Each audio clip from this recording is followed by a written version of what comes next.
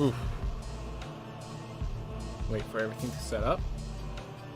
Gonna wait for it to appear here. Oh, hey, I got lucky. The light split did not start up without me. Appreciate it. Awesome. Alright, well, seems like it started up. Hey, everyone. Welcome back to some Rouge Legacy 2 speedruns. Now, you're going to notice a question of the day over in the corner. The reason for that is because I find that a lot of people, I like to do a lot of this random conversation with bros, with people on the chat. But what do you talk about other than the game? What do you talk about other than this game? What am I interested in? What do I like talking about? What sort of things like that? People don't know. So I thought, hey, let's add a question of the day. That will give them something to start the conversation with, and then we could tangent off from there. And that also allows for people who want to interact to have an immediate interaction point. So this is actually something that my friend Superfeels uses. So he just started like a week ago. I thought it was a brilliant idea. So I decided to steal it, I guess. I mean, I guess it would be pirating. I just kind of made a copy. He still has his question of the day. This is just my question of the day. But yeah, just thought that would be added. That'd be cool. Alright. Just make sure everything's solid. Yep. 3, 2, 1, go. Alright. Whew.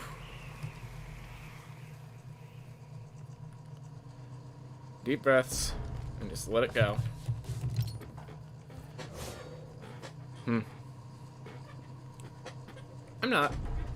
I'm in actually a weird position to be speedrunning right now. Like, my fingers are in a weird spot. Well, that's a fast entrance.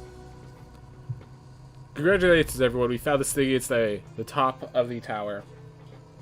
Mission accomplished.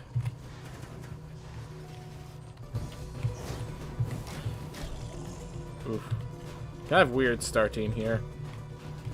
I'm trying to think of, like, what is proper routing now. It's like, it's messing with me, you know?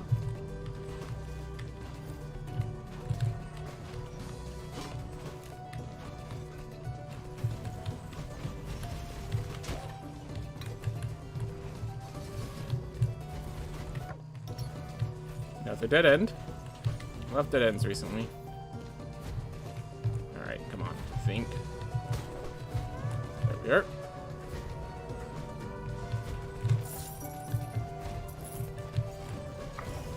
Money's fine, but I was actually hoping for...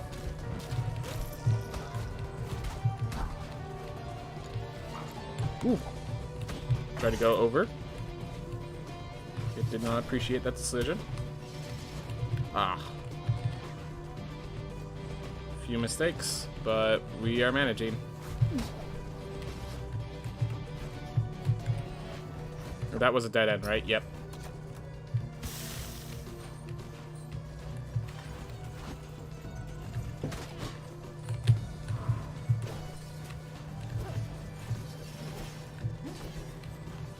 Alright, well, we found Far Shores, but we have not found... So we found all our exits from Citadel Argartha, but we have not found the things we want to look for in Citadel Argartha. Definitely a interesting map. That's the kit tightening it up. Another dead end. Man, a surprising amount of dead ends in this one. Like, I guess anything that doesn't continue on is a dead end by definition. It's just... We checked every route except that one near the entrance.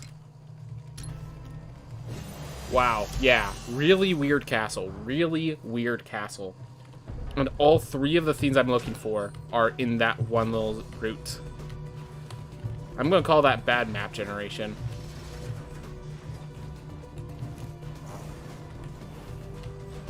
So we just need to go down. We're about to explore the entire castle, aren't we?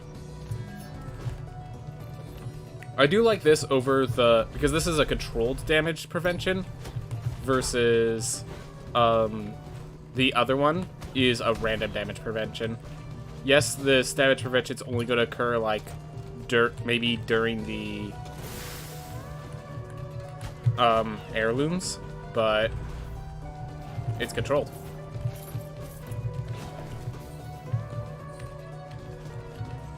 Yeah.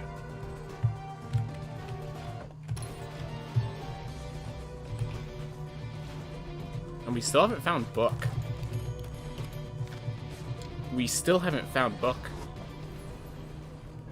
Yep. Exploration was botched. But it was fun. It's a cool looking castle, whether or not it's a good castle.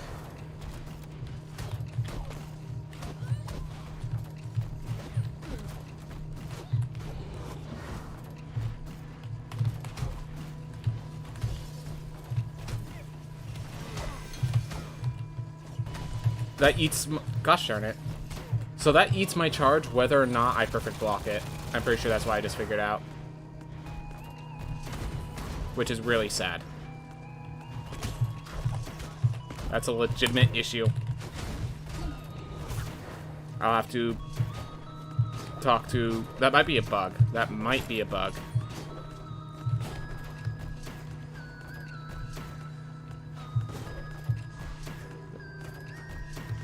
Yep. And I'm not so scared of Lamech that I'm going to enter now with his invincibility. I'm going to keep looking for book, and then I'll get Lamech. Alright. A little behind in dash, but with our castle generation, that's not really our fault.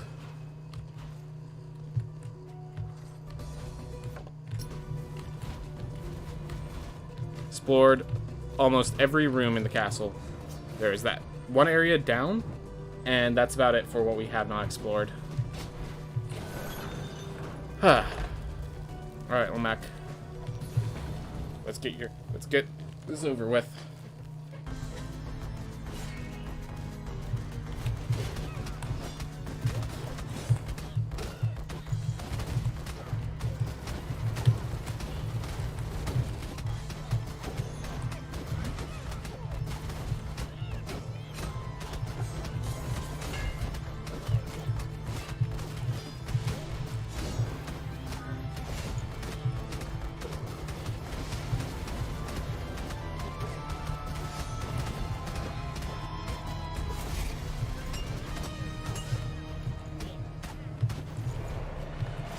Yep, even with perfect block at 8, let Magolia's shell. That is not appreciated.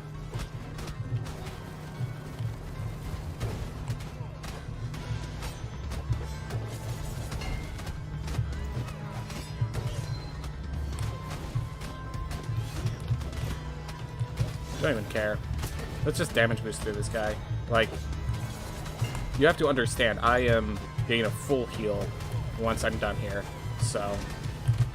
Let's just damage boost through. Why not? I didn't even get a charge for killing him?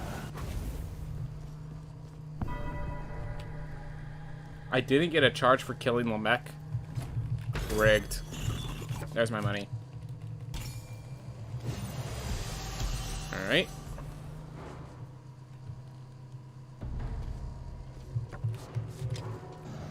Anyways, yeah, because they have locked the way up to the next to the Stygian study through Echo Kick, there is no point in us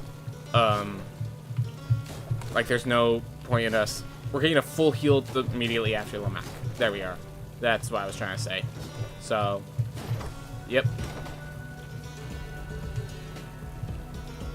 That's why you always explore the entire castle first. Alright.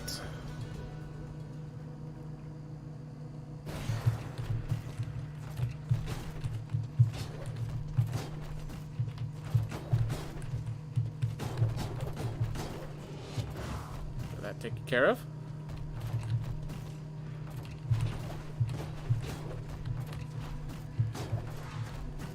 I wonder if they changed this room at all, making the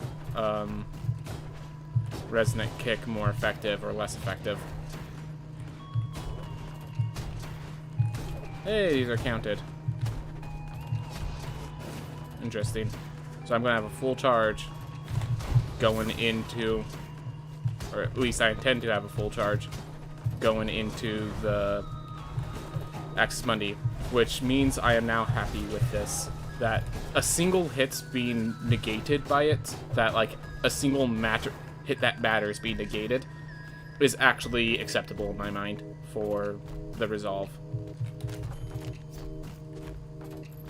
And given that most people actually damage boost, that most people actually stick around to kill a lot of creatures, I think that is a proper resolve price for what it is for the heirloom.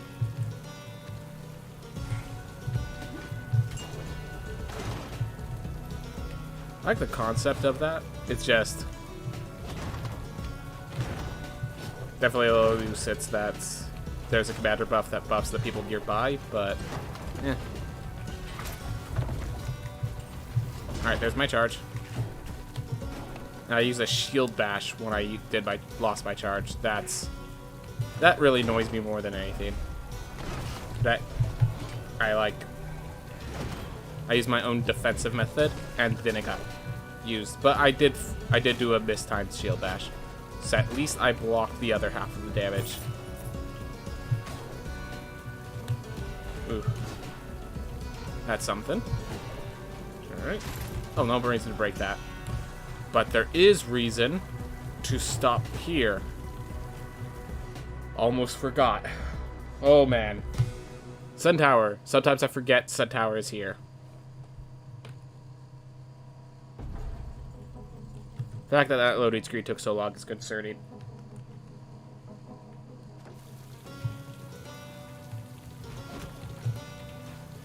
Alright.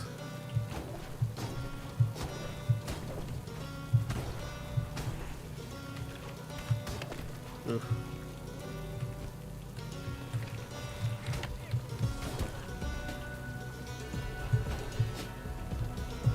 Just keep moving. Just keep moving.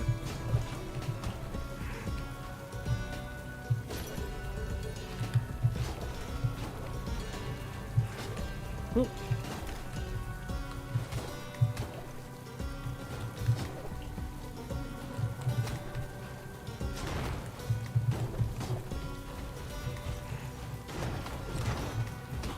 Alright, there's one dead. There we are. Let's build up some charges. Not who I meant to target, but that's okay.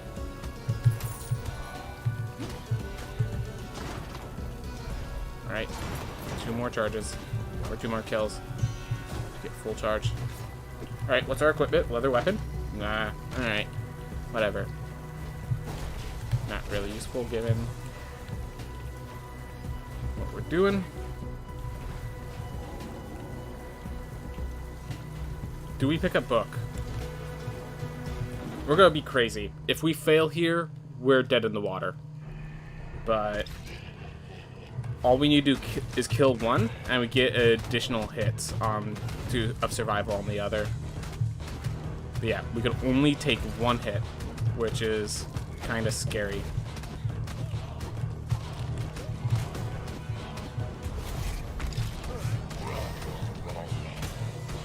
This is not a good position, because now I have to go over here, because they're just a little too far away. We're gonna focus fire at you, Barrett. Oh, thank you for getting together. I appreciate when the 2 are together. It's both easier to avoid and just makes it easier to attack. Well, there's our 1 hit.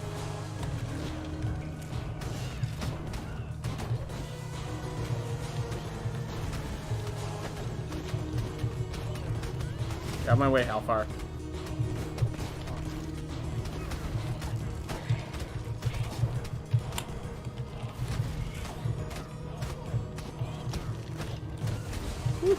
Hey, Kratosito. Can't read right now. Gotta focus on not dying. Okay, why don't bosses count for the Coleus shell? That's really concerning.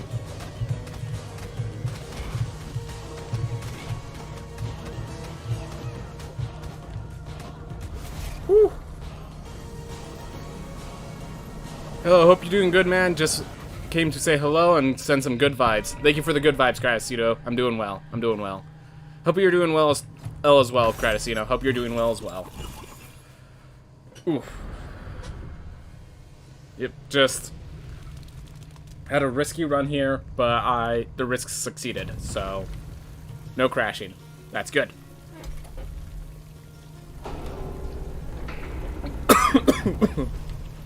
Glad to have you, Matt.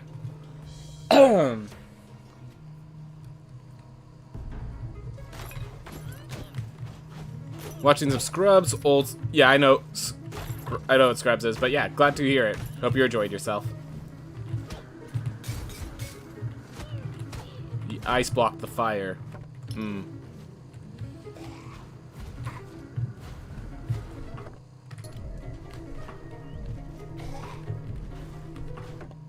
One lily.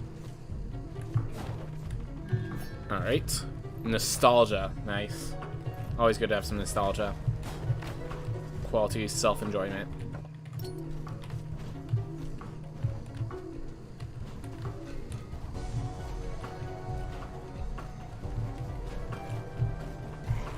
So the reason I'm going up, in case people are wondering, is because it's the most likely place for lilies. Going vertical in some form or another is the most likely place for lilies, and then going up is more likely than going down for finding far shores.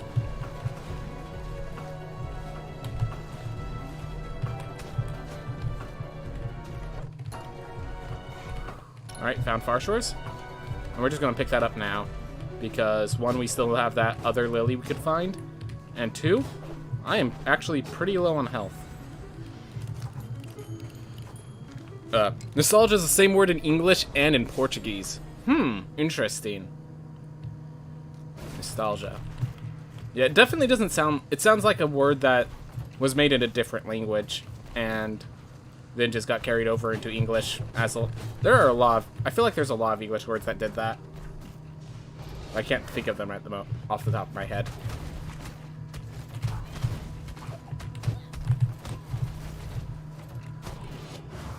Ooh.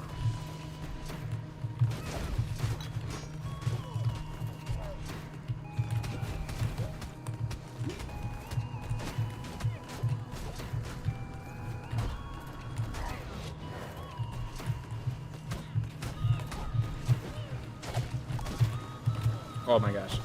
Well, I did use my meats, unfortunately, but we are uninjured going into this next one. And we have 4 charges of the Coleus Shell already. Awesome.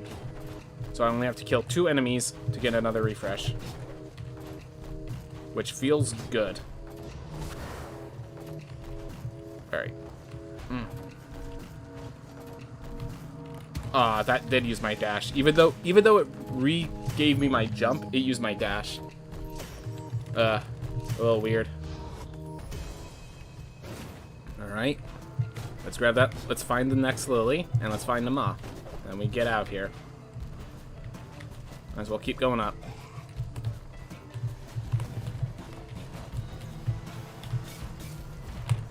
Oh, that was just a treasure chest. I'm literally trying to find the button to hit return to main menu. I can't find it.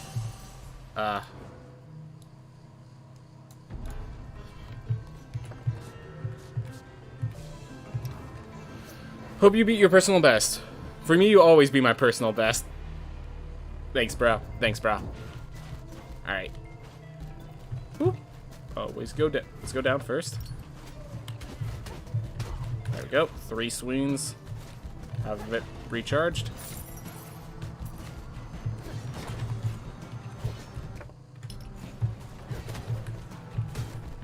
There we are. Next, got another charge, so more hits could be survived.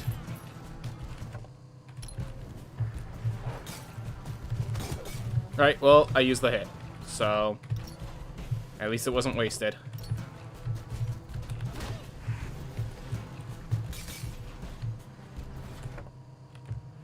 Ew. Go and watch some Scrubs. Thanks, man. Until the next one. Until the next one, man. Until the next one. Kind of disgusting, the routing we're getting given. I did go the more risky route, but it looked like it was paid off until it just dead-ended.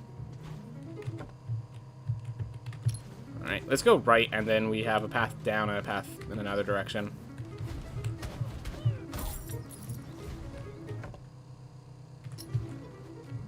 Down, right. Down. Right. You can either go left, or I'm going to go up and left. Those are my two options. I'm going to go for the one that's easier for me. Just got the went live notice, and I've been live for 20 minutes. Beautiful.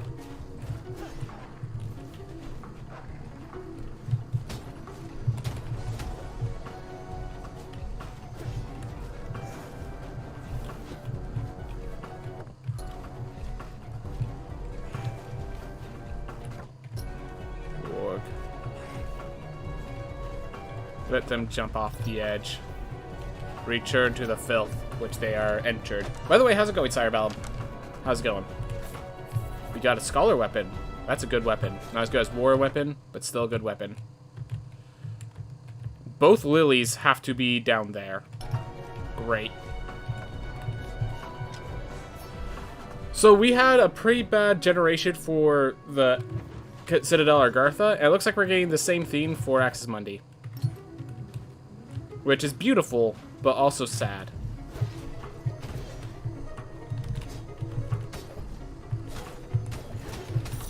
There we are. 4 charges. We need to get 6. But yeah, having those 3 kicks be a kill is why I'm doing that, why it's appreciated. Nope.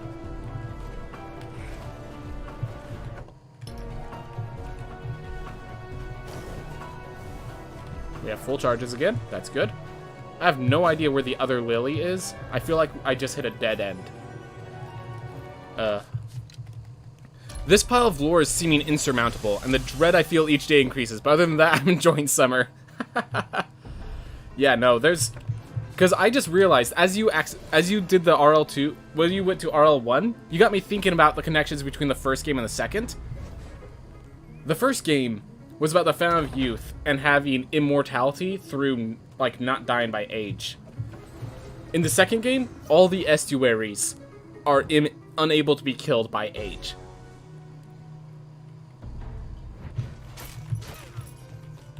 You want to know what... Yeah, you want to know what Lee was, but I just realized all the estuaries...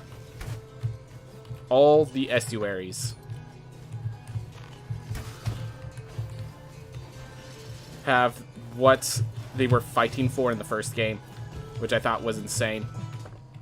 Given that this is considered the main castle, like this is the same castle as in the other game.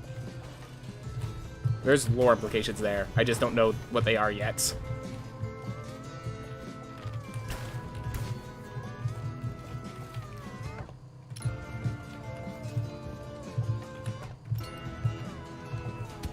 Okay, well that's why I have the Coleus shell. Glad I charged it up before I left, so I could just slam into that guy and not die for it. Because yeah, if anything one-shots me, it's these sort of guys. Let's get through. Looking for Gom heads. Zealot's Ring's fine. Oof.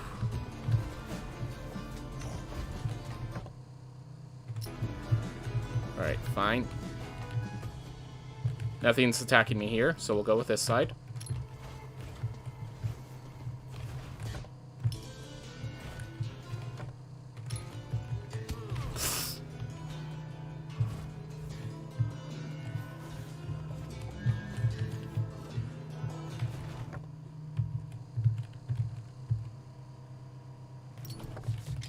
Alright. Oh, you play as... Yeah. In RL2, every character you play has least memories and stuff. And I also got a comment over on YouTube from... I am sorry, sir and or ma'am. I really cannot read either your name or your comments. This thing doesn't auto-translate, so... I appreciate you being here, nonetheless, if you understand me in that. but all I know is whatever he said was non-English. I know I don't have the best English. I don't like know all the words that I have access to, but neither of those are in the alphabet, so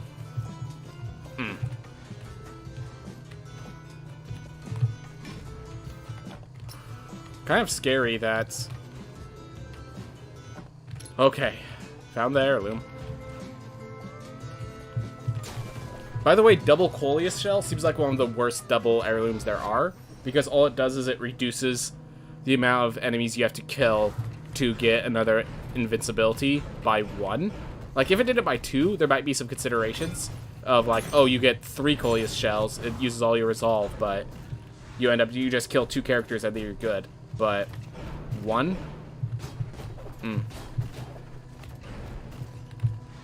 You risk it reduced to 3? Yeah, that would make sense. Like, it halves it, and then if you get 3, it reduces to 2. But yeah, as is, it's just kind of eh.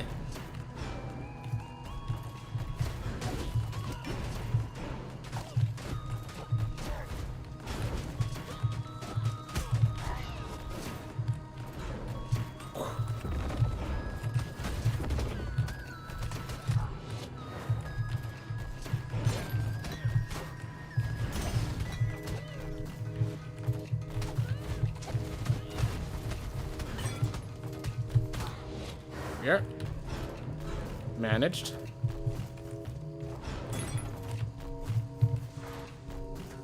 Coleus Shell is my favorite update item, I think. Yep. Definitely glad they brought it back. It just... I actually preferred the previous. Like, what I would have done with the previous one is, you know how there's some heirloom... Like, if they had a picture for a broken Coleus Shell, I would have just had Coleus Shell only give 1 charge.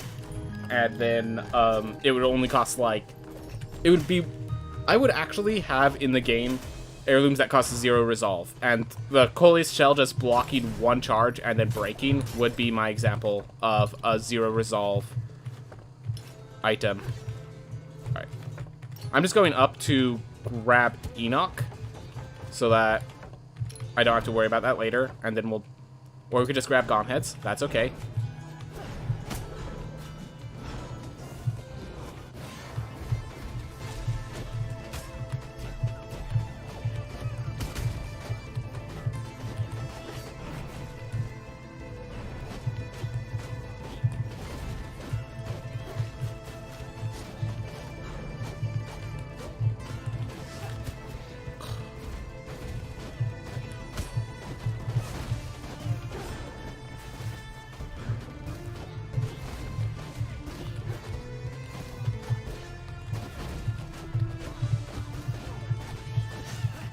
Stop throwing spears at me. It's my least favorite attack. And you just keep doing it.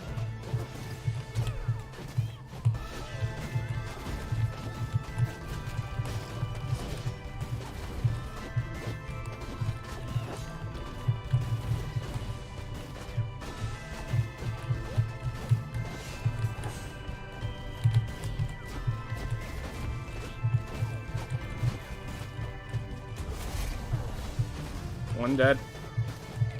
Yeah, bosses do not count to the charges for Coleus Shell, which is kind of weird.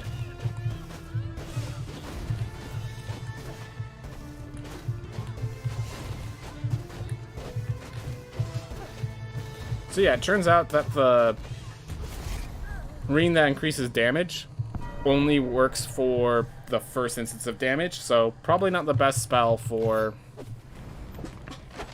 this sort of character. Alright, so do I kill Murmur, or do I go for finding Enoch's room? I think I'm going to go find Enoch's room first. I am vulnerable, I'm not going to deny that, but this is actually a better use of the character, because if I die, okay, I breed in a character with more damage output, or with more competence. Alright, so he's either... Okay, what a room.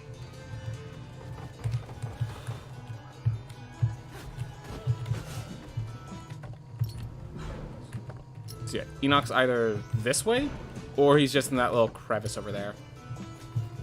There's Enoch. Thank goodness. So this is going to be my last time seeing this room. 25 resolve, 35 resolve. Yep, nah. Leave this out of it. Alright. Let's go get Murmur. Boxer feels kind of satisfying. Does. Boxer definitely feels satisfying. So Boxer, when you're not fighting bosses, is a beautiful class. Gotcha. I'm trying to, like, fall from those platforms without having to, like, actually press the drop down button, and it was just not working out.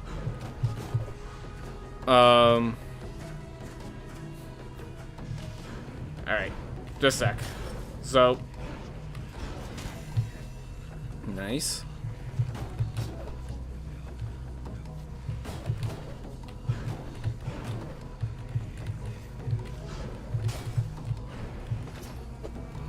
Awesome. Sanguine Cape. Alright.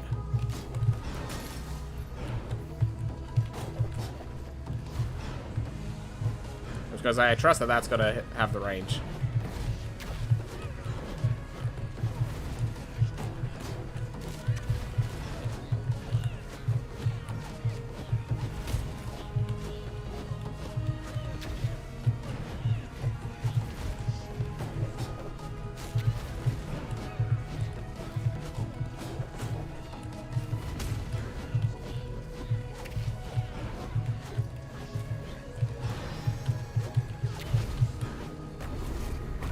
Whew. Alright. So, Boxer, as I was saying, is great when you're not fighting bosses. The problem with bosses, we got an upgraded Scholar weapon. That's going to be very expensive, but if we could afford it, that's actually really awesome. Dragon Lancer is infuriating. I have not managed to play the Dragon Lancer since the update. So, I would not be able to confirm or deny, agree or disagree. No. But I do know it used to be infuriating. Definitely agree with that. Alright. Up either way.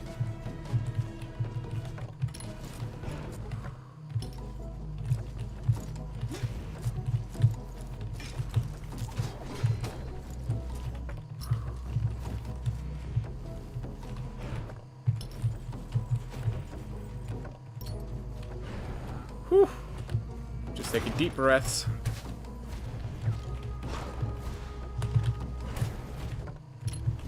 Keep going up. I'm pretty sure we died one hit at everything except precisely full health.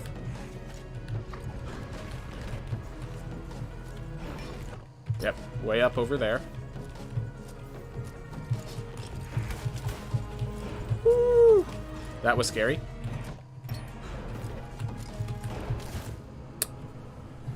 Sounds about right. Hey, Cricket Style, glad to have you.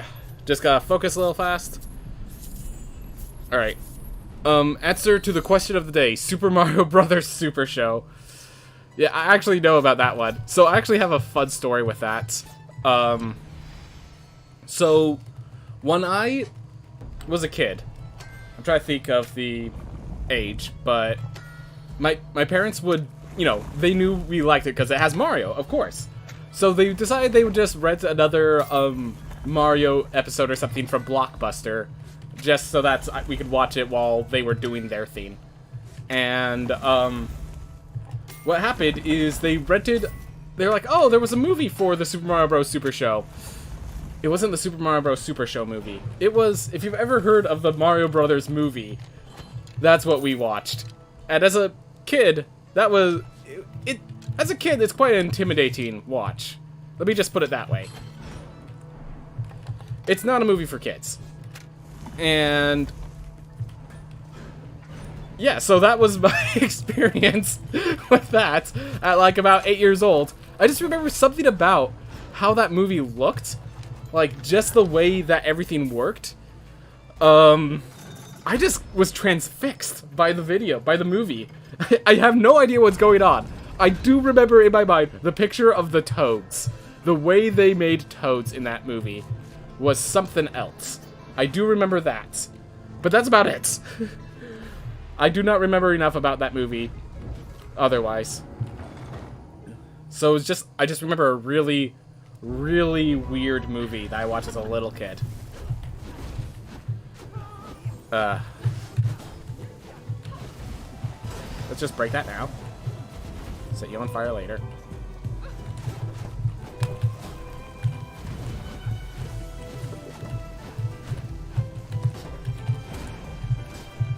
Messed up my timing. Oh well. Just do that to be safe. Make it easy on myself.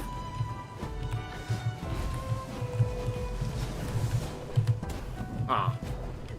2 hits that really didn't need to happen. That were just poor work on my part. Was the cause.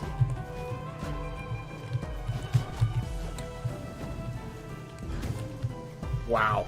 3 hits. Every single hit was just pathetic on my part. We might just have another death soon. 2. And you're on top of that, so I can't hit it.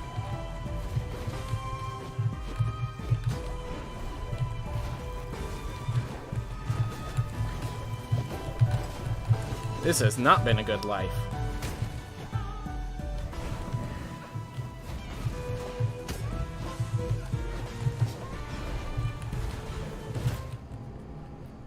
Ah, I see.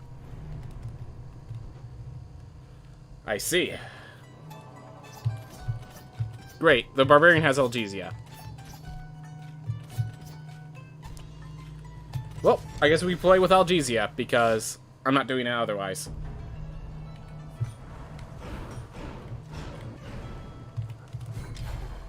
Let's see if this Algesiastic Barbarian can be Enoch. Fun question for everyone in chat. Was the game you replayed the most as a kid?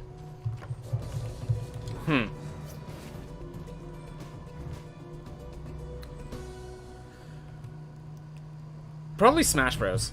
So, yeah, Smash Bros. As a kid, I wouldn't exactly say that's something you could replay, but it's definitely something I played a lot of, because, every once in a while, my brother and my dad would, like, do, like, tournament surf things with that.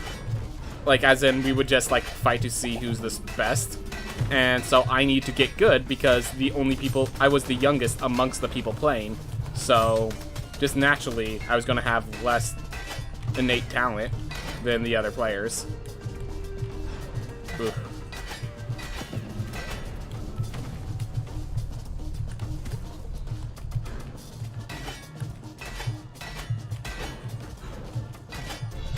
Yeah, Algesia isn't too far from Osinogesis, yet its gold gain is far less.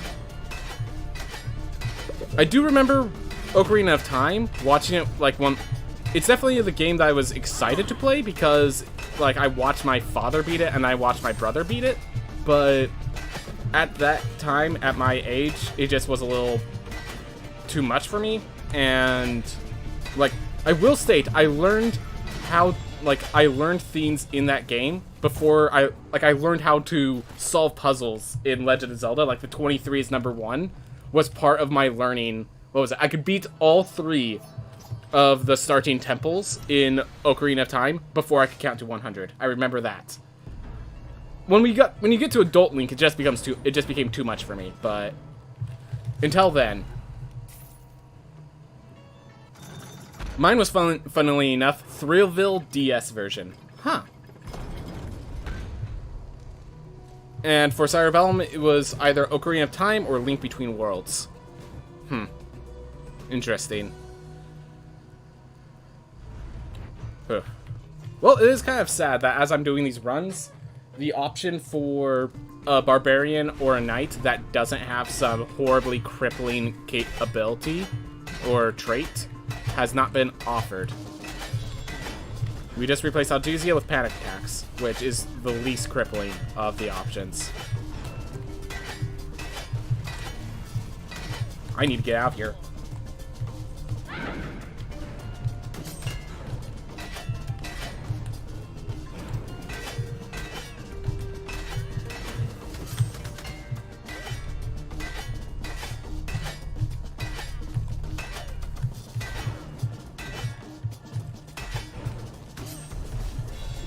Give me my double jump. The pause ate my double jump.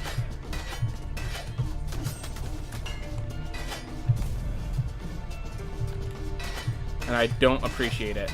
Not one bit.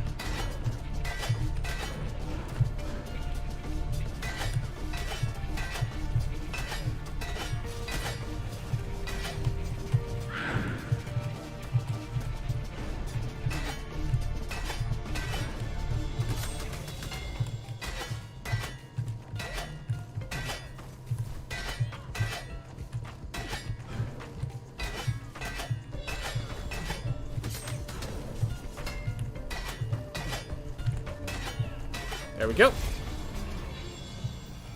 Played on DS, computer, and basically everything else you could get on. You know what's the most disappointing thing about this? Are we talking about the Terraria update or the current Rouge Legacy 2 update?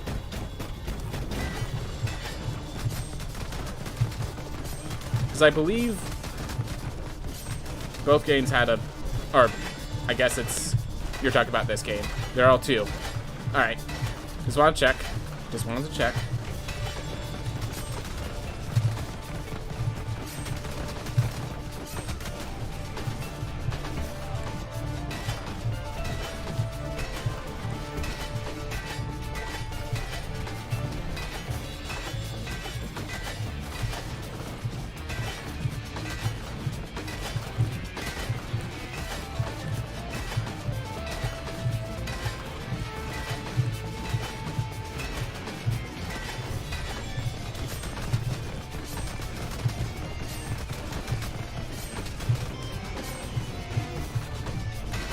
Ooh, that was a little close.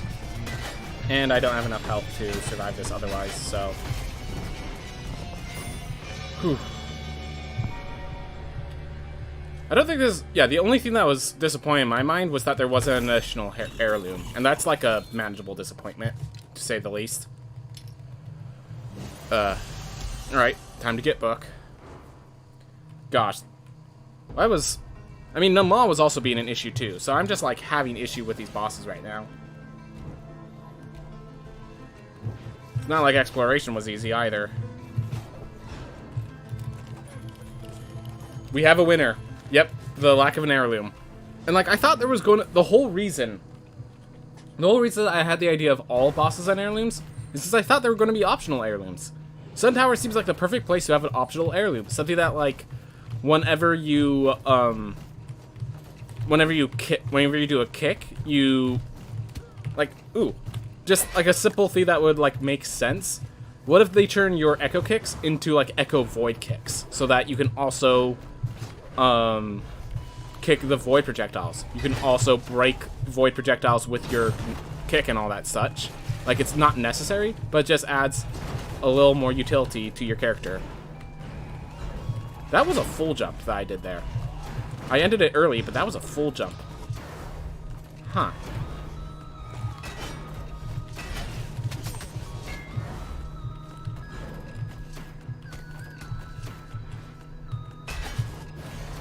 We are. Not even in future updates? What the... Aww. I mean, I guess if it's a lot of work, I understand you have priorities as development. Just... yeah. That's sad. That is sad. If we're done with heirlooms, that's sad.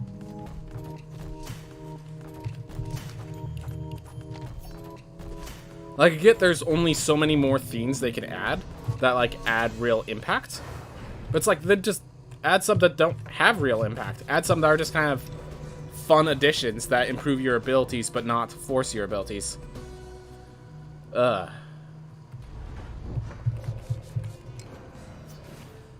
Alright, let's go kill Nama.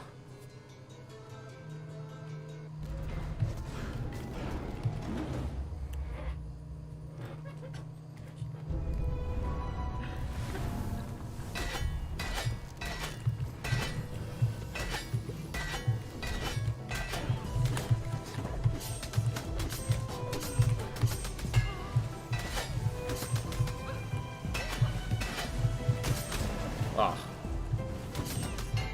It's timed.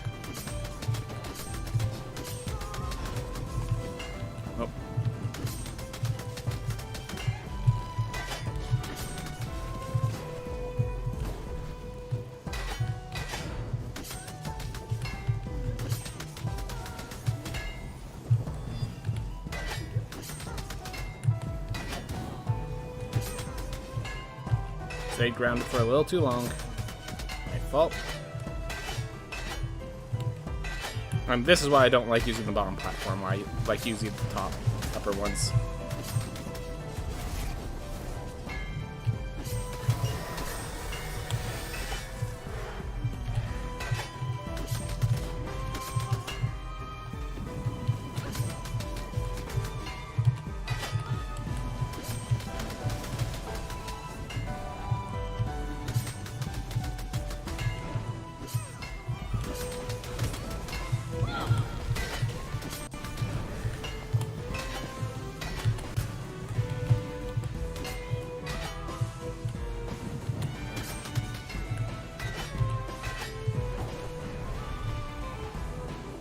Come on. There. All right.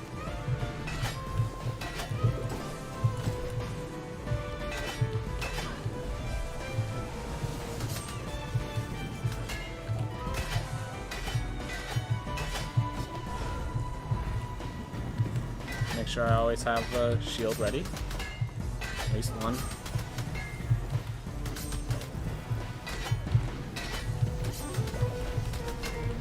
Get away from that so I can talk to the nightmare. There we go.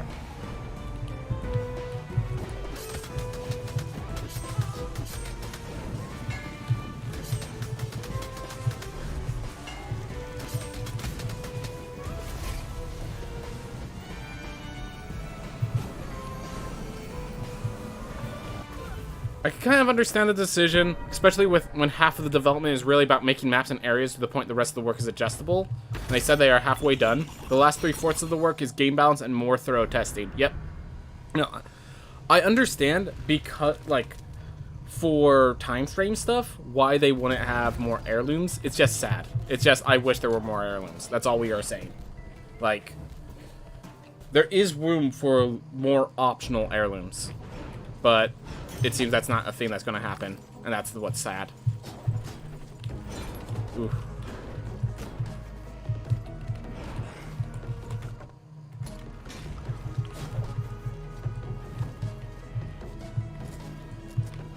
That just to reset, keep myself safe.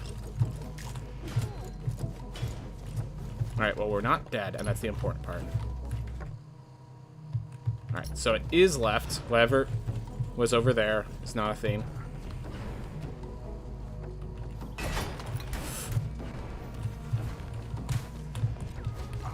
Whoop.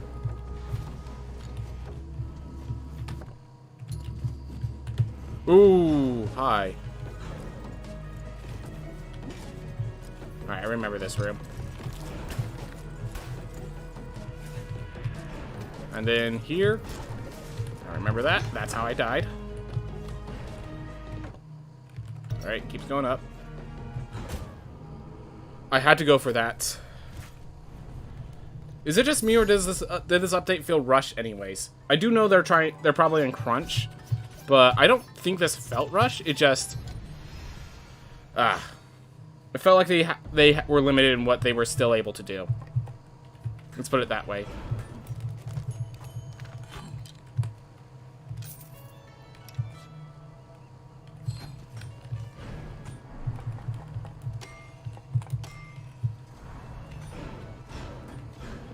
Alright.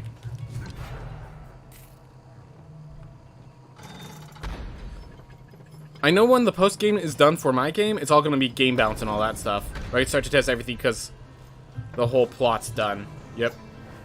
So just run throughs and see what changes to make. And yeah, a lot of people are waiting for their next update. And this update, I think, is the kind of update that's going to leave people sated for a while. So, like, I understand them trying to get, like, optimized for time instead of for, like, other things. Just unfortunate truth about this, that they can't keep patching and updating forever. They have to release at some point. That means some of the additions they want to add aren't going to be able to be added. Yep. Feels like I'm memorizing the routing at this point, because it's taking me so many tries. Jeez, just damage output from the enemies, though. Thank goodness for that brick wall to stop. Beautiful. That felt fair. That's exactly what I expected.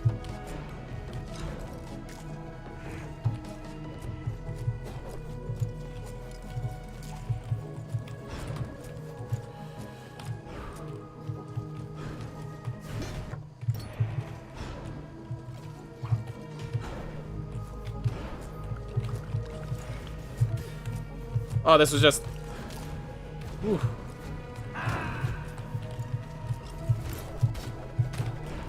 Get away from me! It had the explosion effect, so even as it chased me down, there was nothing I could do to escape. So I guess you're wondering, the reason I keep choosing the Barbarian is literally just because of its health. Because this is a very tall tower. And he has enough health to possibly survive the way through. This area is very stressful. 'Tis. Because, as he said, there is no mid-tower warp point. And no mid-tower warp point means this is all I get. This is all I get.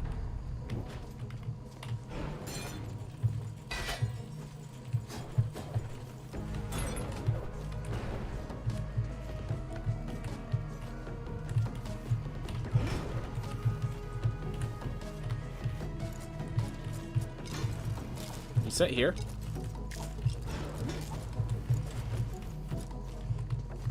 Alright. It's just forcing the enemies to route in a way.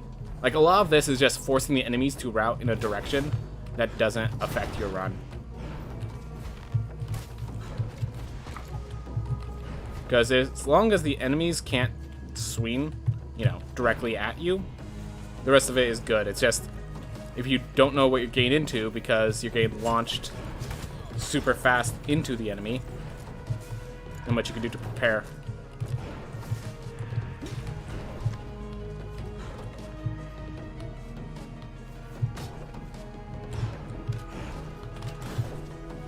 Alright.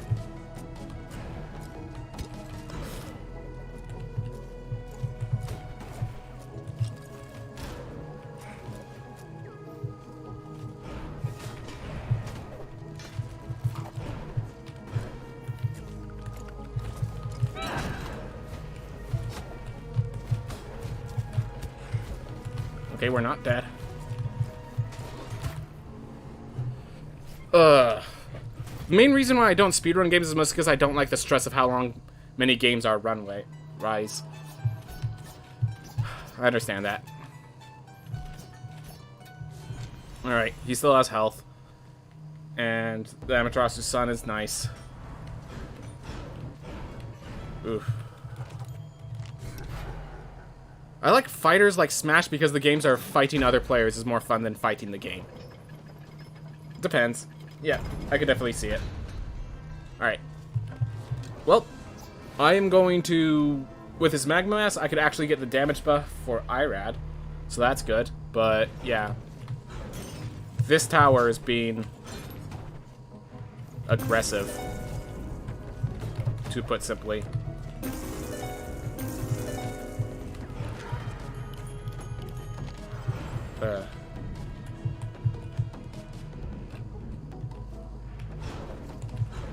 Oh my gosh. Dash the raw direction.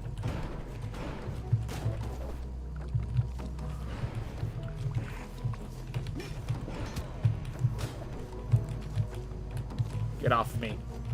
I already have enough damage.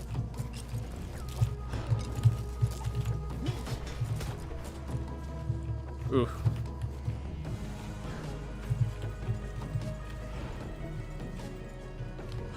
Keep it moving. Oh my gosh. Okay. My opinion is always right. It should be taken as a fact. We're just taking whichever one has the most health, because that's all that's needed to get to the end here. Just enough health to not die, because, oh my gosh. This Sun Tower is being a rough one. I know there is some consideration about resetting the tower because it's such a tough one, but I want to get comfortable with this tower as a way to get more comfortable with other towers. Because if this is a hard tower, then I want to be ready for hard towers, you know? But yeah, by the way, this map the map generation today has been unfriendly. In case you didn't know, I had to explore almost the entirety of every area, I think.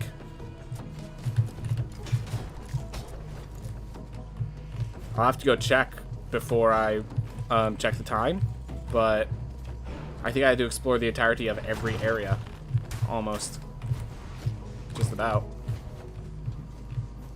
Let's just see what this way looks like. Alright, this is actually safer than the other route I was taking. Alright, might be where I use my shield. Nope, save my shield.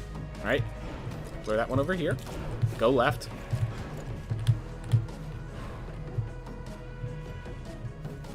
Throw these guys over here so they don't interfere.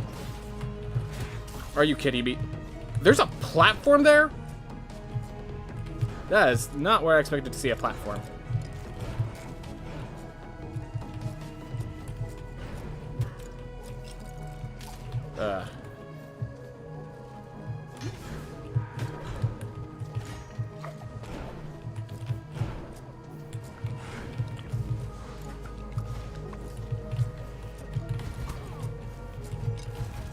Get away.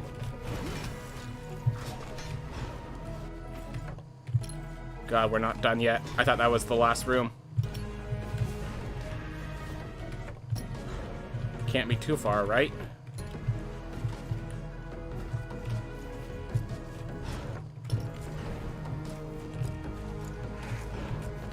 Whew.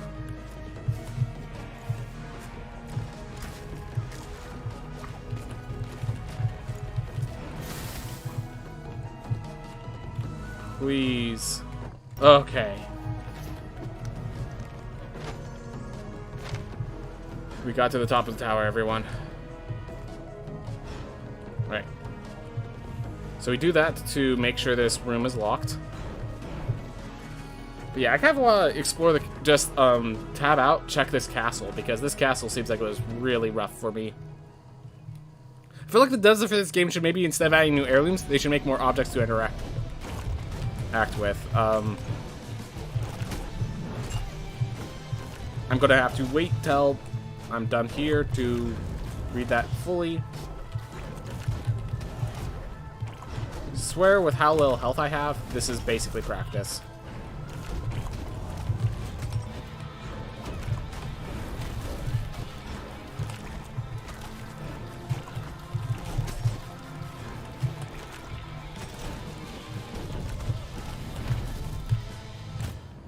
Alright. To interact with the current heirlooms to make them super important while not needing new ones. Oh god, Diva. In that boss fight? I mean, he has all the health.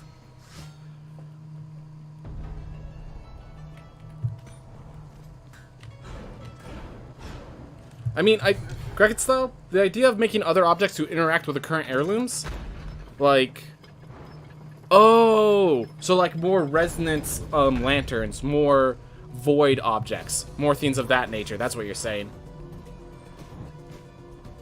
Rather than more items, I like improving the player.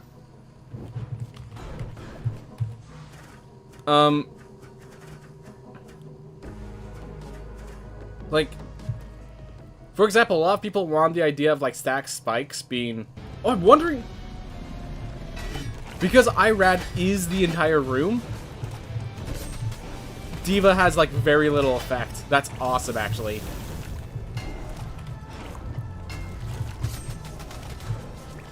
Ah.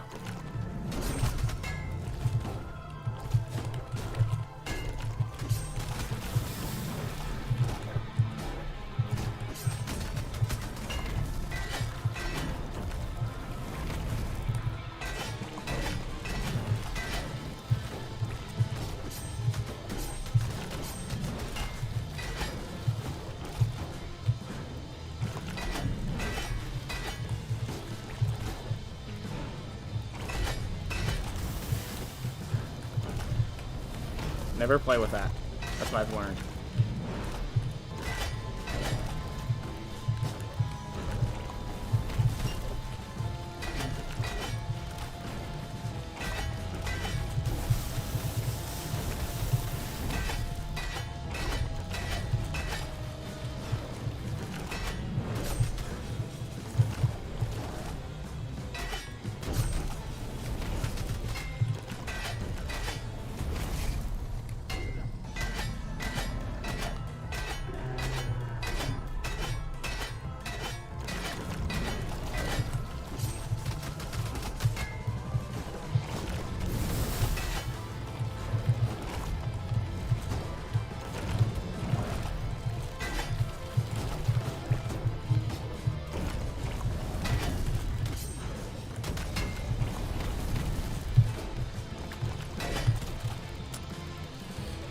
One, and then it appeared.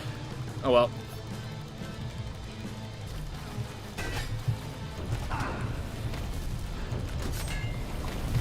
Ooh.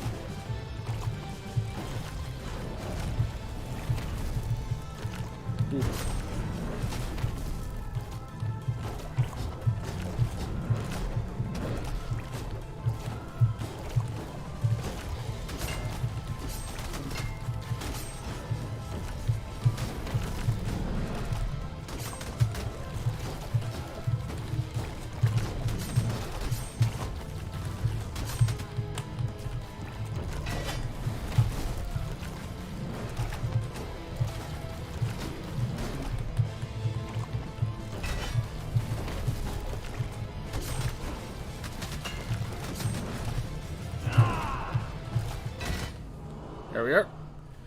Oh well. Although your approach is what the devs like since it's easier, where I come from, it's Metroidvania design.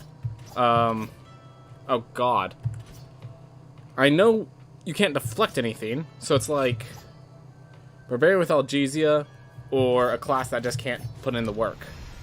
All my Barbarians have had Algesia, or Panic Attacks, or something of that nature. I feel like this was just misfortune a lot for this run. How long has this game been in early access? Since August 18th. Maybe they will add new heirlooms. I think what Cerebellum was saying is that in the chat, they actually said that they're done adding heirlooms, which is where the concern comes from. I'm going to guess that because I have not been able to read it recently, but that's my guess.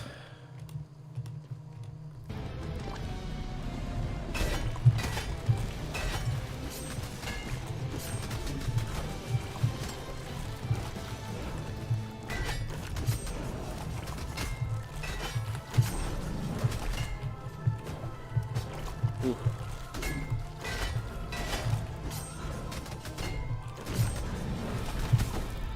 But yeah, it definitely feels like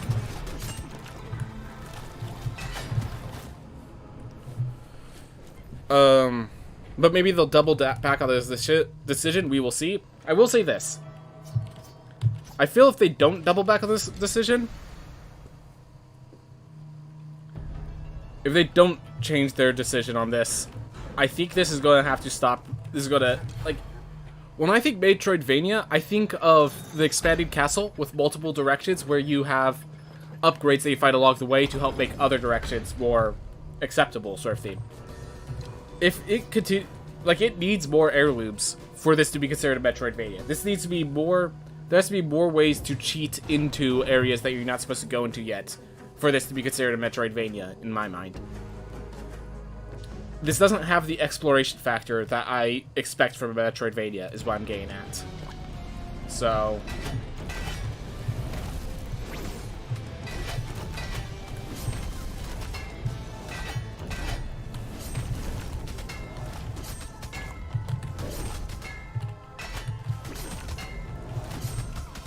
Yeah, keep doing these 2 attacks. I appreciate it.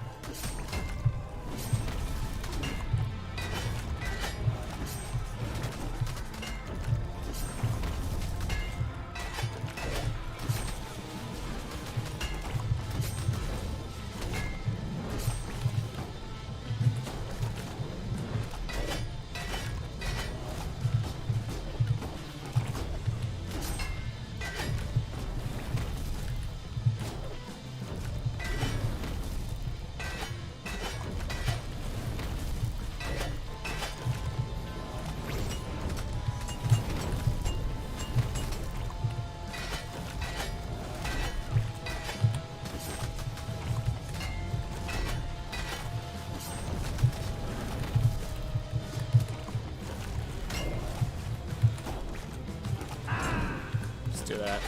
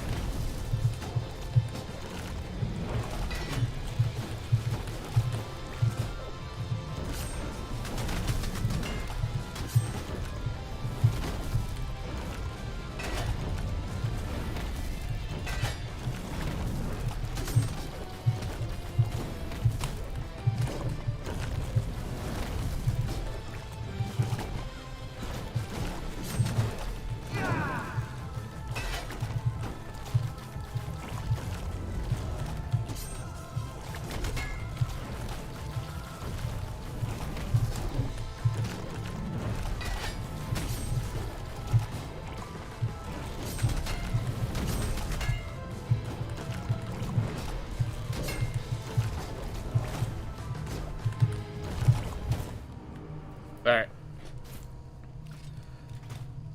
For me, I feel like getting to the first boss, the boss feels like a slap in the face for people who have barely played roguelite games. Let's see. We'll just play with a regular barbarian, I guess. Not that it's bad, it's just too much for new players. So I think the whole point is that the first boss is to teach you how to start, that the grind is a part of the game, that you can lock down the castle and try to practice, or if you can't do that, I think the first boss of the game is designed, it is designed to be hard, not going to deny that. But you don't have to fight the first boss to progress, you just need the heirlooms to progress. I think that's a huge, I think that's designed as it should be, and if that's the inaccessible part, I think that's intentionally inaccessible.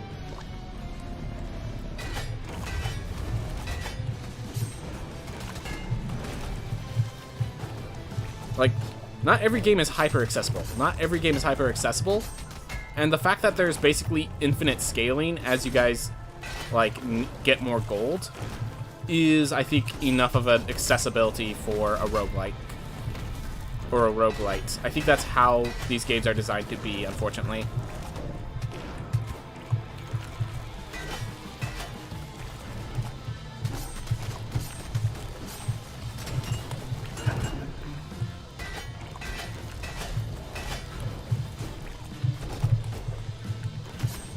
Which, by all means, you have a right to dislike that, and to just, yeah, as I said, dislike that, but I think that the first boss is designed extremely well for what this game is trying to be.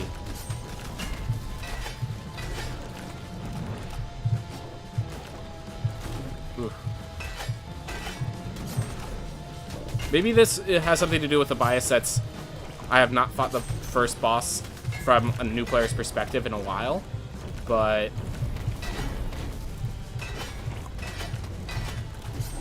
I know when I fought it the first time, I did enjoy it, but again,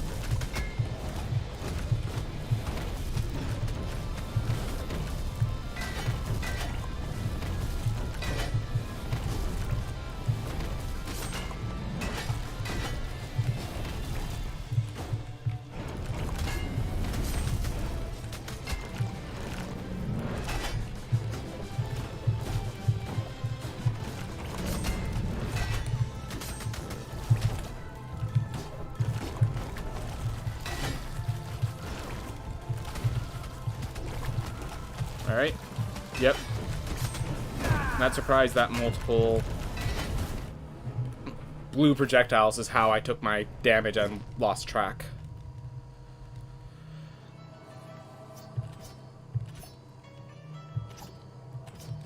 Alright. I think gaming is a weird stage where so many people are getting into the gaming scene and that hard, inaccessible games aren't as popular. This means games as a whole are getting kind of easier, which isn't so bad. I don't think they will keep getting easier, but right now it's sort of strange. I love insanely hard games, but when you're very much not into a genre as of other ones you like more, I just think this game will take me maybe 8 months to a year to finish a first playthrough, especially since I am looking for a job. Yeah. No, definitely, when you're busy with other things, playthroughs take a while, but, alright. So it seems like that's all it is it's a structure thing, not really. Oh my gosh.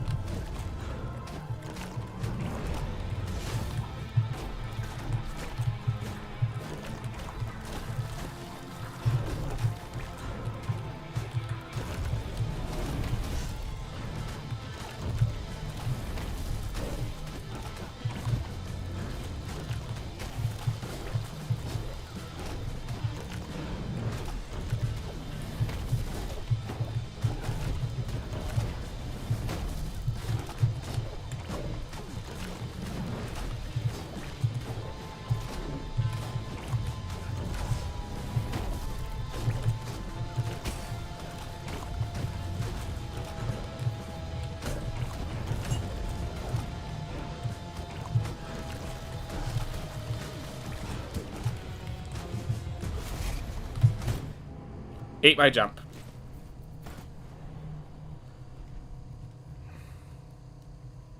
Okay, so, yeah, if your free time's getting cut short soon, that just sounds like the issue is your free time's gonna get cut short soon.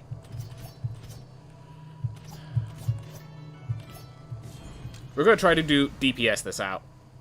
We're gonna try to DPS this out. Which is gonna be very tough because I just realized I have no magic buffs. Great. Great. Still think this game is amazing. I may wait for a bit when I get more powerful computer and see where things go, because my laptop's performance is where the game is making it pretty hard at times, but I do want to beat this eventually. Yep.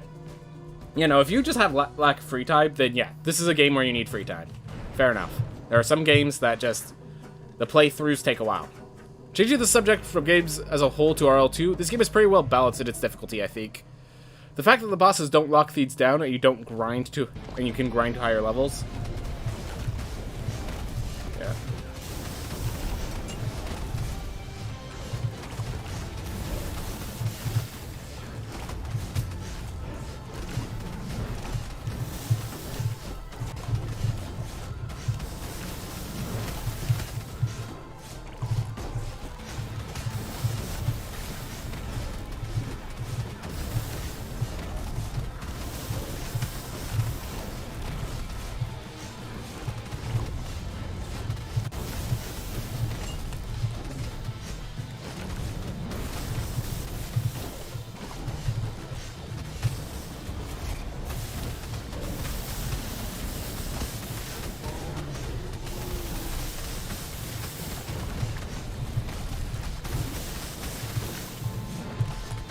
Oh no. Alright, well, the 70 is less than the 113, which I just took immediately after.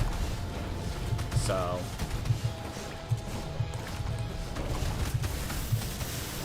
No! Please stop using double blue projectiles at once. I could take one. One of you could shoot blue projectiles at a time. Please. Take turns. I don't like it when I have to deal with all of you at once.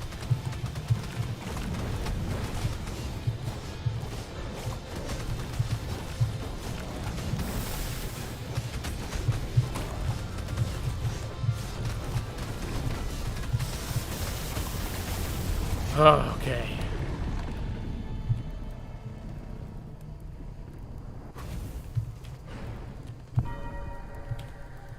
Well, that was the worst run.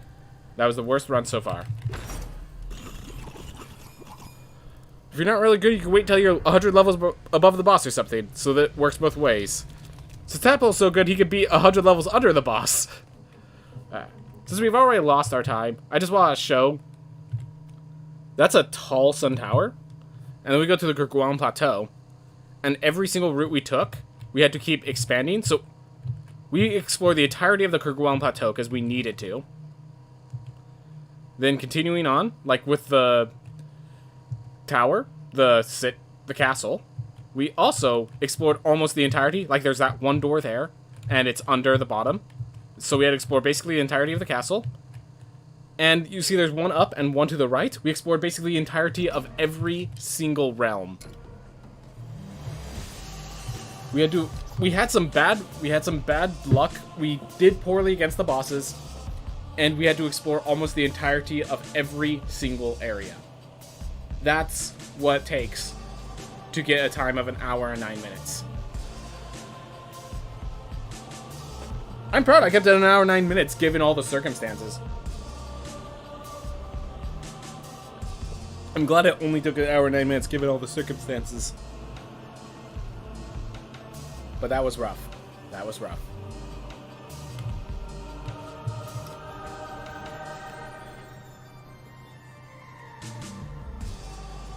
So I have a question real quick. How do you not reset a map? Because that could help me. You mean use the architect? The architect is a character. You just talk to him and he can lock the castle down. You lose gold for the cost, but allows you to practice bosses and just, get yourself ready for what you need to do. Yeah. Architect's unlocked around level 12, and you can basically lock down the architect, practice Nama, practice Lamek, and do it. If you'd rather grind, you have meditation studies instead, which heals you up before the boss fight. So it's whichever path you want to take. Fight him consistently, quickly, but lose some money in the process, or just go through the castle and fight him at the end and have more health when you go to the final fight. Kind of your choice. 3, 2, 1, go. Alright.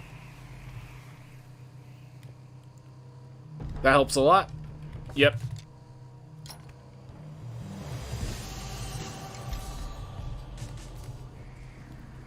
Well, we lost 20 seconds.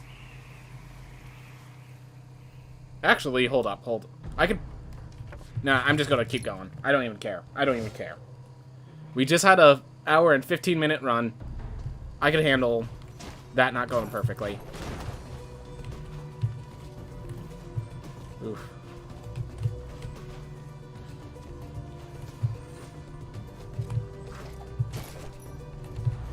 Found Lamek. Found the book.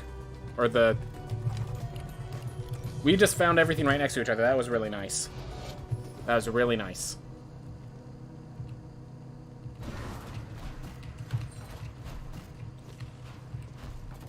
Oof. Alright.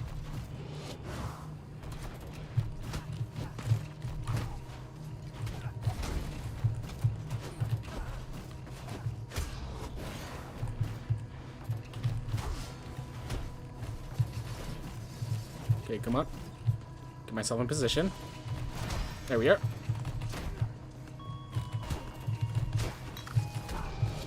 That was an unfortunate hit, but that's okay. We're alive. Yeah, it's about time we get some good RNG, so...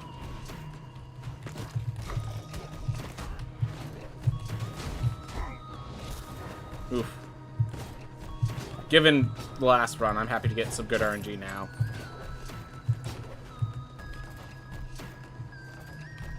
Alright. We'll go kill a mech. And then we'll... Once we're done with Lamek, we still have to find the book. So I will state we still have to find the book, and we still have to find Stygian Study and Axis Mundi. So there's still 3 thieves we need to find, but we found this one really early. To make up for our... We got a golden split despite wasting 20 seconds at the beginning.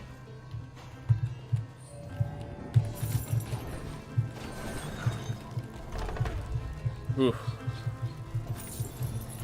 Hey Vibes, how's it going? Hope I did not make things a little too heated. I did. No, you didn't make things heated at all, dude. We were just talking. I think that was cool. Like, I like when people talk about stuff. Like, appreciate you were willing to share the opinion. Yeah, no, not heated at all, bro. How's it going, Vibes? So, we just got off the tail of one of the unluckiest runs I've had in a while. Oof.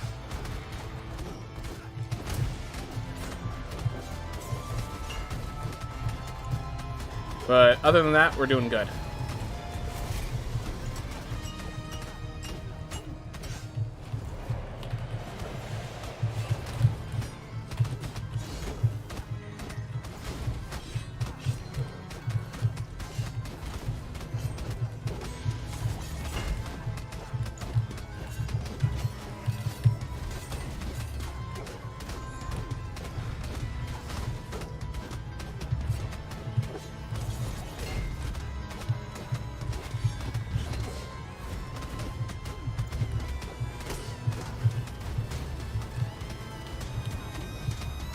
Doesn't matter too much.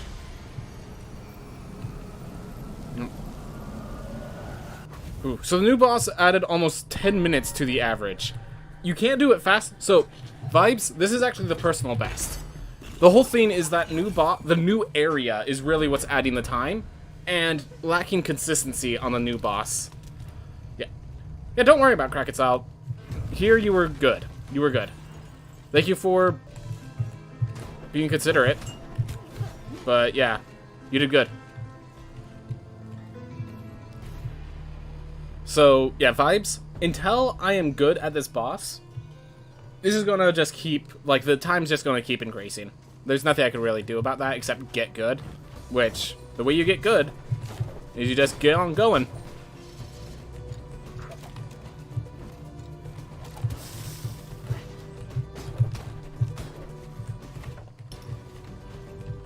Surprised we're still going up. Found the book. Alright, so now we just go right. We ignore the path up. Accidentally fell into that. Decided. Might as well.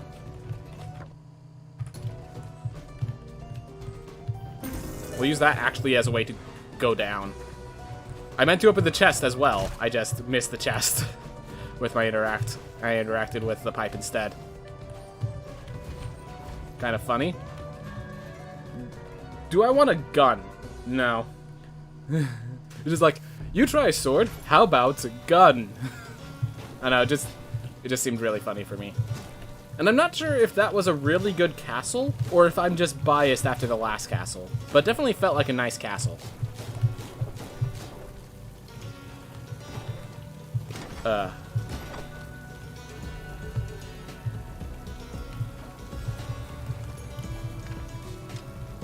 It's funny because I still didn't see the fight. Last time I was here, I had to leave before it.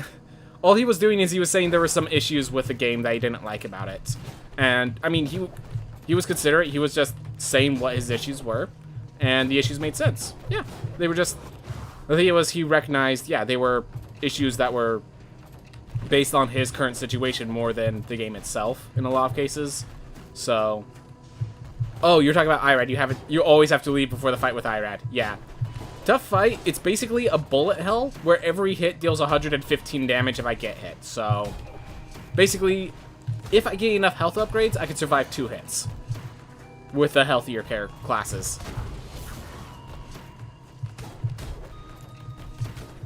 But because of the bullet hell nature of it, the actual best class is the ones that can just lay out damage. In other words, the Archmage ends up being very good for the boss fight.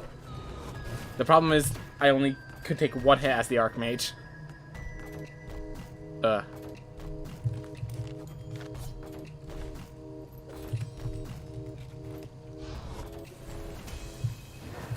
Alright. Let's see if I can get through Access Monday without dying. That'd be nice.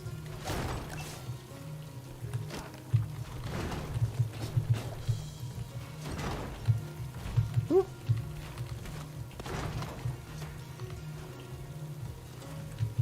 Nope. Not high enough.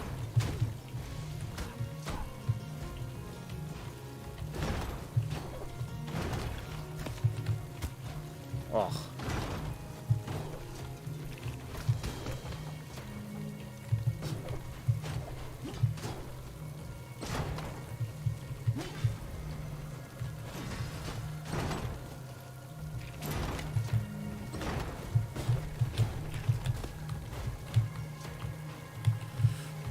Alright. Come on. Yes. Aw. Well, we made it here. Especially considering he was... Wow, hearing that the Archmage is the best is something really strange. Especially considering he was never that good. And then Sire just asked him about whether Vibes has played the first Rogue Legacy. So, it turns out he has not. Yeah, Archmage used to be horrible. Used to be horrible. In this one, Archmage is good. It's just like I can't really... It's inconsistent, so I usually can't use it for runs. But when you're struggling with IRAD, using Archmage when you get the lucky one out of the many is appreciated. It's just... It's rare for you to get the Flame Barrier plus, like, a good spell for damage output. But when you get Flame Barrier plus another good spell, the Archmage has always had the damage output. It was just the consistency of the damage output that was in question. That's why he's not using speedruns. I'm like, there's no way I can't jump that.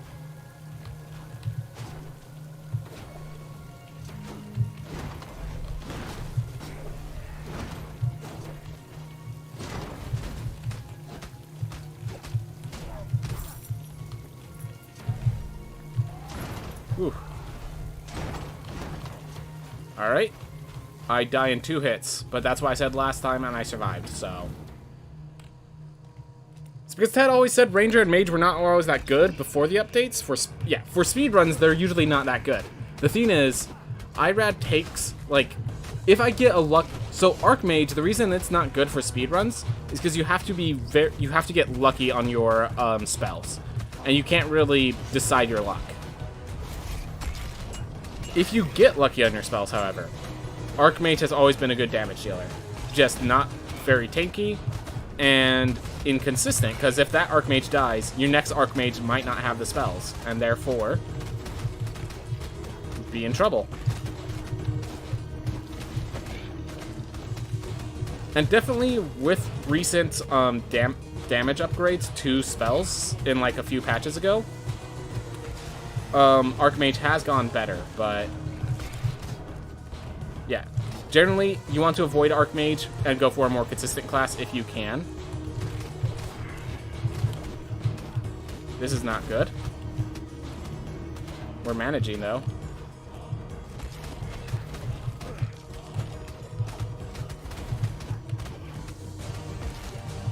Please get out of it. You're how far? I need to get to your brother. Alright. Brother coming to me, then. Just do that. Don't want to take any risks. Because, as I said, I die in 1 hit. So... Gotta make sure I don't get hit. Just don't get hit, lol.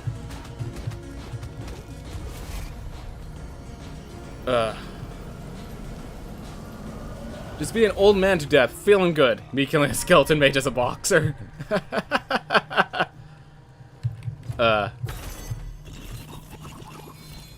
We're doing pretty nice right now. Had a good castle. We managed Access Mundi as we went south with health. So, yeah.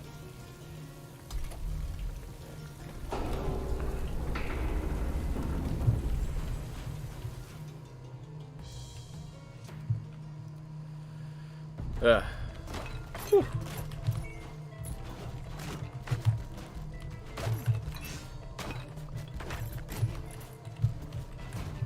Killed Enoch in your start from scratch run? Dude. Nice. Woo. I'm gonna focus right now. I'm gonna not die right now. That's the plan.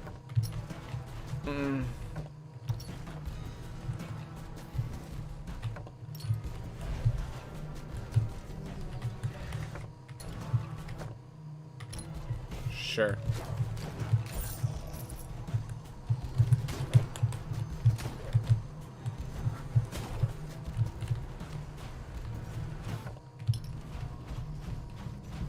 We're just going right because I need to find Fire Shores. We die in one hit to a lot of enemies here. That could be a path. How about up? Up is a better path. If we can find Far Shores, this is paying off. Beautiful. Alright, now we just gotta find the lilies.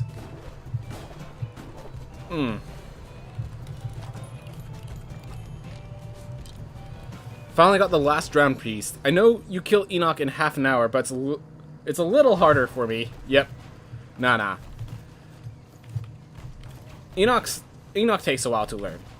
The bosses that are easy but punishing if you mess up are therefore not easy for people who haven't practiced the boss, to put simply. That was actually really nice.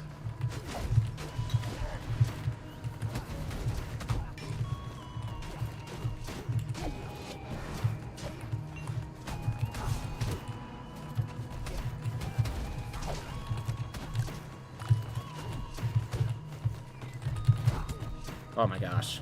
That was annoying. Oh well. We are at more than 56 health. Can't complain.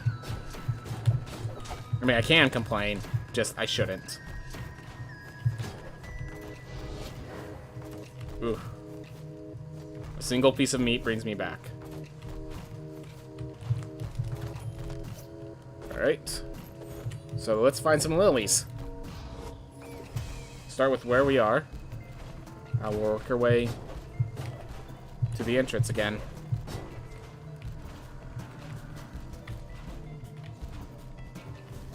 Farron's reward is still bugged to say that gives me 100 times health instead of 1 times health. Or 1 times int.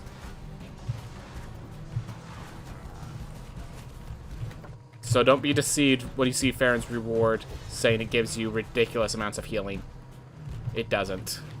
He just wants you to believe that. It's not a bad heirloom still. Just, it's not game-breakingly good. That's all.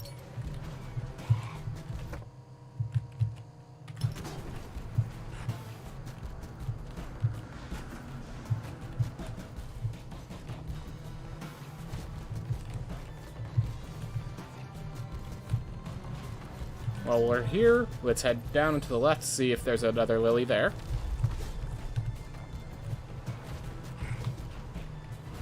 Whew. Darn.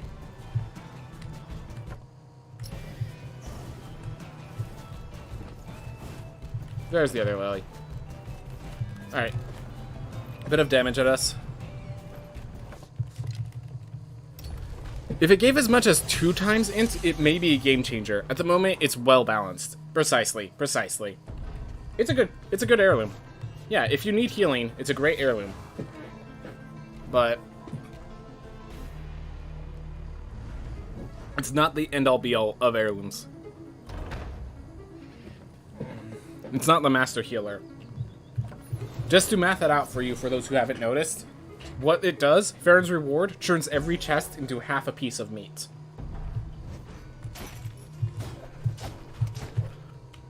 Speaking of meat.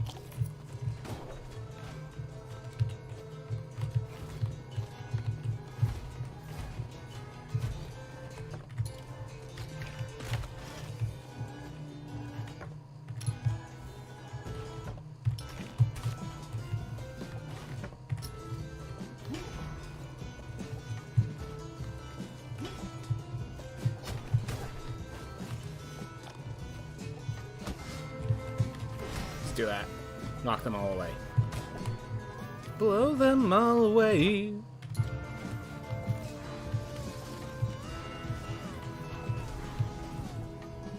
That's not good.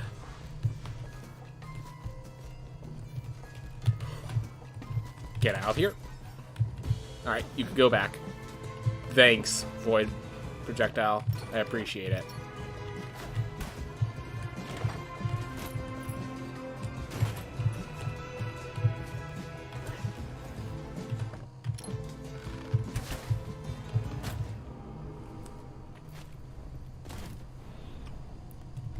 That's not where I expected to die.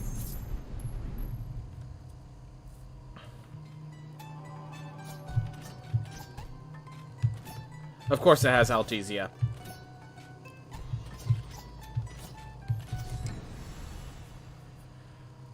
Ugh.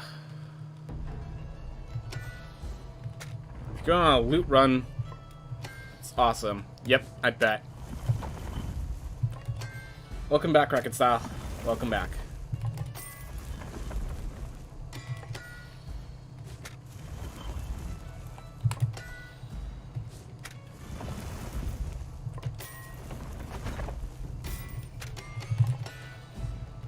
Let's see. I think I got a weapon, or I've got nothing. I got nothing. Okay, good to know. But yeah, I now like unlocking the Archmage, because if you get the luck, it works out well. Alright.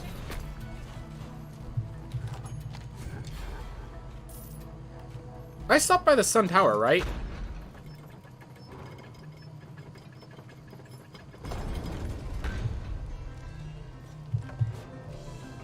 Okay, thank goodness. Alright, I was just really worried I didn't stop by the Sun Tower. Alright.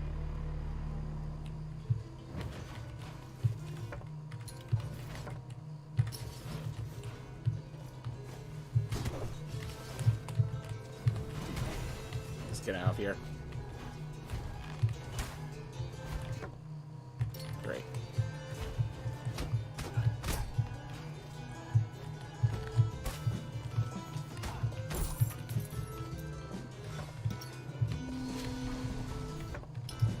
Oh, that's just meat.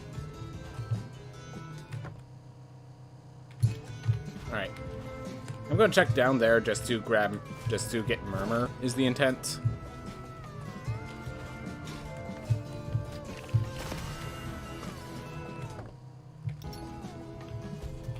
Murmur? So getting Murmur. Too low for Murmur now. Wow.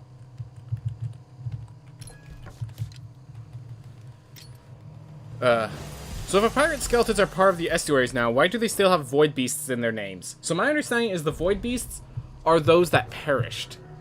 That's actually a good question, Fine Ragey. But my understanding is that the pirates were estuary 2-ball, and I have no idea why there's 2 of them, but it involved estuary 2-ball, and because he actually died instead of just getting poisoned by Enoch's poison that he made, they became a void beast instead of estuary. That's my guess. That's my understanding. Could be completely wrong.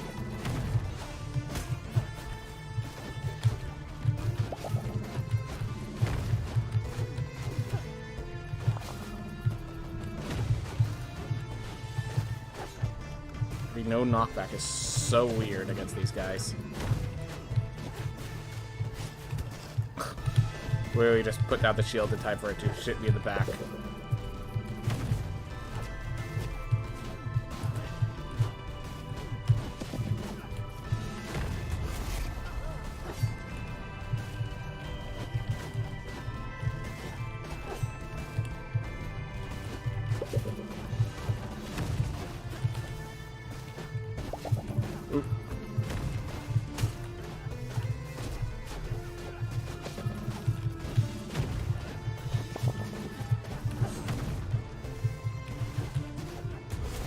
There we go.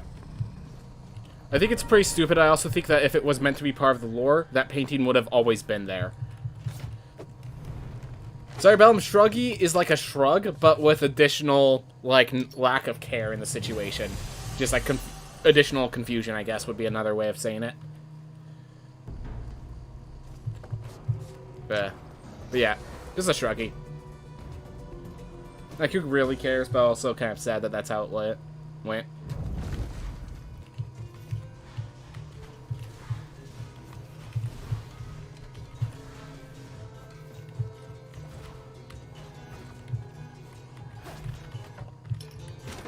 This is the room I died in last because of the spikes.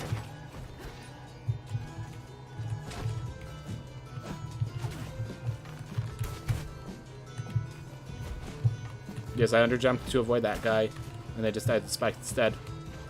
Hey, heirloom. We still need to find heirloom. More apathetic shrug? Yeah, that's probably a good description. Right here. Well, now that we have the heirloom, we actually have health, which I didn't even realize we didn't have. But we have it now, and that's appreciated. Oof.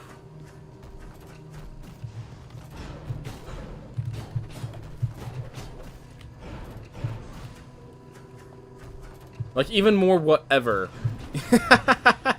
I just realized how, like, Slain-based that is.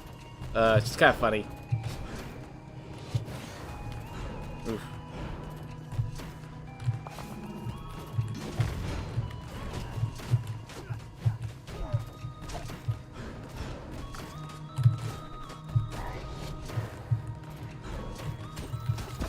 Oh my gosh, threw it the wrong direction.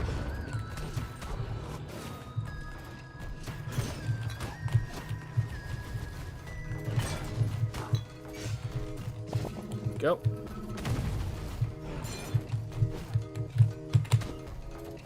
Get out of the way, you void balls. Oof. Probably just should have shot both. Probably would have been faster.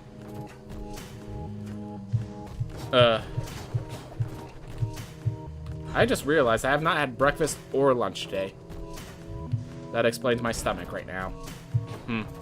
Oh well. Figure it out as we go.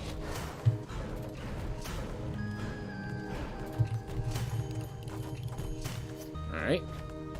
Got void. I should probably do something about that. Yeah, I will after... I will during the break, I think. I do have... I'm not, like, too hungry right now. I'm just, like... my stomach's feeling weird, which... is evidence that it's going to be an issue if I don't solve all that at some point.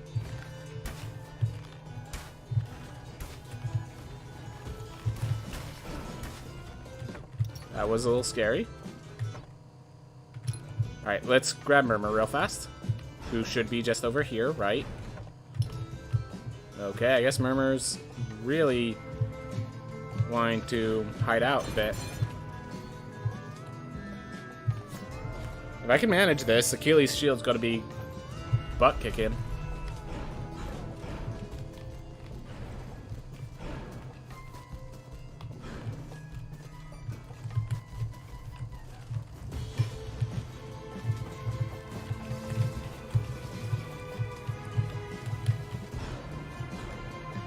Yep, knew Murmur was going to be nearby like this.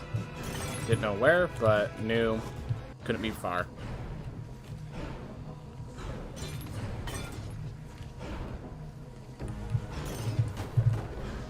There we are. Alright. Whew. So weird not having to give a bright flashing warning.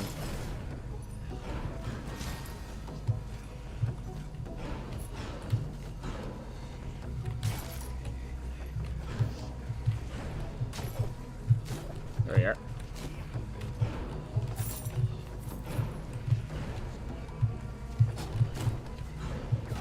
I have a shield again.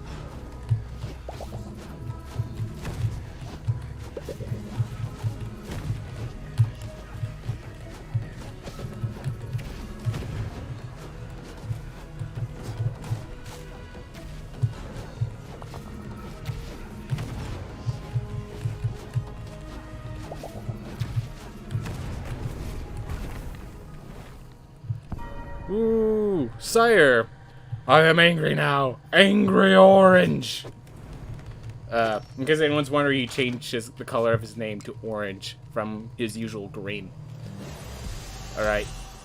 So, with this shield, I think I'm going to go kill them off first. Then I'll go find Enoch. Let's kill them all while we have the extra damage output. And the health. Then we could go after Enoch.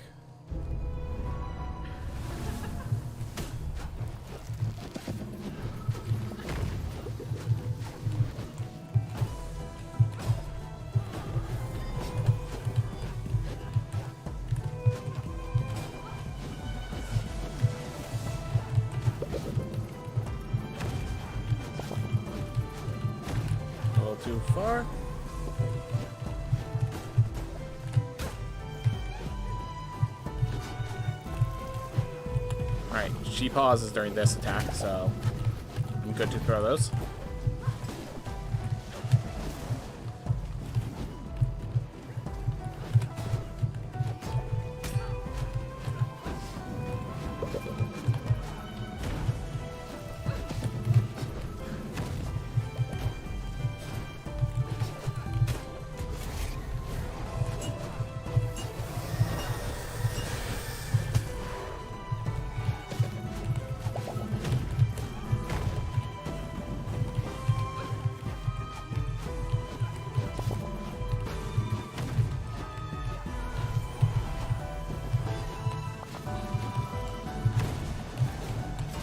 Alright, took a little damage.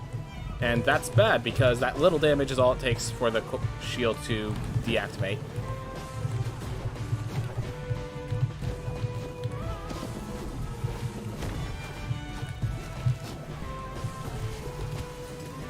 Tried to shield bash that, but did not pan out for me. Alright, we're just gonna...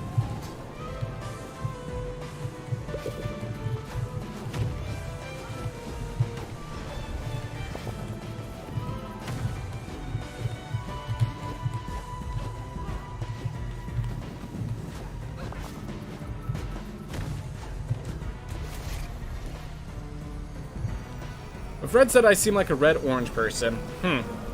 When I went to a wedding that was rainbow themed, and I know they had me be, I think I was blue. Yeah, I was blue. So that's the color they put for me.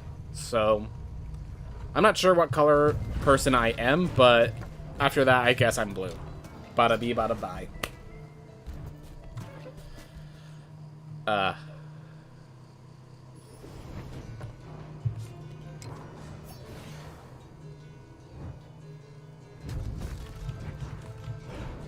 Are you dark green or dark blue? I have no idea the deepness of my color. I just know the color. Alright. And let's get ourselves fully healed now that we have the entrance.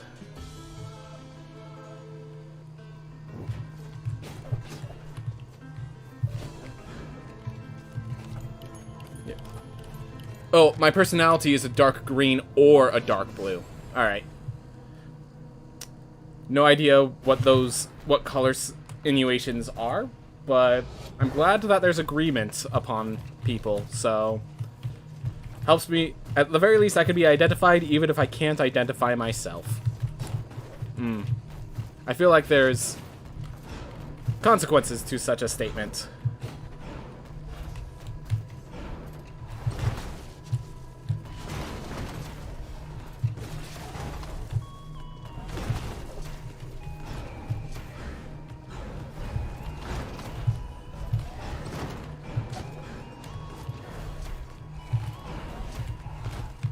Hey, I actually had the damage output. For some reason I thought I didn't get the strength required.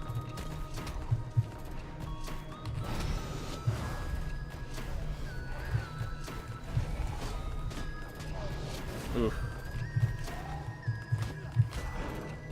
Kind of weird psychology stuff I sort of made up. Did you make up on the spot that I was that color? Is that what you're saying? Oof.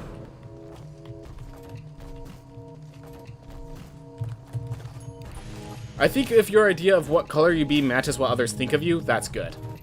Yeah, I always thought I was green, or something of that, or yellow, something of that nature. Though I do very much dislike the color yellow. I've had like every single color being my favorite for a moment, except for brown and yellow. Those are the only two colors that have never been my favorite color. I've had purple, I've had pink, I've had red, orange, green, all of them. But not yellow, not brown.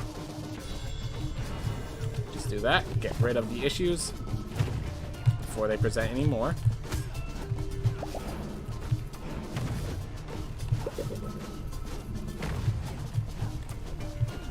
Oh no. That's a good shield bash. As long as I get good shield bashes, my damage boost is retained.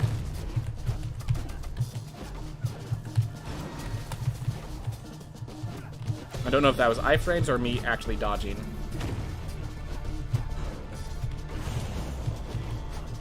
I almost did that too early, and it would have ended really bad for me.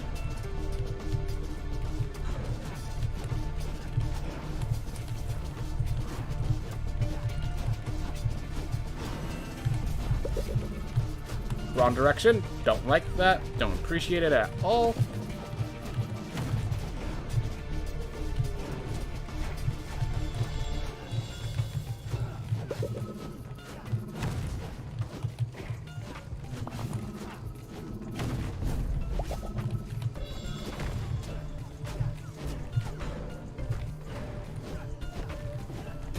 Easy enough. I have to be going now. See you later, Arabellum. See you later, man. You do what you gotta do, man. You do what you gotta do.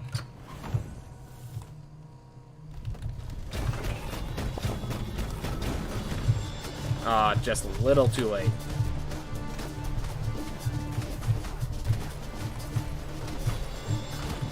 Ah, the last one of them.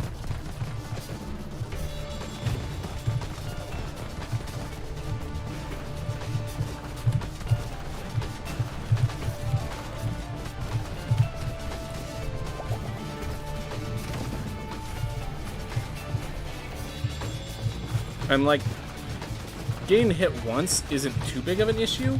It's the fact that I had an heirloom that increases my damage as long as I'm at full health. That's the issue. It's that deactivating that's the issue.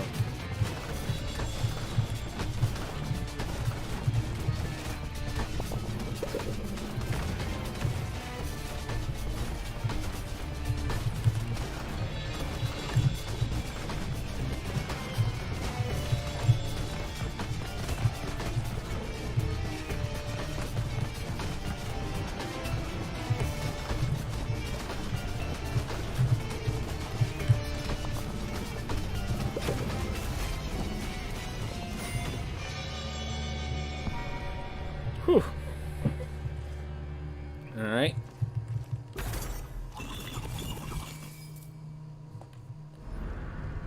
we go. And we don't have too much of a gold penalty, which is really good. It's really good that we beat both of those with a very small gold penalty, so that we can continue on. Get to IRAD, and actually be higher than level 16.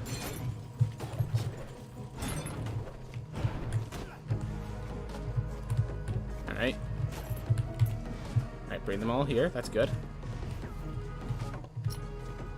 There's this path here, which brings me outside, which I think will get me more height. Come on.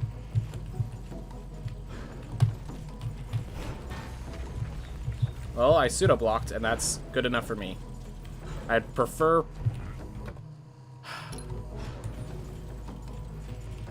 I'm just gonna return to main menu. Keep myself safe from that garbage. Ugh. Sun Tower, man. Sun Tower. Alright.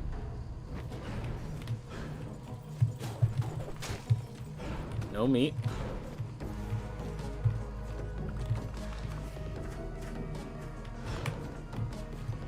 Alright, so we gotta go up here. Oh.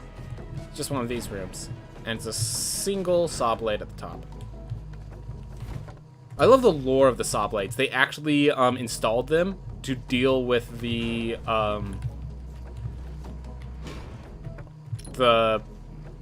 infection, or whatever it's called, in the other areas. So, like, the reason there aren't any vines in this area is because the saw blades tear them up.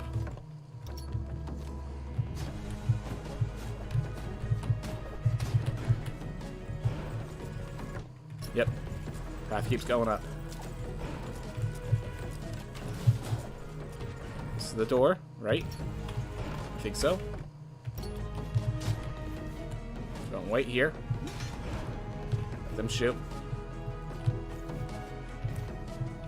Oh my gosh. I made it here on life number 2. Not life number 1, but life number 2. We are facing Estuary Irad prematurely.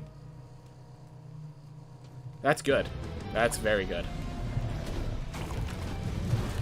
I don't think I'm going to win this fight. At the very least, I could regain experience again.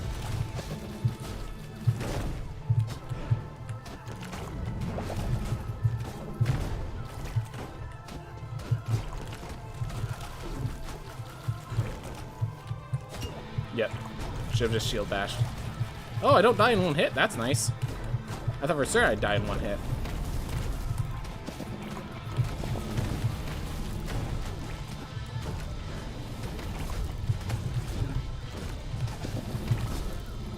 Note to self. Should I perish? Make sure to go stop and get Irad's damage boost.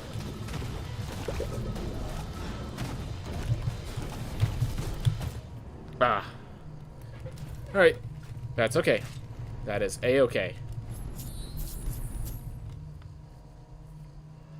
You did amazing, sir.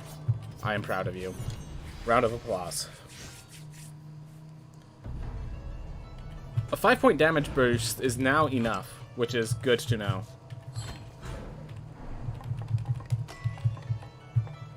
How much health do I need? I think a little more.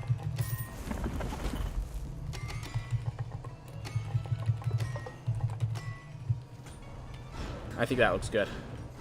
Alright. Because I do want some magic. I definitely want to be having some magic because we have Archmages coming in. And Archmages, if I ever get an Archmage with Flame Barrier, my DPS is complete. So you might be asking, whoa, you forgot to go, you went to the wrong room. You're supposed to go up to Irad, and I went down to here. This was not a mistake. We're grabbing a damage boost.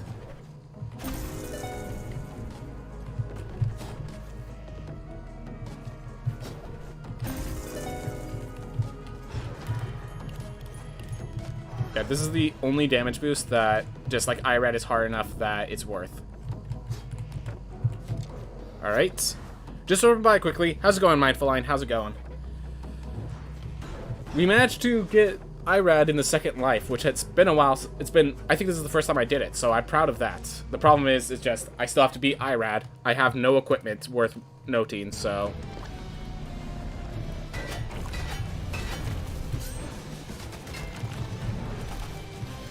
Ooh.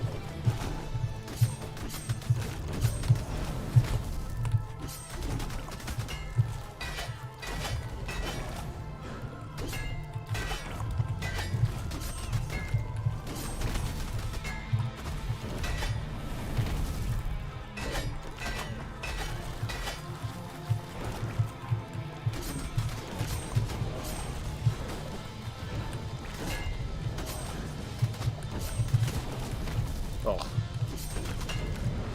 Oop.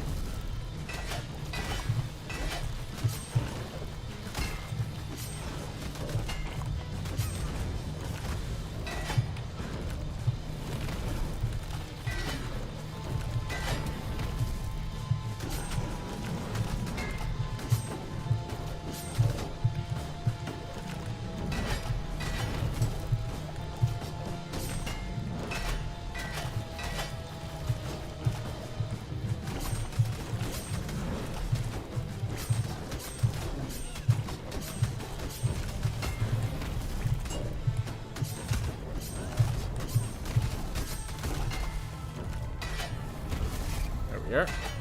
Definitely don't have enough health, but maybe we can get lucky. Maybe we could just not mess up. Oh god.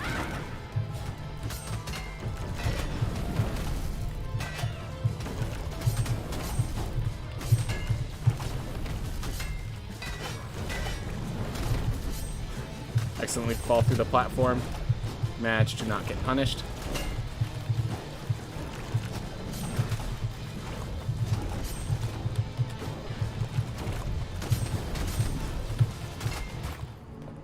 Ugh. I'm doing okay, got tired quickly, but managed to do a 44-13 run today, so things are going better again. I bet. Oh god, I hate aerodynamic. I'd rather go fungal. Yeah.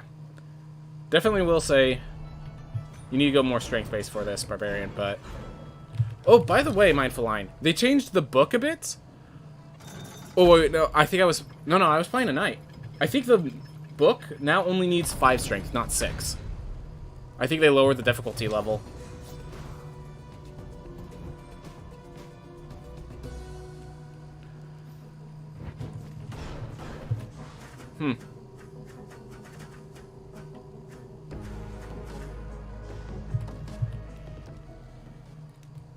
So, like, I was only at 5 strength. I was killing all the enemies with 1 shot, so...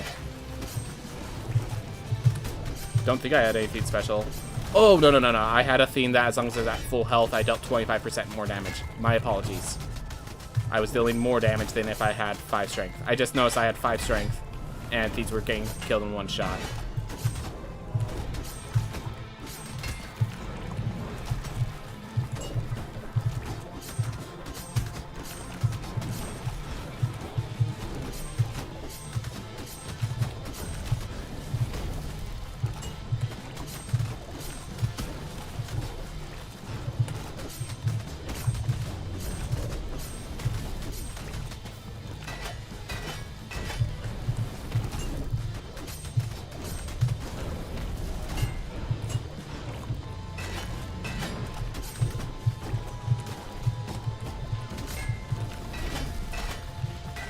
Ah. So yeah, if you accidentally... 2 mistakes in a row just before we split. Great.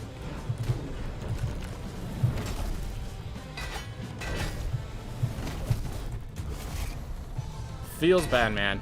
Feels bad, man.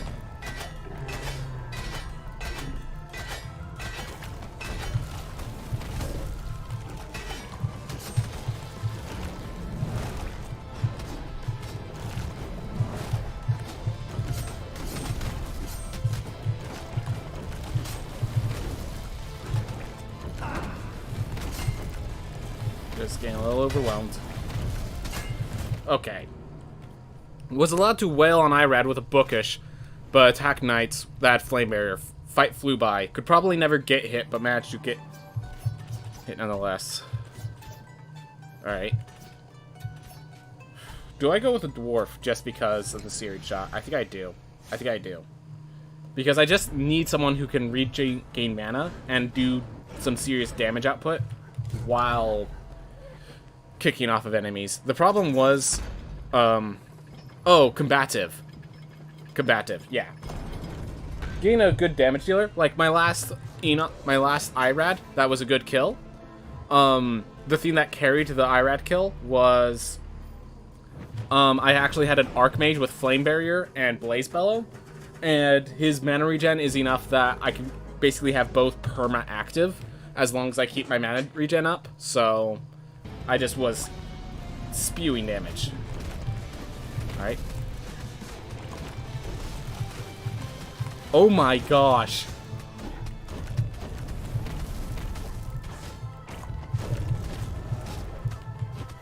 Secret tech dwarfs.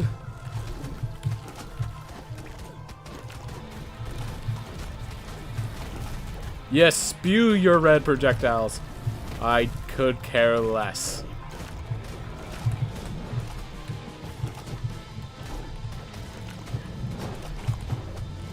Just gotta time my kicks well.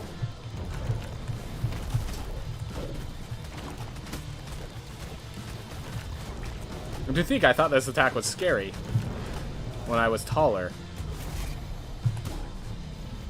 Great. Great. Hate those freeze frames.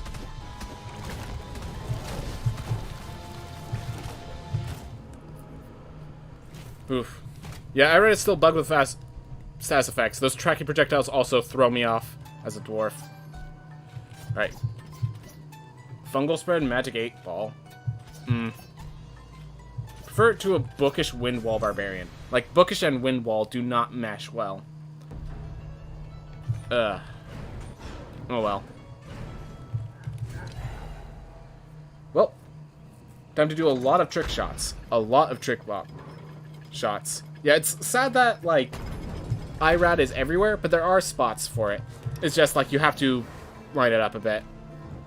Yeah, you can bake off the roof. That's exactly what you do with Flying Ragey, but it's the only place you can bake off of. You have to make sure to aim off the roof every single time, which is kind of counterintuitive at times. And as for damage output, there is nothing that even comes close to that with this character. The problem is, sometimes I let go of the up arrow too early, it seems.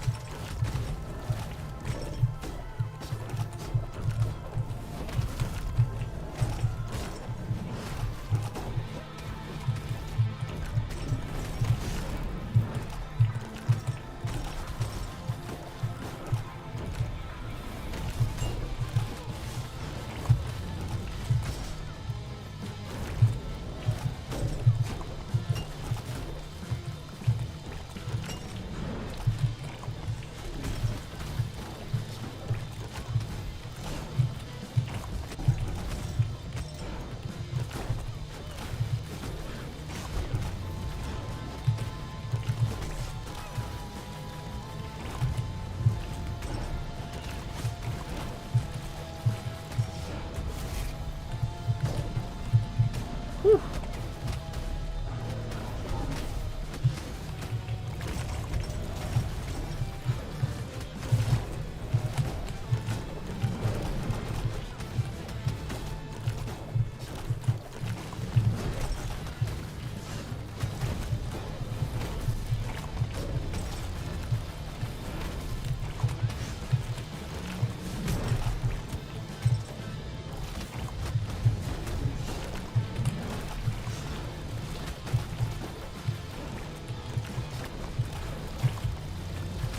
I hate when I get a double, blue projectile.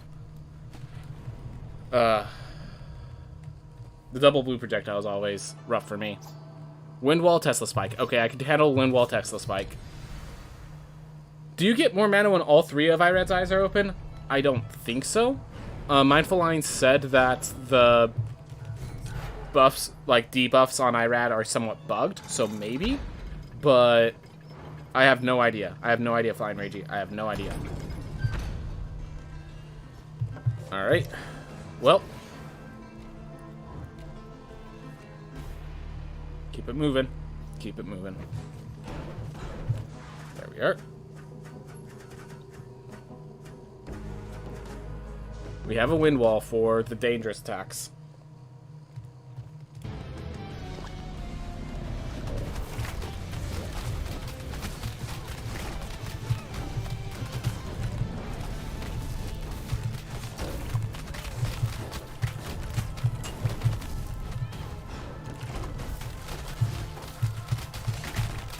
You know, like this one that I just chose to dodge instead of using Wind Wall.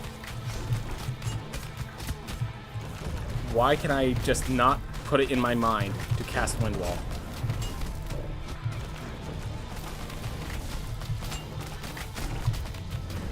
Like, those were the exact situations where I'd want to use Wind Wall. And I just didn't. And I died because I'd never cast Wind Wall.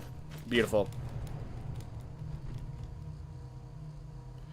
Vampire looked to be gaining 3 times HP per hit.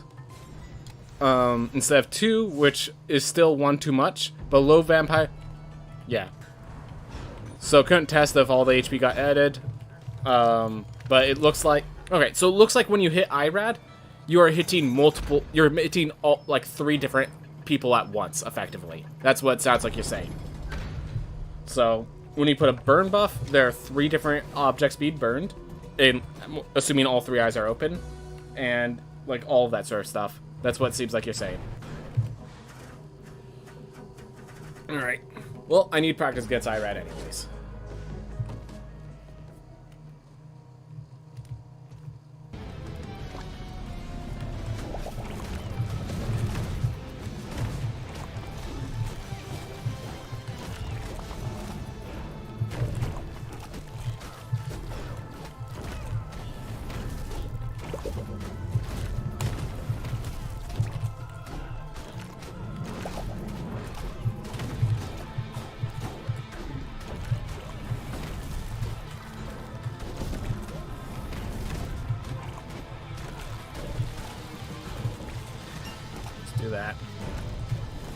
Gotta use my shield at some point.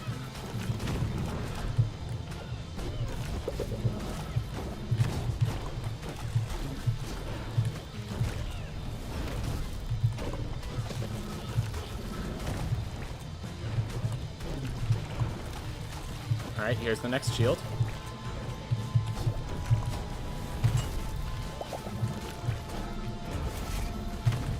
Just use the shield there because I made a mistake because of the delay.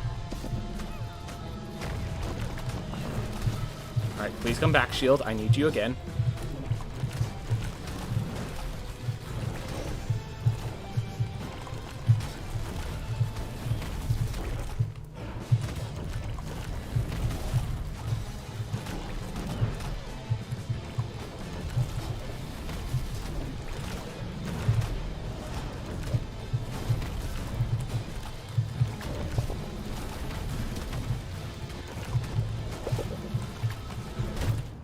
Oh my gosh, dashed into my own projectile. I'm like, oh, he can't hit. What he's doing can't hit me. I dashed into my own projectile. Alright, we got flame barrier. Yep. This has all the damage if we can just not die. That second part is the hard part. Oh well. We're getting the practice in. At least we're getting the practice in. Oof. Alright. Whew. So yeah, after this, it looks like I am going to be switching to Magic the Gathering after this run. So just letting you guys know now. Ooh.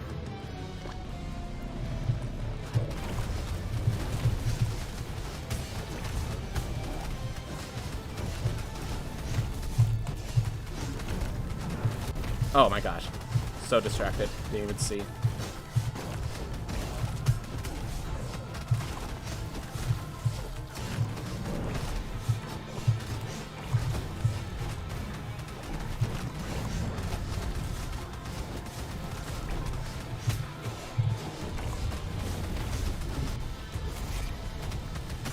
This all deals damage even if it's reduced damage, so we're just going to keep applying it.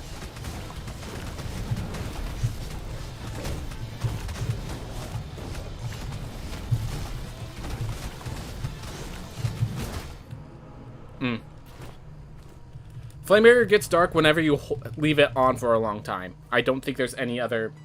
I'm not sure if it's a bug at this point, honestly.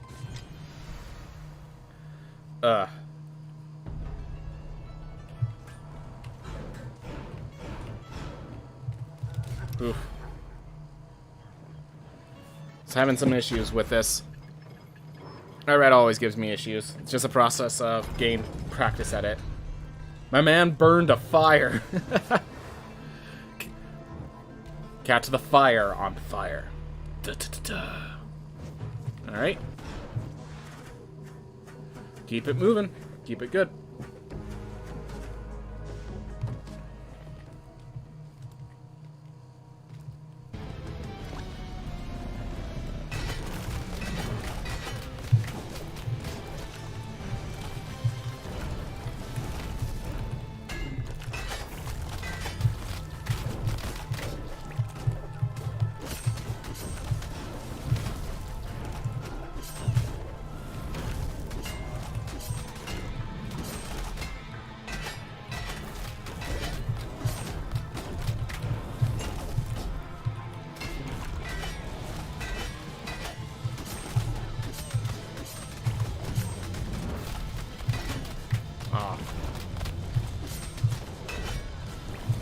That's not what I expected.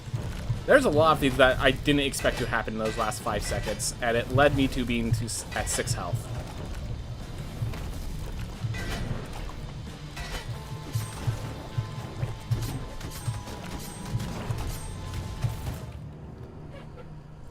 I feel like I had Algesia the way I got comboed at the end there.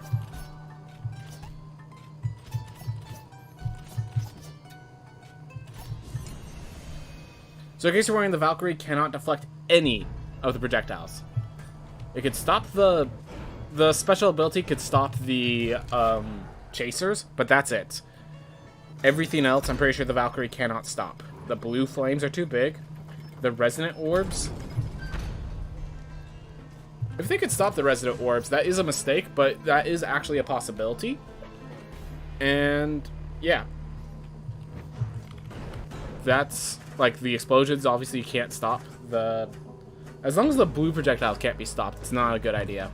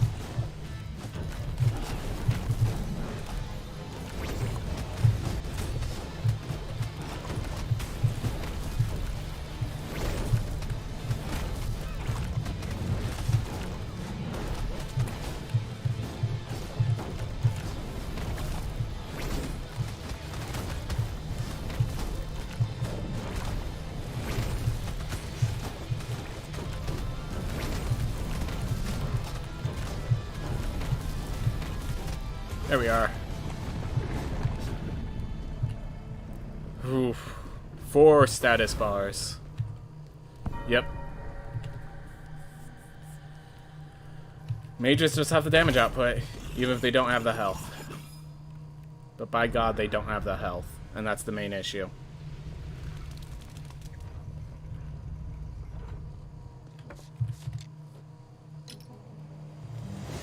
Alright.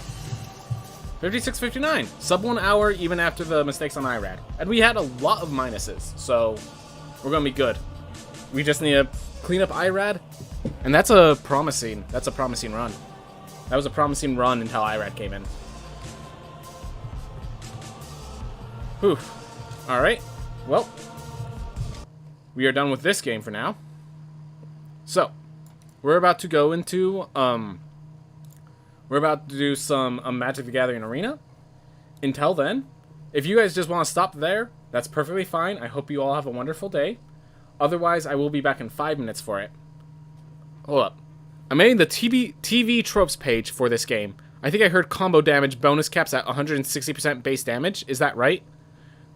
I'll have to go look it up. I know it caps at 20 stacks. I don't know how much damage the stacks are each.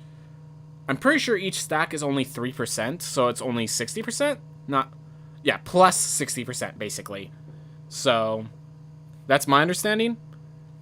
Could be wrong. Definitely make sure to double check before you do it. But anyways, I'm going to go refill my water, take care of a few things. I'll be back with some Magic the Gathering drafts. See you guys all in a bit.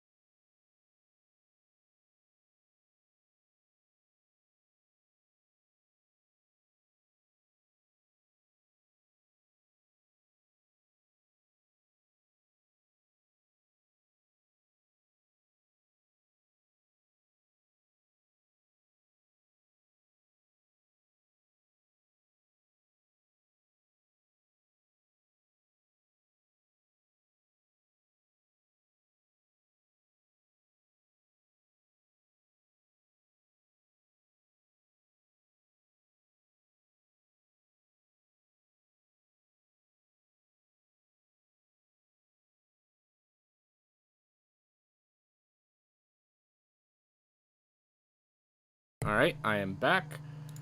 Gonna take me a little bit to get everything ready, though. Let's first edit the stream info.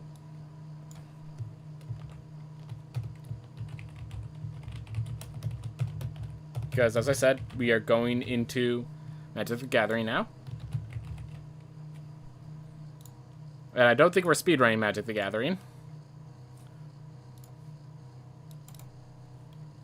There we are. Get the game to capture active. And I'm a hold down the unpopular opinion for now. Alright. That's good. That's good.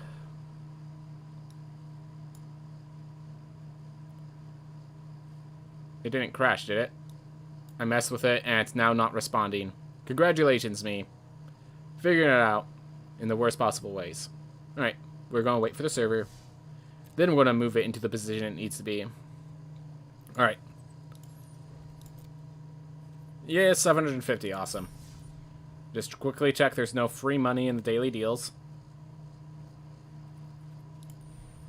No free money. Alright. Well, everyone, let's add some more Premier Drafts. So, last time we did this, we managed to get a lot of team pennants and a lot of leyline invocations. For some reason, people did not take either. Hopefully, it's that easy this time, because we got 7-1 last time. Hopefully, it's just that easy. I know other people have been having serious issues with this. But, as I said, I always, or I'm going to try to. I say I always, I did it one time. But we've had one draft so far. So, wow. No one drafting right now?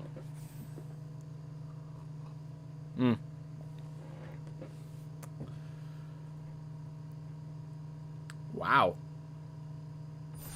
Alright. So, speculate, speculate, speculate. Find your win condition. I think I need... Yeah, every win condition in this game, in this format, is basically a combo win condition. So it's either find your combo win condition or find your lane. Retriever Phoenix is good. It makes learn just always good. Return Pass Caller is nice. We have a lot of... We have solid lore hold. If either of these come back, I think that says lore hold is open. Otherwise, we have some good Prismari. We have one green card, one black card. So I couldn't choose that if I wanted. I'm going to grab the Retriever Phoenix. I think it's good enough there. I'm not committing to it yet because I want to see what else I could possibly get from here. So again, I could get one of the returning guys there, or I can get, yeah.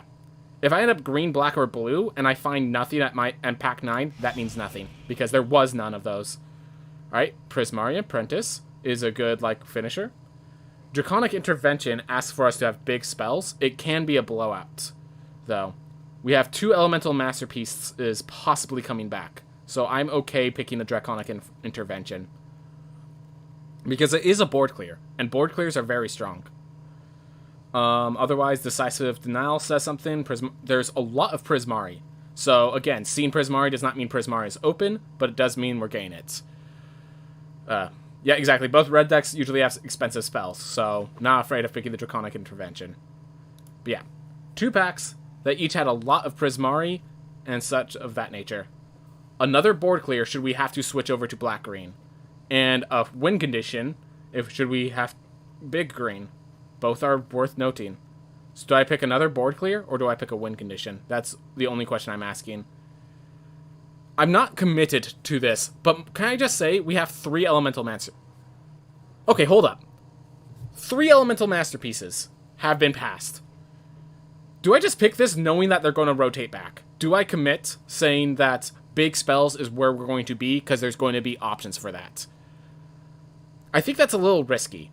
I think that's a little risky given that Culling Ritual is available. But I think I'm going to go for it. I'm going to speculate on the triple Elemental Masterpiece. Let me put it that way. I'm speculating on the triple Elemental Masterpiece. And yeah, we've just been getting a whole absolute buttload of red. Do I want the Thrill of Possibility? This would be on color decent card versus swapping colors, right? I'm sorry, I don't really understand the question, maybe because I'm just too focused on this. So it's just a question of, do I want the Grinning Ingus? Yeah, it's... Yeah, I chose the on color because we have 2 other elemental masterpieces coming our way. So, and we can guarantee they are. So, like, if they don't come back, we know this was a mistake. Otherwise, we should be alright. I think red is one of our colors, just because we've kept getting good cards that are red. It's just a question of the thrill, or... Yeah, let's just get thrill to be safe. I'm not sure if Grinning Ingus is where I want to be. Okay. So we didn't get any good red. We didn't get... This is not a good white card. Zimone, I'm going to just... Because in case things go horribly wrong, I want to be able to switch to another. Zimone speculates into Quandrix really well. Allows us to possibly splash for red. It's just a huge value engine to get to my more heavy cards. Alright. Test of Talents is a negate often, and that's good. That's really good. Pigment Storm is nice for big spells. And there's not really much to speculate into. So I think the Test of Talents is a good pick. Pigment Storm is not bad. Neither is Pop Quiz. But I think I'm going Test of Talents because every deck in this format has instants and sorceries. Research is all... That was my other plan. I'm just... Test of Talents is the safer between the 2 choices. I'm happy with both. That was my final deciding point. Yeah, I'm happy that Christian Awe is taking his time, allowing me the time to take it as well. Alright. Rip Apart is not bad. Ardent Duskbeaker? Okay, so we're red. I think we've, at this point, figured out we're red. It's the question of, what other color we are? And can we splash Zimone?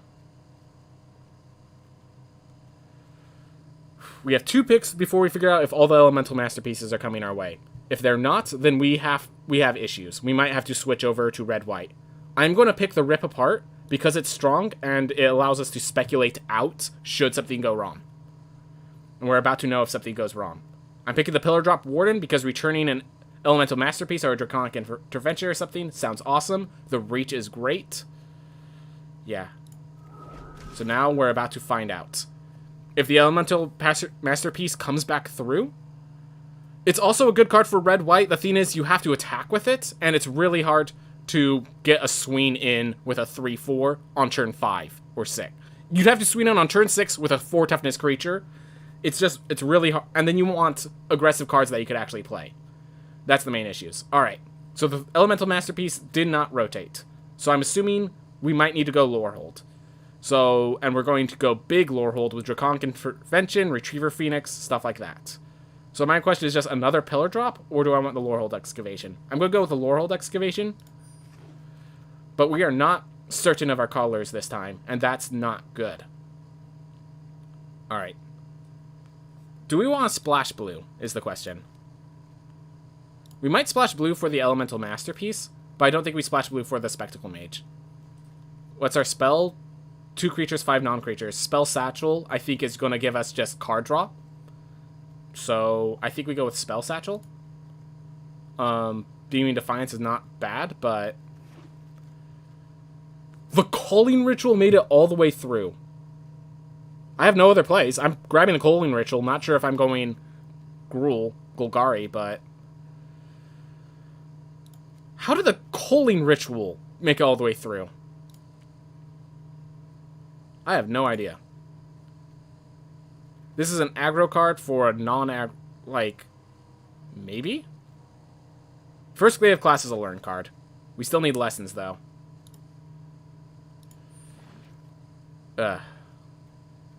Sure. Never Dragon's Approach, even if it's your colors. Vanishing Verse is not a good rare for this format. Okay, so have we committed to anything, is my question. We have a Culling Ritual if we decide to just suddenly jump into black-green. But it's so far away from all the other colors we have. We have just so much red. I think we have to have red one way or another. It's just a question of whether we splash white or blue. And this is telling us we have to splash blue. I'm going to go with the Spirit Summoning because it's safe and we already have 3 learn cards. But Archway Commons is not even bad. I'm going to go with this, but it's really tough. We're having... Yeah, we're having some issues. We're having some issues, but... Main color red is definitely what's happening. Okay, Creative Outburst. Tell ourselves we are going... Lorehold Pledge Mage. Like, I want Biblioplex, but I'm not sure, like, if I'm going to have enough playables if I go Biblioplex, is my main issue. I may put it in the graveyard, right? Yeah, I think Biblioplex is just too good. It's free card draw late in the game.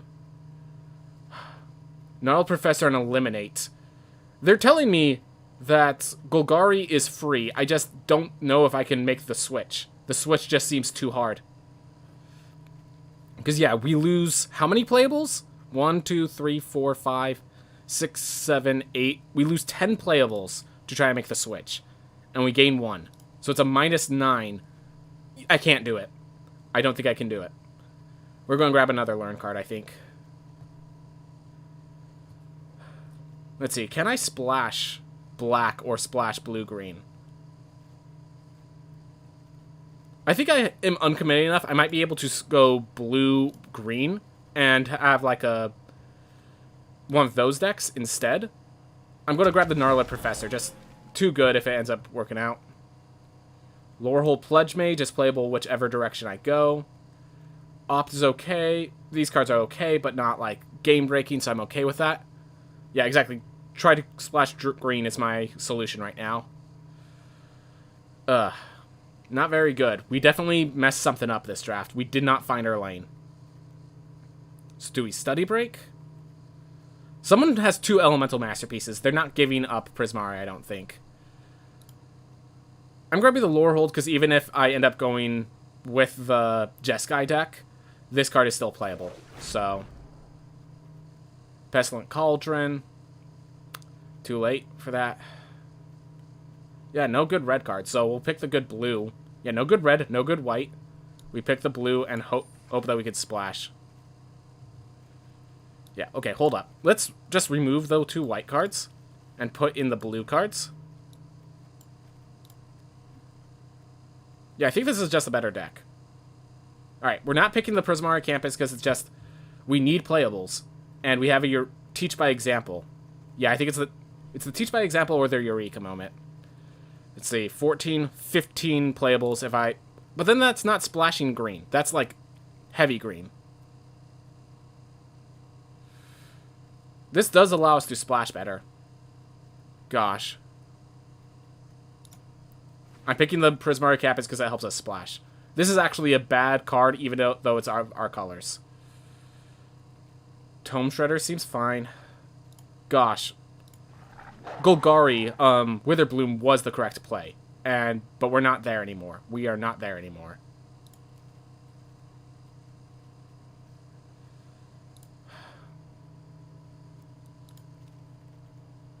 So the thing is, I can't splash green because I'd have to splash double green. So I can't really do it. If I just remove the Elemental Masterpiece, I could splash blue.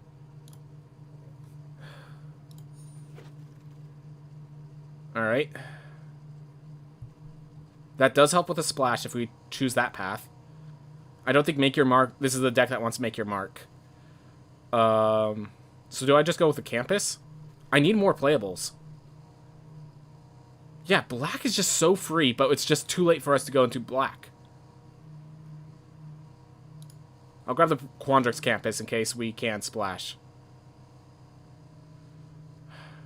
Is it actually Ageless Guardian? Ew. Yeah. It's like it's just too late to splash into black. It's just too late to splash into black. Yeah, this is not going well. Pick the Aegis Guardian to slow down the game.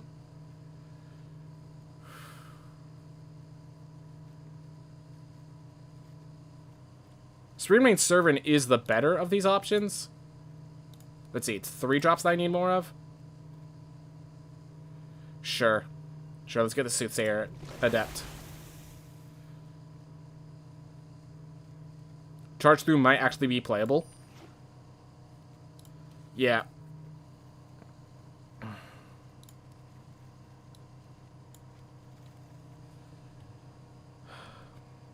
Rolk Sloth is a playable. Defend the Campus is a playable. It's good to have one Defend the Campus in your deck. Crows and Grip, not really needed. Prismari Command is a pretty good command. Igneous Inspiration, Creative Outburst. Ooh.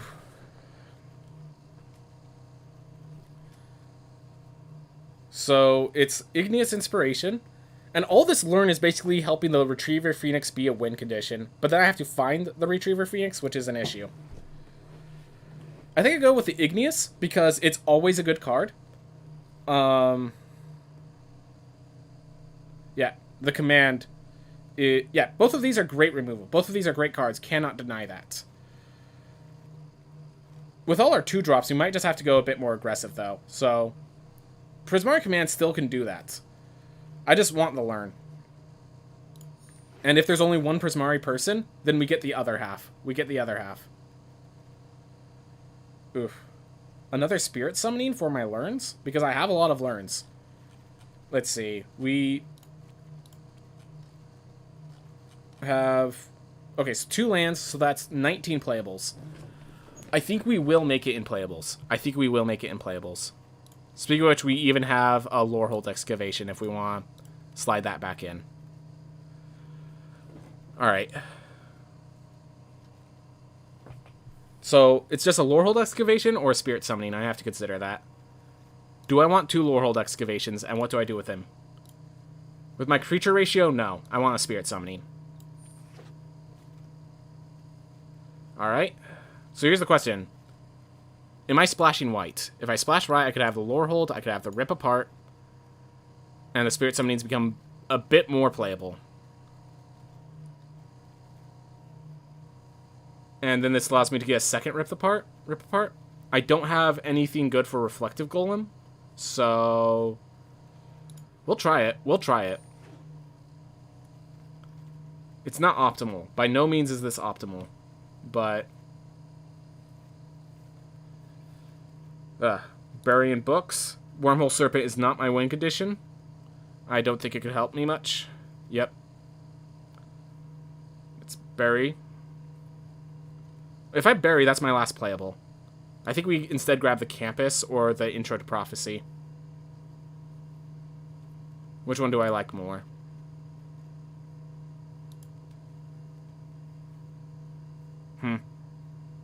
I'll grab the Campus for now. Like that just because, another Fervent Mastery. That's actually kind of funny. Tome Shredder? Yeah, we're light on 3-drops, it looks like. So let's get a Tome Shredder.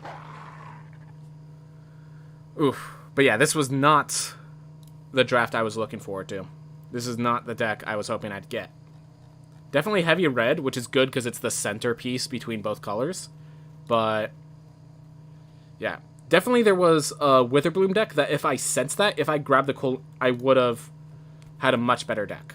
I definitely made a mistake in not getting all the Witherbloom cards. It's okay. Mascon's Interception. I don't have a Sacrifice outlet, so that only goes so far.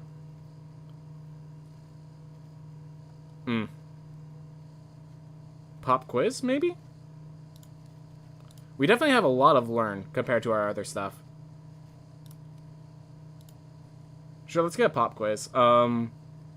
This, I mean, it could be our win condition at times, but yeah, the thing is I don't know my win condition. I do not know my win condition. I think it's just the Retriever Phoenix. That's the only thing I really have in mind.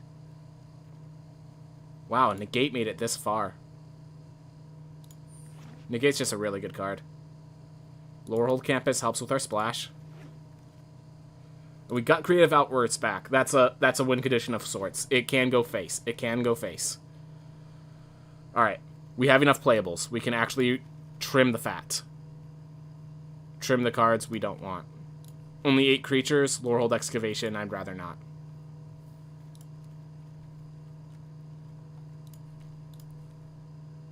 $16 non-creatures.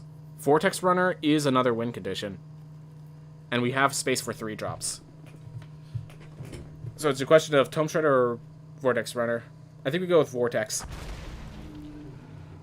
I didn't press it in time. It just took the Tome Shredder. Alright, third Tome Shredder. Not playing them all. Not playing them all. No way I'm playing them all. Definitely have to rip some cards out. Just the one's a question of which. Probably the Fuming Effigy. Play the Wormhole Serpent just by the sideboard in case we need. Oh, it took Needlethorn Drake? Ugh. Ugh. That? Just exile a card from your graveyard? Yeah, that's a win condition. That's a win condition. Not really where I want to be. Not really where I want to be. We do need to rip out some cards. Alright. Whew. So this is the deck it gives me. Ageless Guardian is an easy tear. Does this look like a playable deck, is the question now. So we have Test of Talents, Soothsayer Adept, Negate, and Pop Quiz as our blue. If we were to rip out blue, we would have to put in a Tome Shredder, a Fuming Effigy, Laurel Excavation, and maybe a Relics. So 1, 2, 3, 4. Oh, no. With these cards, we're sticking blue. We're sticking blue. Alright. So 1, 2, 3, 4, 5, 6, 7. And there are 1, 2, 3, 4, 5. So we're more likely to be able to rip out white than we are to rip out blue. But we'd have 1, 2, 3. And we'd run out of cards. So that doesn't work. That doesn't work. 2, 3, 4, 5. Okay. 16. Alright, so there's 17 lands. That's good. Is this our deck? I think this might just be our deck. I'm trying to think if there's any card I want to rip out to put another. Like, the Fuming Effigy seems like it might be nice. Because we have Draconic Intervention to remove cards. We have Tome Shredder to remove cards. Yeah.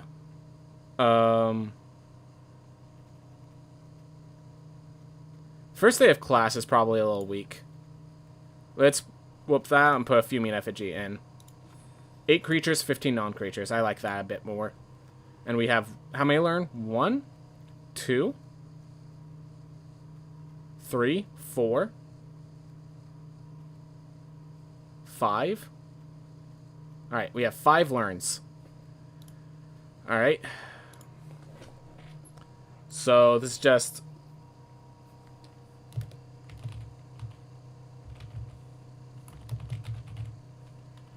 Spell Satchel is just bad, right? I mean, it's mana ramp, it's a 2-mana mana rock, or it becomes card draw later in the game. We have Bibliopex for card draw, we have Snow Day, we have some big cards for card draw, actually. Is there any other card draw? We have some learns. If we rip out the Spell Satchel, what are we putting in is the question. Seems like, yeah, Retriever Phoenix are basic, and Stonerise Spear are our win conditions, along with Fuming Effigy as a little more damage. So, if we rip out the Spell Satchel, I think we're just putting in a Tome Shredder or a Thrilling Discovery. And I'd rather have the Spell Satchel for the card draw, I think. Or I could grab Thrilling Discovery. If I grab Thrilling Discovery, drop the Spell Satchel. But only adds mana after casting a spell, and 3 counters always sounds like a lot. Even with 14 spells. This is life gain. I'll try the Thrilling Discovery. I don't like having too many Tome Shredders, because obviously they shred into each other, but... Do I just want another First Day of Class? I mean, it's just basically a learn. And my learn cards are 2 Spirit Summonings. And that's it. So no. I did not get a variety of learn cards, so the Thrilling Discovery is better. Weird deck. We just gotta manage it. We just gotta manage it. Let's at least get 3 wins. That's our goal. Our goal is always to get at least 3 wins.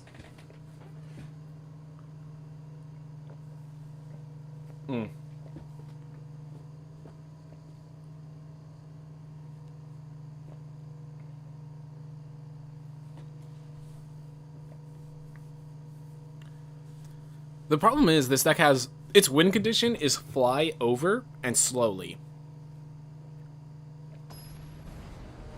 Which sounds like a good way to lose the game. Bolas did nothing wrong. Incorrect. Alright. Prismari. We have the land coverage. But we have no place. I just really hate going to 6 cards, and as I said, we have land coverage. Worst case, we could first day of class just to learn. Oh, much better. Skip, and I'll probably thrill away the other planes for more card draw.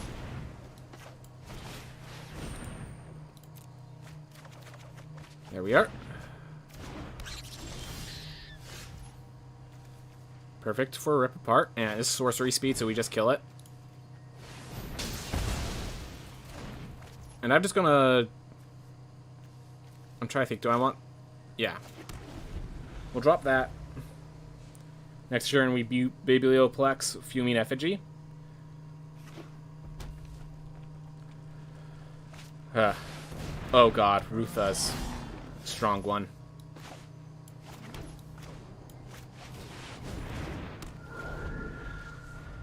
Rutha's a very strong card. If we could have got Rutha in this deck, that would have been so good.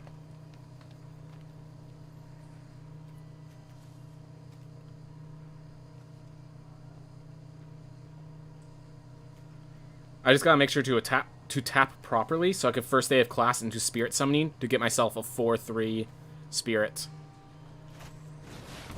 Alright. And then I'm assuming he's doing that to try to draw a land. And then he plays another land if he got it. Yep. Alright. So make sure to tap for red. And the Biblioplex for that. To first day of class. That way we can learn the Spirit Summoning. And then play the Spirit Summoning in the same turn. Get myself a 4/3. And we can attack for 8. Awesome. Next turn we have a Snow Day. To tap them down and keep the aggression coming. And then if we can draw one land of one red, if we could draw a mountain, we can Creative Outburst the next turn.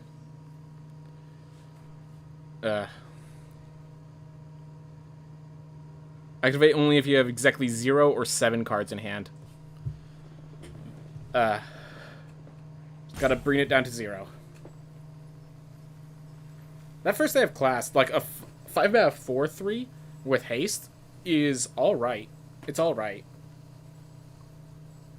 Yeah, because the first day of class is going to learn me a creature, first day of class is fine. I might replace the Thrilling Discovery with another first day of class. No. I'm going to be discarding to draw a lot. I just realized. Yep, go ahead. And we're going to Snow Day on his turn. Let's see. We can't Draconic Intervention. Alright. So we're going to attack, and then if he tries to buff the Calandrix Pledge Mage, then we'll... Alright, that's good. We now have Threaten Lethal with Creative Outburst.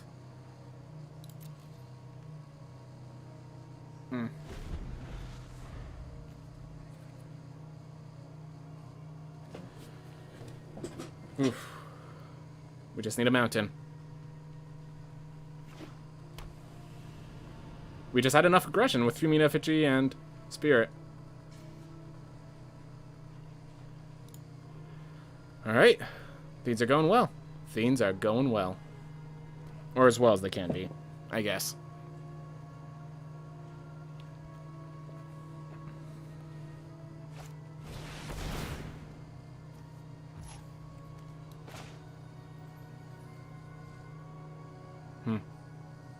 I'm just gonna do this anyways.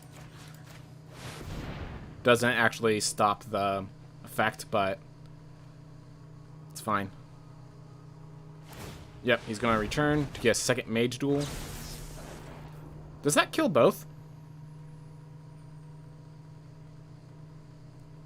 I should have calculated that a bit better. Alright, whatever. Tome Treader is going to become a win condition for me. Either way. Alright, so clear board. Tome Treader. Attack for 2. And I just need a mountain, and I have lethal.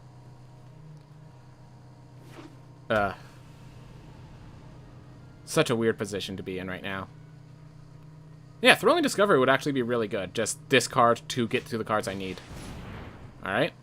Teach us by example. A Serpentine Curve. So he gets two. He gets a 4/4 and a 5/5, I believe.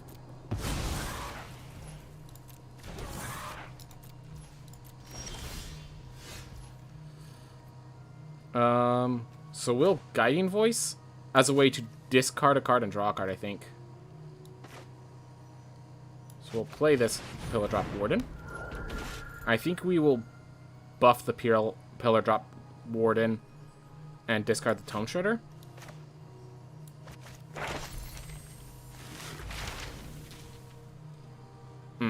I like that. Or do I want a Spirit Summoning?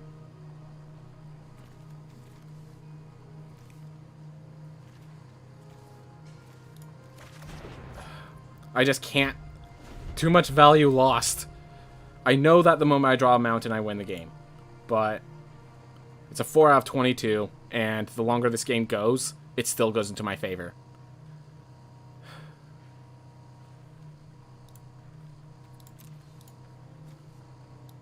Anything from here to pull out? The Rip Apart only does it to creatures or planeswalkers.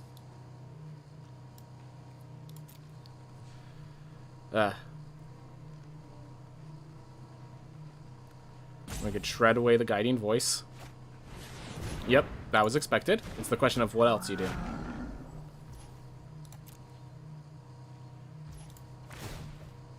Let's get rid of the Guiding Voice. Come on. Oh, I could bring back the Snow Day with the Pillar Drop. That'd be nice.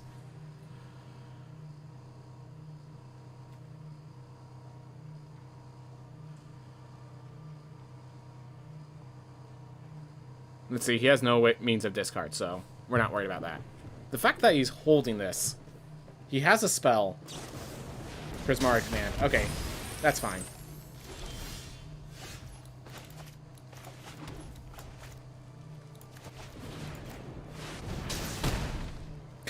Still gonna look at my deck.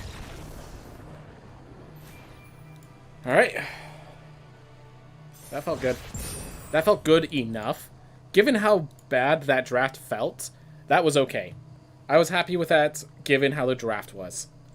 Given how that draft went, I'm okay with that result.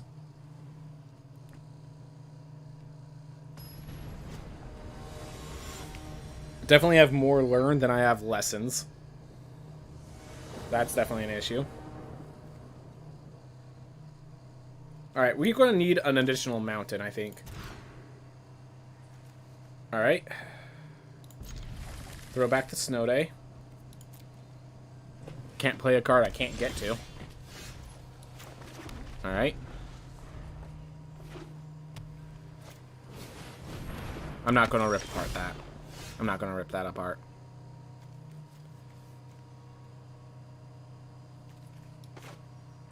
Hide my other color. We'll probably be Thrilling the Draconic Intervention. Or the Igneous Inspiration.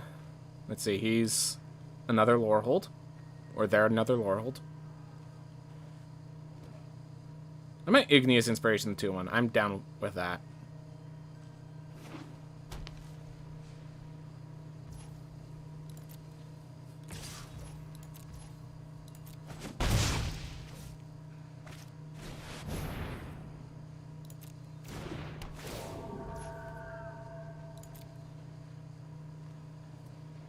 I kind of like thrilling the rip apart away.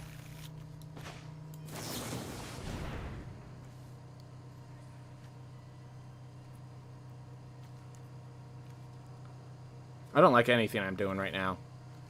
I feel like I'm making a mistake no matter what I do. Like, I need to discard the planes and then draw planes. There are more planes than there are islands in the deck, so...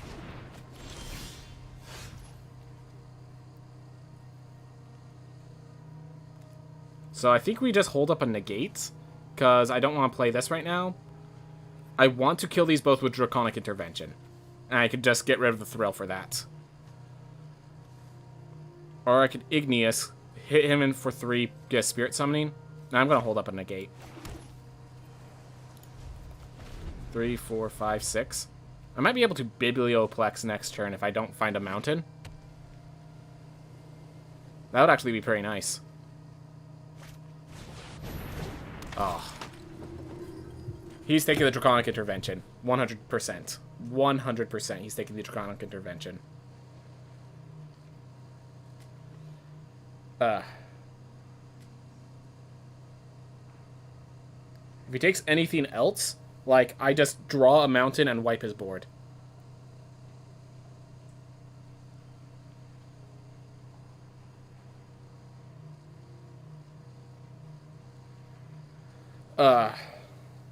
Definitely, I'm gonna take out one plains and put in an additional mountain. Just too often, I need another mountain. Way too often that has occurred.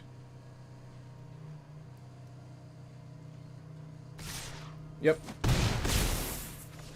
I could draw a mountain. Good enough.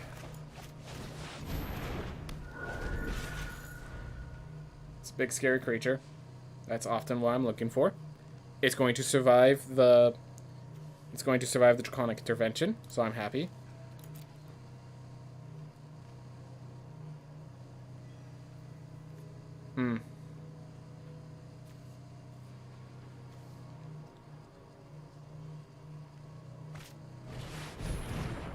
He knows I'm about to wipe this away, right? Yeah, the moment I get a mountain, I'm good. Which is why I need to add an additional mountain to this deck. Yes. We know he's getting a plains. It's the only thing Pilgrim of the Ages can grab. But yeah, all of these cards are reanimating. And... that doesn't really matter to me. I just need to get a mountain, wipe this board, and I'm good.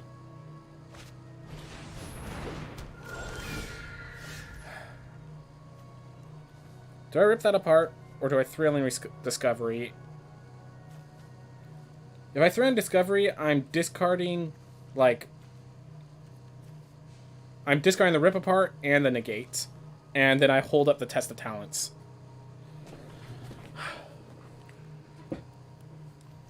Yeah, I like that, because the Stonerise Spirit can't get flying over the Pillar Drop Warden. So...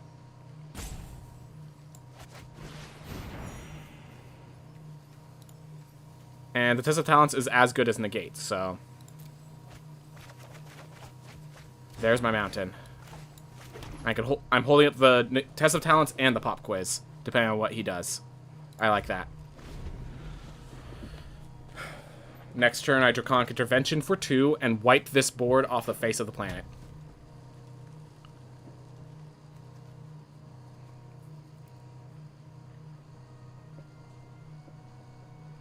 Yeah, I like that. I like that Thrilling Discovery.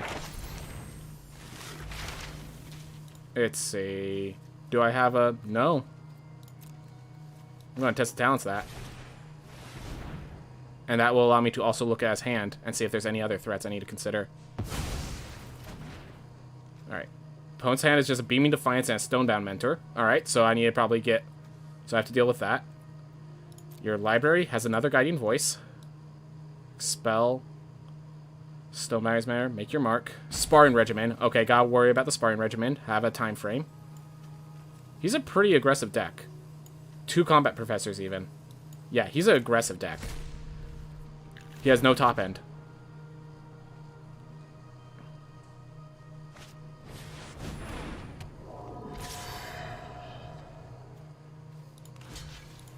This looks like a weird block until you realize we're about to wipe the board.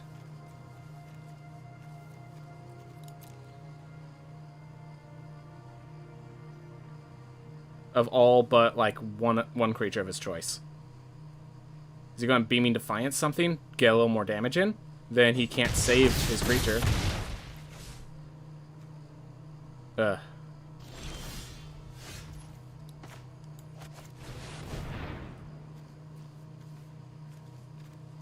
Problem is, all of these cards cost a certain amount. So he has to use this to save one creature of his choice. Or he just leaves it. Alright.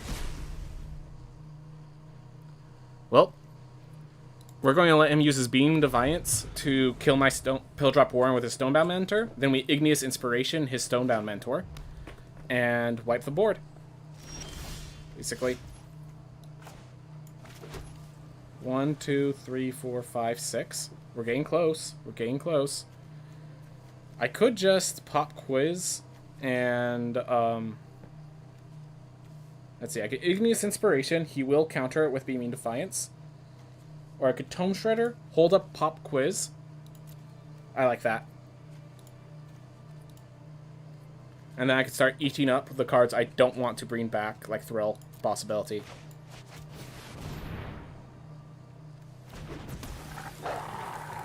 Alright, I do need to start going aggressive before he finds his Sparring Regimen. Or he could just give up. That also works. Alright. Just found your win condition. The Guardian Voice was definitely not necessary, but... Or countering that Guardian Voice was definitely not necessary. It just... It made me a little safer. And I appreciated it. Seeing a draft is so odd, especially at that point. It is. It very much is. And I forgot to...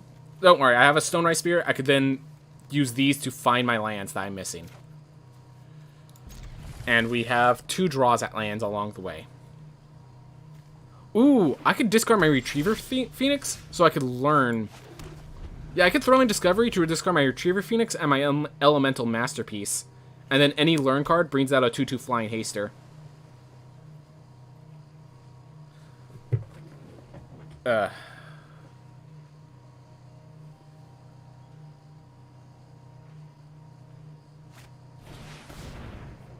He just main decked Environmental Sciences. Whenever I see people main deck Lessons, I feel a little bit better about how my draft went. Yeah, I think the Thrilling Discovery is this important. So here's... So, and this will make... Once I draw a land. Alright. Oh, so I have to play Lorehold Pledge Mage here. But the idea is I can Guiding... If I drew a Plains, I could Stonerise Spirit, Guiding Voice the Stonerise, and immediately use the Learn to bring back Retriever Phoenix. So I could basically play Retriever Phoenix on turn 3 instead of turn 2. Instead of the other turn. Alright, I'm still playing Laurel Pledge Mates, but we could first stay. The Learn effect triggers turning the Phoenix into a 3/3, but I want to Pledge Mage first.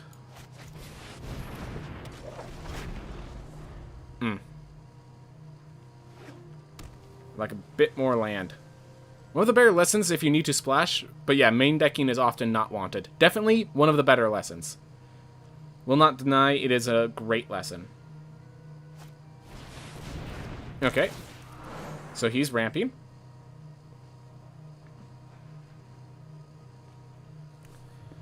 And I'll be aggroing.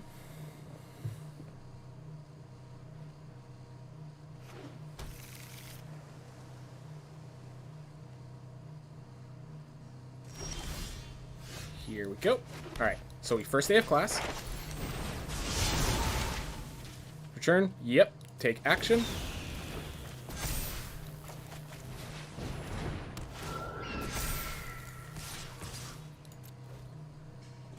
Feels good. Feels good. This thing does not have sneaky reach. This thing has flying, though. Alright.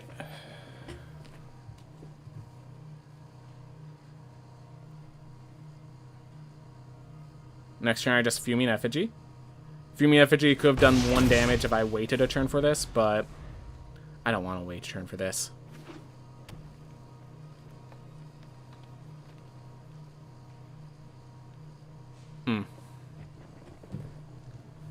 I could Guiding Voice, get the Spirit Summoning, put the counter on the Pledge Mage, and attack in.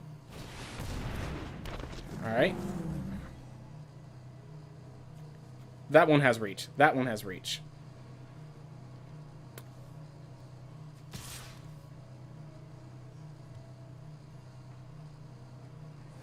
No blocks. Alright.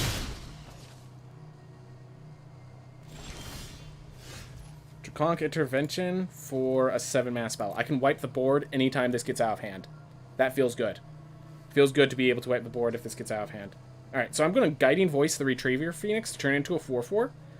And then I will play the spell that comes out, which will turn the Laurel Pledge Mage into a 4/2, which will allow us to take basically any the Master Symmetrist cannot block unless it kills the Retriever Phoenix in the process.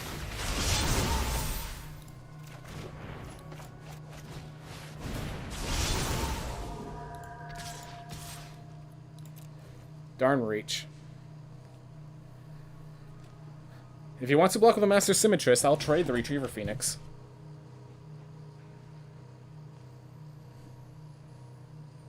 I will happily trade the Retriever Phoenix. He could double block the Lorehold Pledge Mage to kill it, but it's not recommended.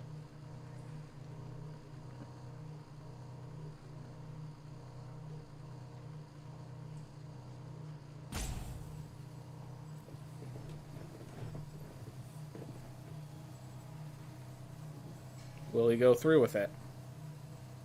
'Tis the question. We are all asking. Alright. Took out the reach. Any learn card brings back a Retriever Phoenix, which feels good. We're going to let him play some big creature before we Draconic Intervention. Alright. He's just drawing cards right now. He is a ramp deck, so I'm expecting to see a Leyline Invocation that, unfortunately, if he plays even one more land, the Draconic Intervention no longer solves it. Elemental Summoning, however, does get solved. Alright, we'll wait for him to play the Elemental Summoning before we... Yep.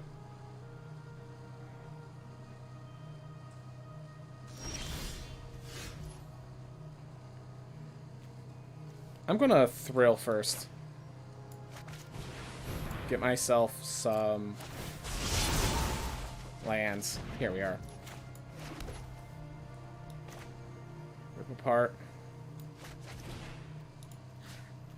Take out the Kelpie Guide before it becomes an issue later.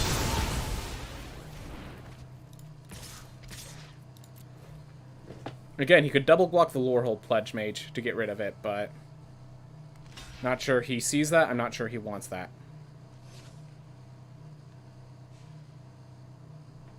I'm more than happy to eat this Quandrix Cultivator.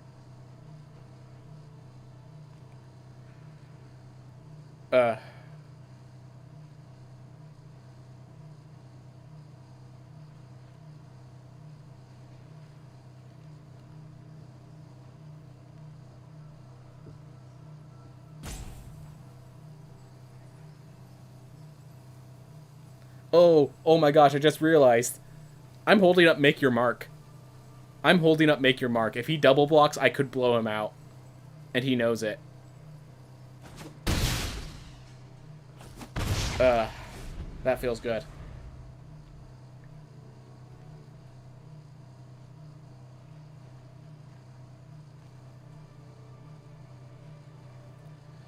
That feels good.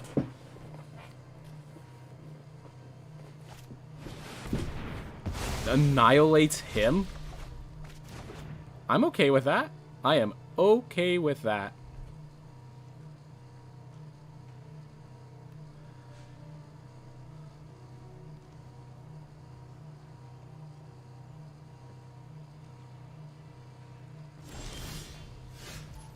There's our island. So I can rip apart the Frox Trickster, attack, scaring him into believing that I have a counter for the Quandrix Cultivator. Am I happy with that? Yeah, I like that. And then I play the Fuming Effigy. Or I could just hold up the Draconic Intervention. Or I could just Fuming Effigy and hold up the Negate for the Elemental Summon. No, I need to finish this game out. And if he has a spell he's holding up, we get to see it. With 4 mana open. If he plays a buff spell, I actually win, which is hilarious, but he does not. I'm alright with that trade. I am A-okay with that trade.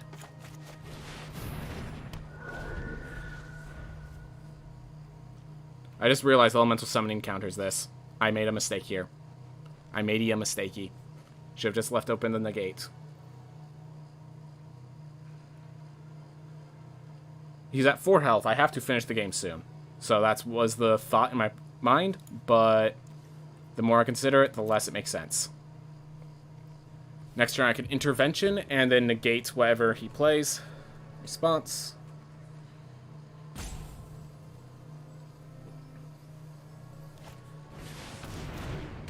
Alright.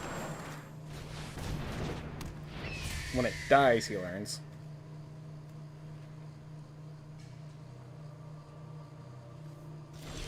As long as it never dies, Draconic Intervention does its job. Alright, so if I attack with both, he gets the Dream Strix. That's why I want to prevent. So I kind of want a Draconic Intervention, and then just hold up the Negate. Yeah, I like that. So we're going to remove the Elemental Masterpiece. Sounds good. There it is.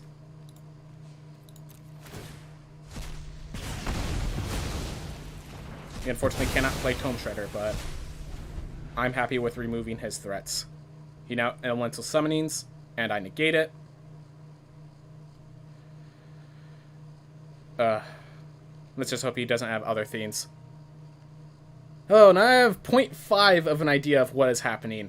Dude, I'm still figuring out what's happening. This fight has been a tough one. Anyways, I'm countering that spell.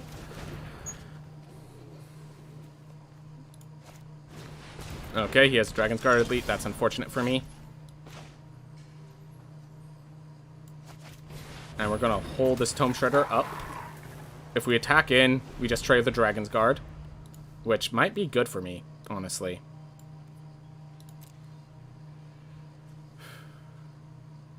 If he attacks with the Dragon's Guard Elite, I'm laying it through. You need to play a bigger body behind it. Yes, sir, I am attacking with a Tome Shredder as a 3-3. I'm not afraid. 2, 3, 4, 5. So I'd only have 2 mana left open if I campus, so I'm not going to be campusing on my upkeep.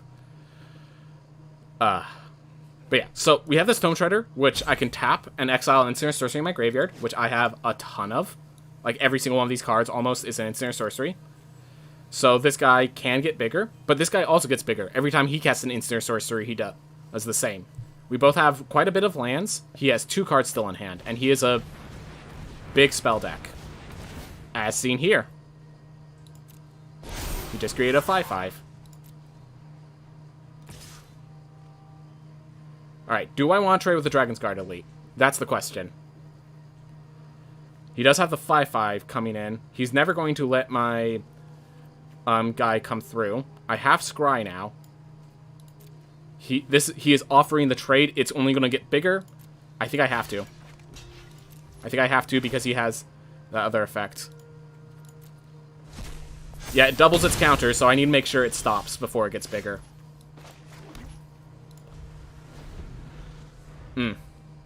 Well, I have several bombs that I can play.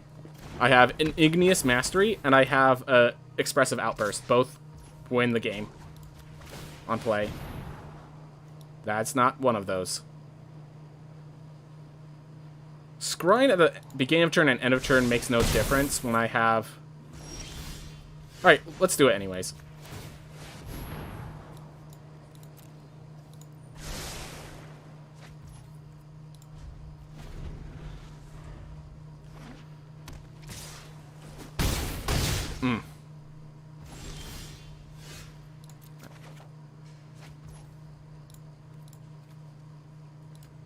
Main phase? Love Igneous Inspiration.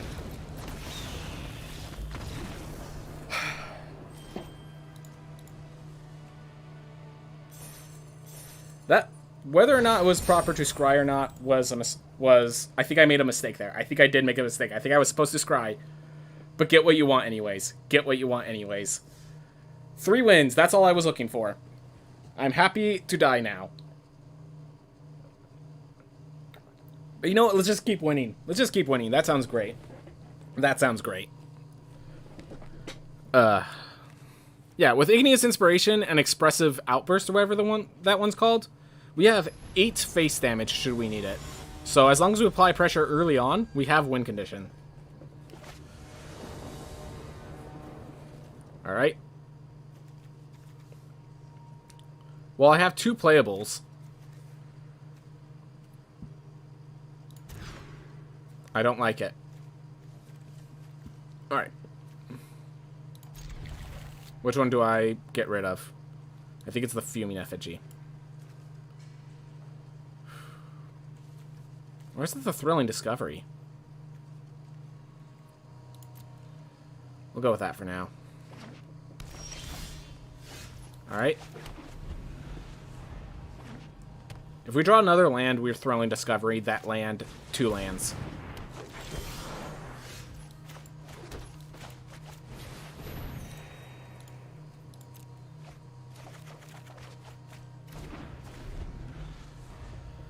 There we are.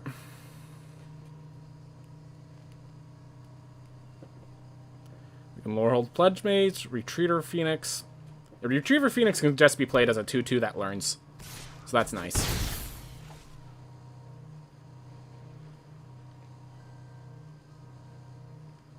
What you got for 3 mana, sir? Nothing? Nothing. Yeah, we're going to bin the Retriever Phoenix before we play Guiding Voice is the plan. Is the plan. Alright.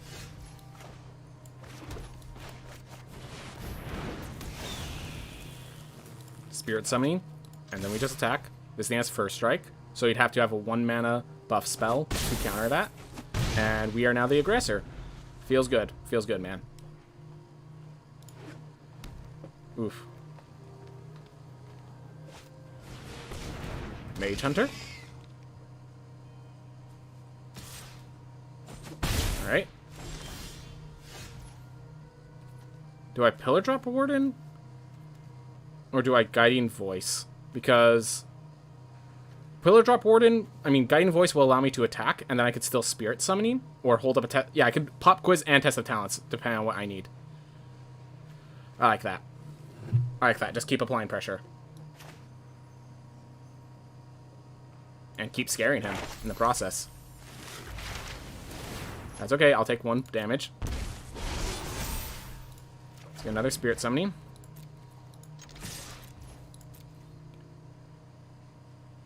You're now at 10, sir. If you play nothing, I Pop Quiz ya. And if you do play something, I Test the Talents it. Probably really confused of me not playing the Spirit Summoning.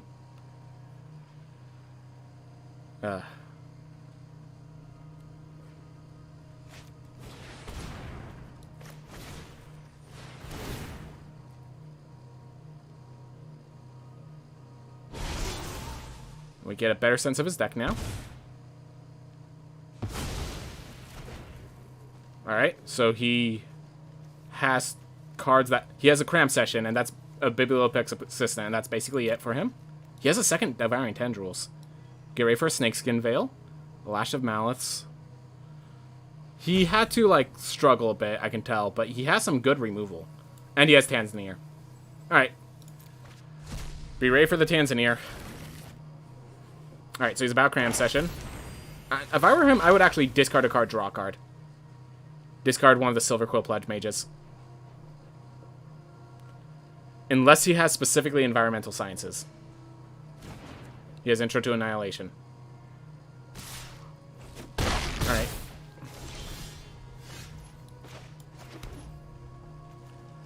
Mountain. Do I just Pillar Drop Warden? If I Spirit Summoning, this guy gets bigger. I don't actually have a solution to the Mage Hunter. I'm Pillar Dropping.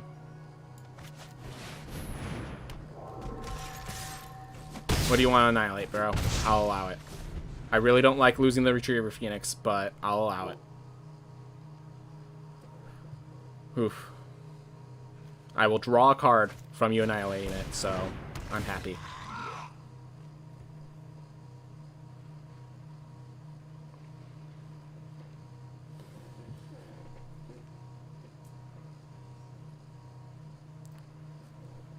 Yeah, what do you even put? Devouring... Oh, I didn't exile that one? Oh, man. Needed to go into his graveyard. Needed to check his graveyard. Darn it. Mistakes were made. Do I have a 4-drop spell in here? Nope. 2 mana.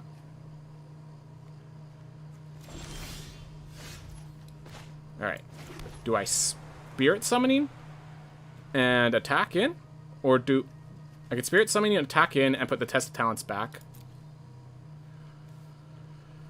I think this stays up to block no matter what. Retriever Phoenix is attacking in. It's just a question of, do I pop Quiz now or later?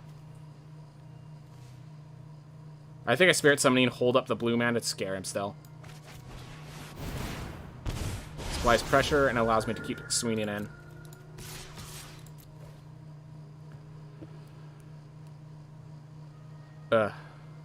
Definitely made a mistake there. Definitely made a mistake not removing the Devouring Tendrils in his graveyard. I am happy to lose my Retriever Phoenix like that, because the Pop Quiz is going to pull it back out.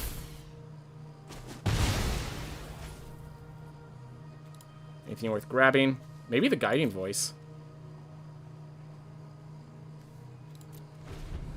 Maybe one day.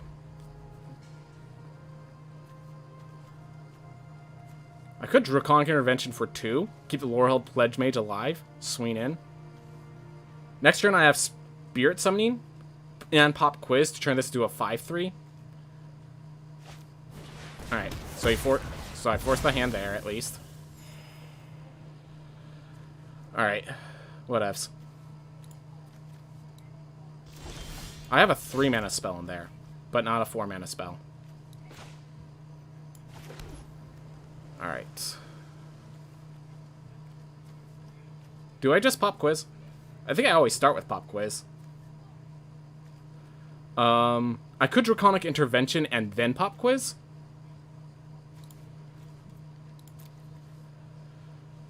How important is damage is the question. I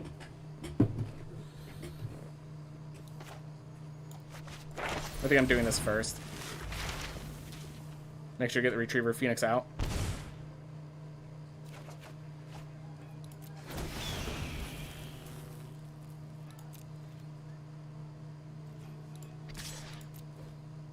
Yeah, if he gets Tanzania or Quandrix, I just need to kill it.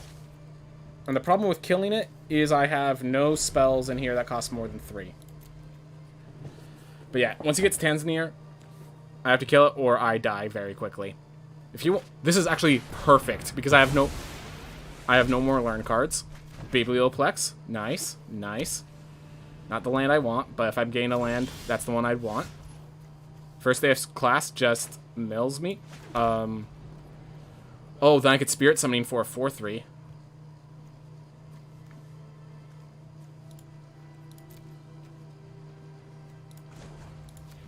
Add that and a mountain. First day of class. Resolve. Select a card to discard or draw a card. Alright. There we are. That's what I wanted to see. So I can play this. Attack with both. And then have an Igneous Inspiration behind it. I like that. If he lets either of them through, I win.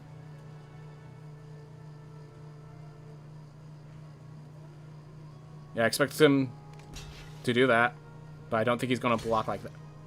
Really? I'm surprised. So here's the thing. Do I just Igneous? Yeah, I just Igneous Inspiration his face. I'm at decline. So next turn I could just sack the pillar drop reward and get that back. Kill.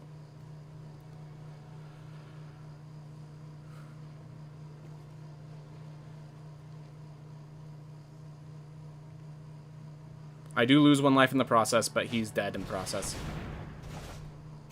Alright.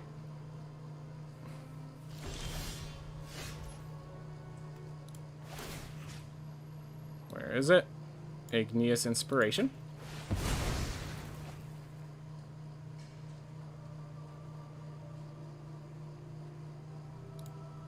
You're tapped out. You can't do anything.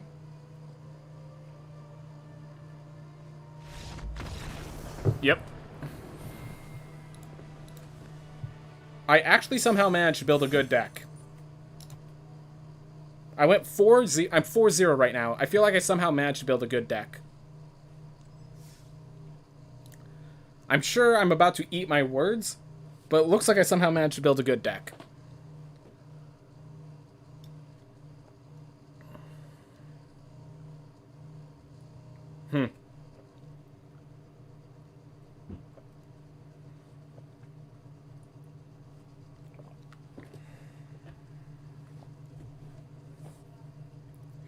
Well, 4-0 so far. Keep it flowing. Keep it good.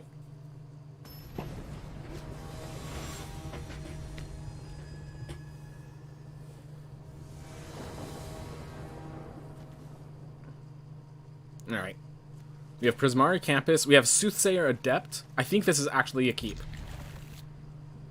If we keep drawing lands, we're going to have some issues, but we have a Soothsayer to get rid ourselves of lands we don't want.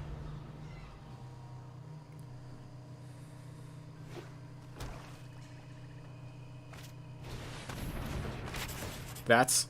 Oh, I can rip it apart. I can rip it apart.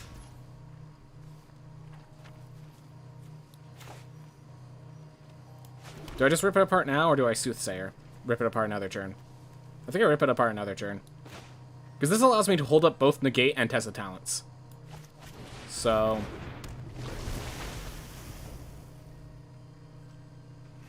I'm fine with this. Does mean I'm taking a Spirit Summoning. We're going to destroy this guy now, before he gets value out of it. I should have played the Prismari Campus then. Why did I not play the Prismari Campus then? Next turn I'll play Biblioplex. I can hold the Gate and the tap draw this card. I already have 1 Campus, I don't need 2. Or I could just play Pillar Drop. I think I just played Pillar Drop. See what else you do. Just play a tap land? Fair enough.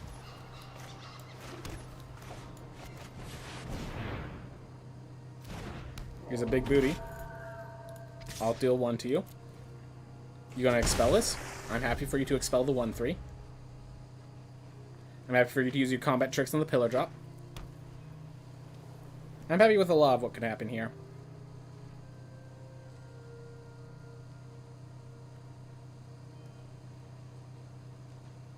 Alright. Owlin Shield Mage. Just a 3/3. Alright. And we can discard the Mounted now. Yeah. We hold up both Test of Talents and Negate depending on what we are more threatened by.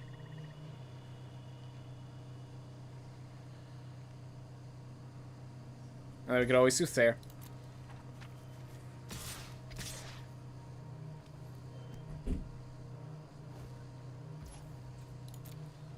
I'm a double block. Just get rid of that thing now.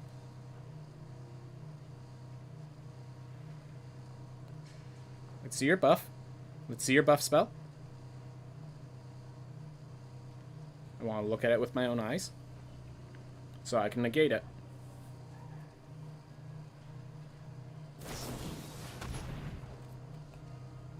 Gonna negate that. That's not the one I'm scared of. For Test of Talenting.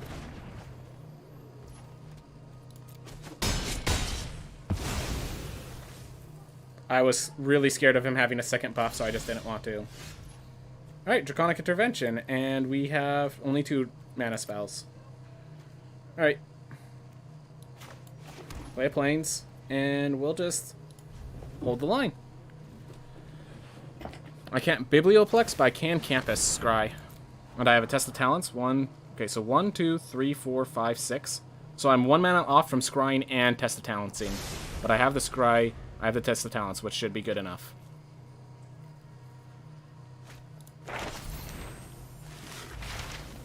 I'll allow that one.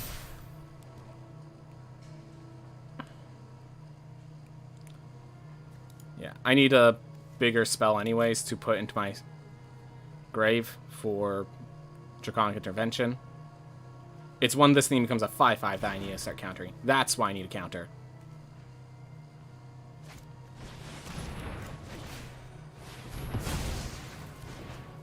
Alright. That's his hand. That's good to know. And let's look at his library. Alright, Mage Hunter, Cram Session, Professor's Warning. So he has a bunch of combat tricks. Be ready for combat tricks. A Vanishing Verse. Closing Statement. Demonic Tutor. Wait, 1, 2, 3, 4. I'm looking for his threats. So there's 4, 5, 6, 7, 8. Okay, so there's 8. There's still more threats than I thought. Okay. Whatever. We now know his hand. Yep. Just start playing your cards. Sir. Alright, so do I want to Snow Day that? Or do I just want to... 1, 2, 3, 4, 5, 6. I think we hold up the mountain. We keep the mountain so we can discard it with Snow Day.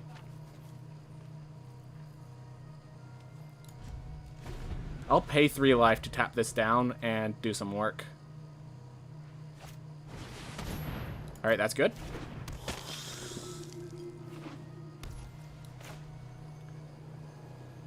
Do I Snow Day this? It allows me to draw cards. It's tap up to 2 creatures. I don't actually need to tap that. I'm just going to tap this guy and submit 1. I'm not going to pay life to draw and discard.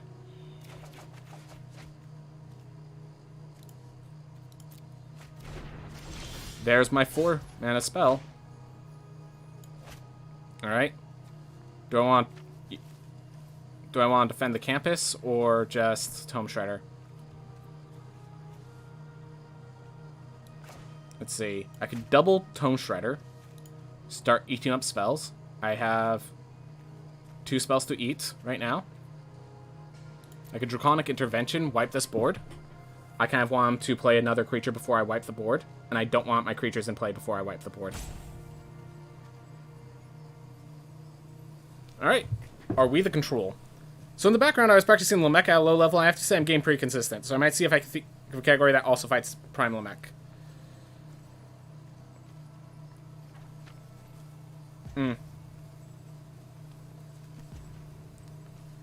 I think I'm just going to hold the line. If I draw enough cards, Biblioplex turns on.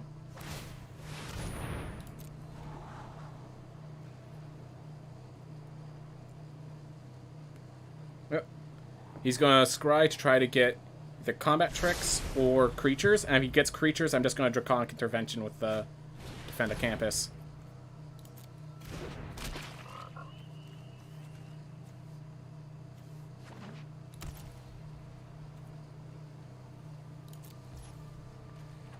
I need to discard this to Defend the Campus somehow, I feel.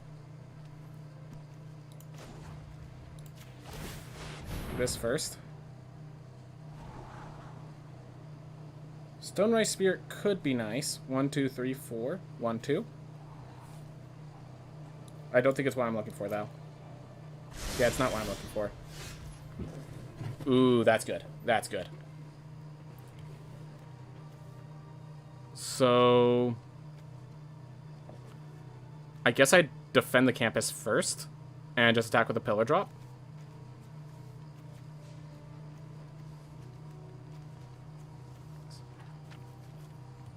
Or I could just...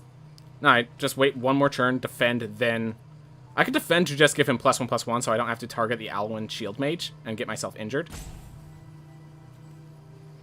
I like that.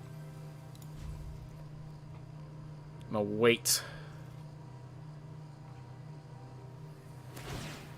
He's going to be really weirded out when I defend the campus just to give my creatures +1/+1.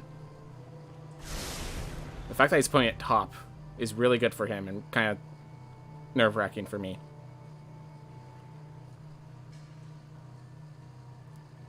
Alright, if he has a kill spell, we will defend the campus on the Allen to reduce damage, because it does reduce damage by 1.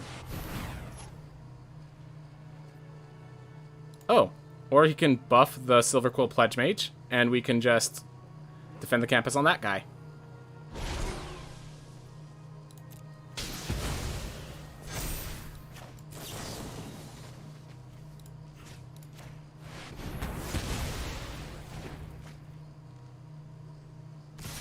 Alright, so we take 5 damage, then we wipe the board. 1, 2, 3, 4, 5, 6. So we're 1 off of Creative Outburst as well, but we... And we want to exile to defend the campus. And that exiles the Unwilling Ingredient, so he can't draw off of it. So we Retriever Phoenix, and we can still get one of the spells. Or I could just double Tome Shredder, attack with one, pump the other. I think I like that better. So... Alright.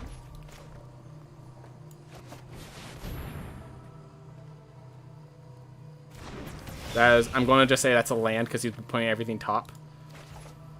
I can't guarantee that's a land, but I'm going to say it is anyways. Attack first. See what occurs.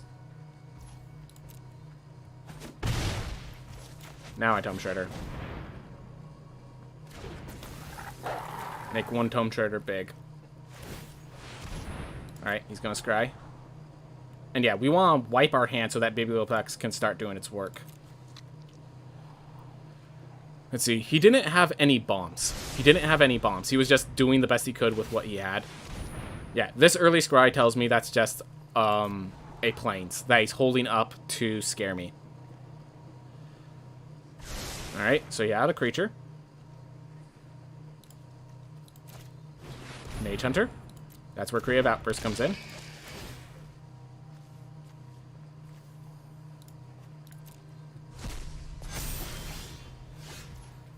Alright. Do this now while he can't protect his creature in any way. Oh, he could have just got a card that protects his creature. Alright. I like the Fuming Effigy with the 2 Tome Shredders. So we're just going to attack in right now. So yeah, I think he just has a combat trick in hand. And he couldn't use it because of that.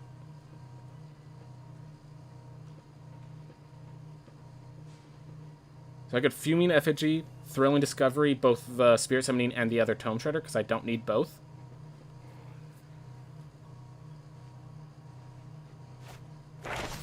Yep, it was a... another patch just came in? Wow.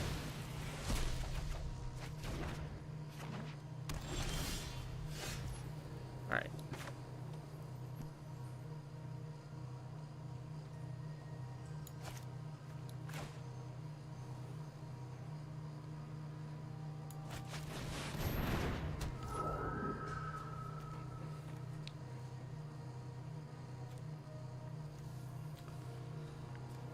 Let's see, I could discard these 2, or the tome. How do I'm just gonna play the Spirit Summoning, I think. And I think attacking in here is correct for the clock. Because we want to make sure we can exile every card we need to exile. He's gonna... Yeah, he's definitely gonna scry right here. The question is he going to double scry? I don't think so. I think if you want double scry, you do the second scry at the end of my turn. Alright. Yep, exactly. You scry 1 bomb, you do the second scry on my turn, just in case you draw what you're looking for. Shadewing Laureate. Alright, so we start with a Guiding Voice to make this guy not easily blockable.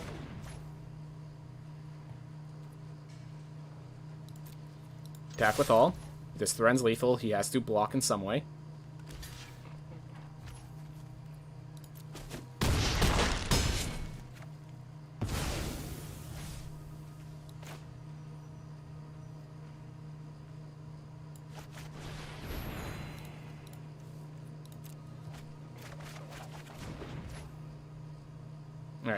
I'm going to Tome Shredder.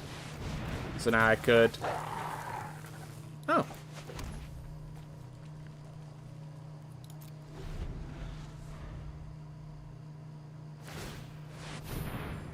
It's okay.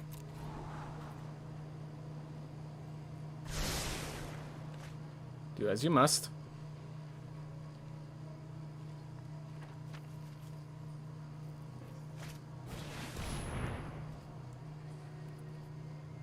Okay, I don't think... I looked through his library. I don't think he has anything worth that can win him the game here. So, we're good. Especially at 3 mana. He has nothing that can win the game here.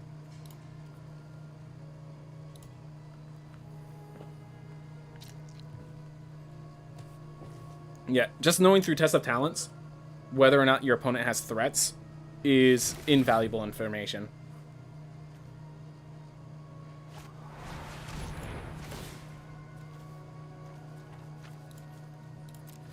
So they apparently added a tutorial section to lead new players to Echo Boots and show what kind of game it is. Makes sense. They actually... That was an issue that I didn't notice. I watched new players play the game, and they had trouble finding that.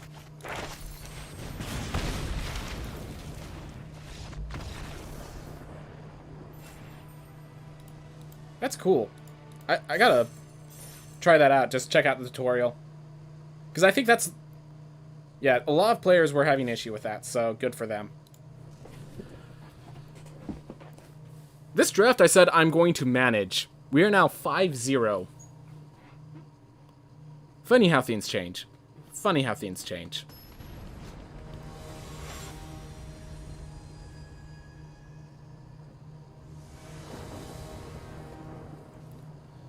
Alright, got a mulligan. Just do not have the color sources for this. That's why I have 5 planes, because I have 2 Prismari campuses. Alright. Biblioplex has not been doing its job.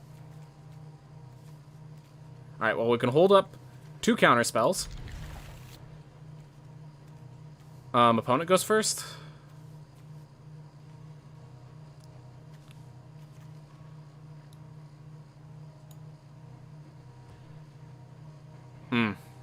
Do I just throw back the Biblioplex? Nah. Nah.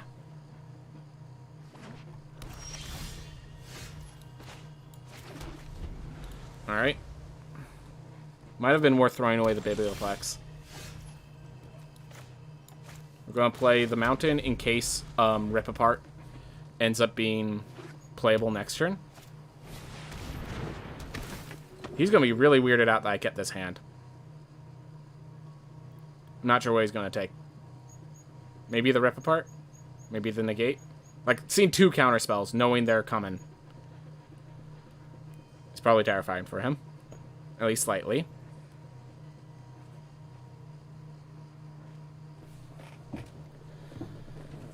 Ugh.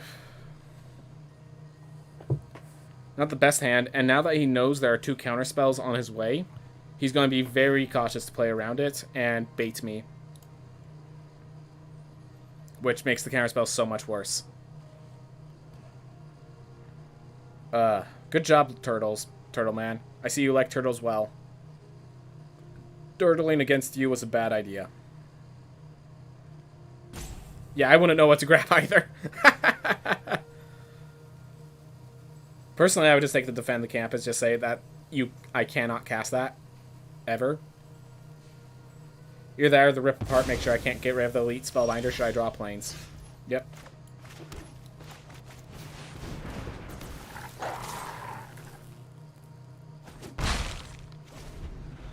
Take the block.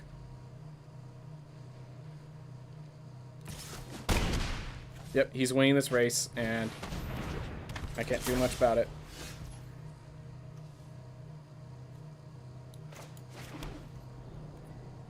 No attacks. That would die to the Promising Death Mage. Nope. I have to counter something so that I could actually kill the Death Mage if it tries to attack.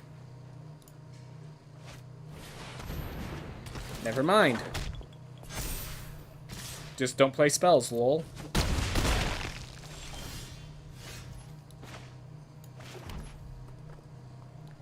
Pop Quiz, the Learn does not give me anything, so I'm just going to And the turn, if he attacks, I might pop Quiz, then...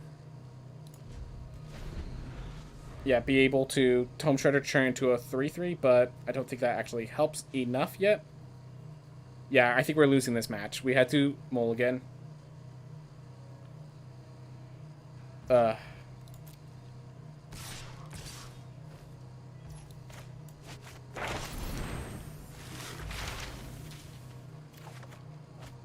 there's the planes. A little late, though. I think we're dead. We're very likely dead. At the very least, I make it very hard for the Dust Mage to attack next turn. He'd have to pay a lot with the Dueling Coach. Gosh darn it. All creatures.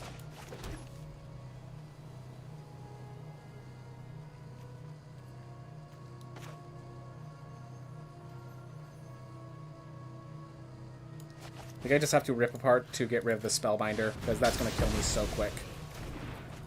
Do I Soothsayer Adept, or do I leave up a negate? I can block the 4/4, we go down to 2. We go down to 1.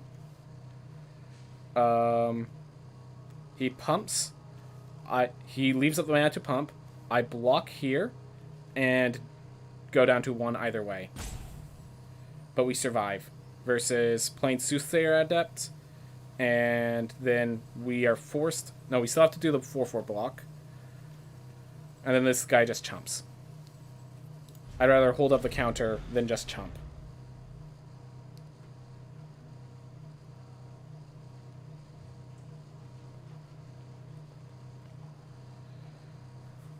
He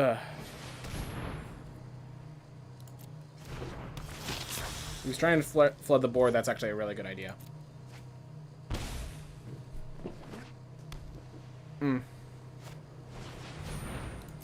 Well, he flooded the board effectively. He never played a spell that I could counter.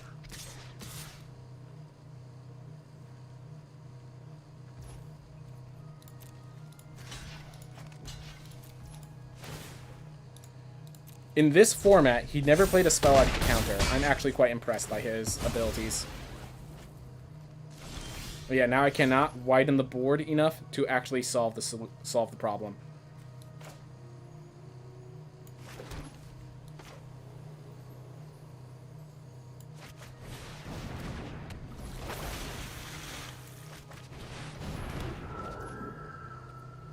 Oh well.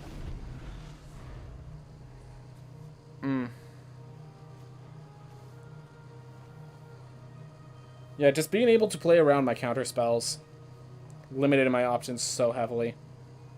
He has lethal on board. He sees my entire hand, I just realized. He knows he has lethal on board.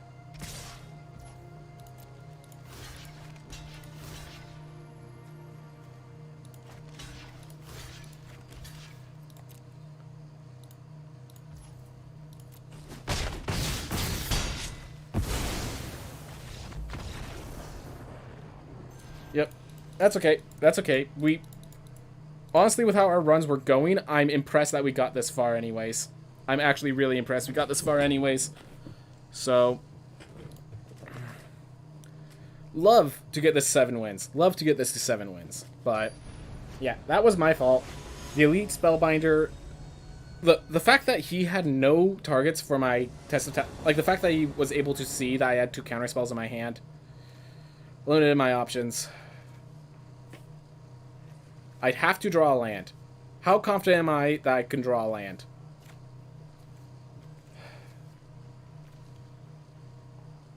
I get 1, 2, 3 draws at a land. I have a Test of Talents that I get to hold up while I wait.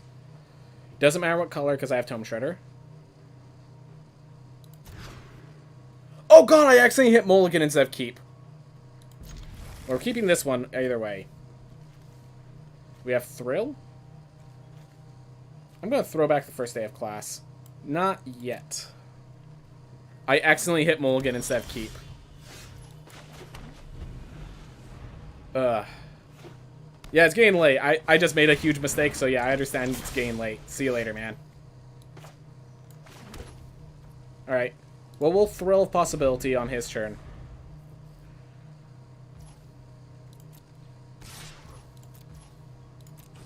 I think we discard the Elemental Masterpiece. We're going to draw a land. And we're not going to be playing that anytime soon. Alright, Mountain, Pledge Mage. We can now block the Leech Fanatic. I will force him to have a combat trick if he wants to go combat trick. Then I'll just Human Effigy the next turn. See a Mindful Line. Question is that mistake going to cost me? It's definitely... Alright, so he's going to be attacking in the air with the Arrogant Poet. I'm happy with that. Perfectly fine with that. Alright. So I could Prismari Campus, and then hold up the proc quiz. I'd rather just Fuming Effigy now, and then hold up the Prismari Campus on another turn. Because it's not planes, so it's not what I'm looking for. Karak Wrangler, starting to get a little scary. Do need to rip that apart ASAP. Planes, please. Not a planes. Pop quiz. If I draw a planes, I'm in good shape.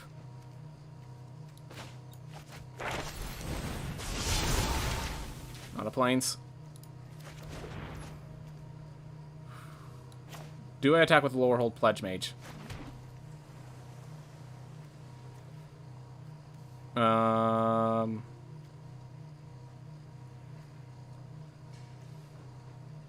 I'm the defender here. I'm the defender here. I'm going to let the Leech Fanatic live. I want him, if he needs to do a combat trick, put the counter on the Spree Main Servant. I just need a Plains. I want to just discard a Mountain for a Plains, honestly. Well, okay, that's fine. That doesn't synergize with the others. Alright, he has no combat tricks then. He has no spells in his hand. Otherwise, he would have attacked with the Karak Wrangler.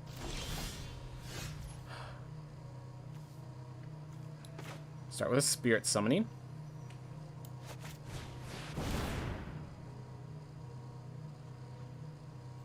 I can't even attack with a Warhold Pledge Mage anyways. He just blocks with the Overgrown Arch. If I attack with a Fuming Effigy, he blocks with a Spree Main Servant. There are no good attacks for me. Well done, sir. I just need a white mana source. Would you look at that? We actually got all the way to the point where Elemental Masterpiece was playable before we were able to get Island. That's great. That's great. He had a Flunk. I'm surprised he didn't swing out. Oh, if swung out if I was him.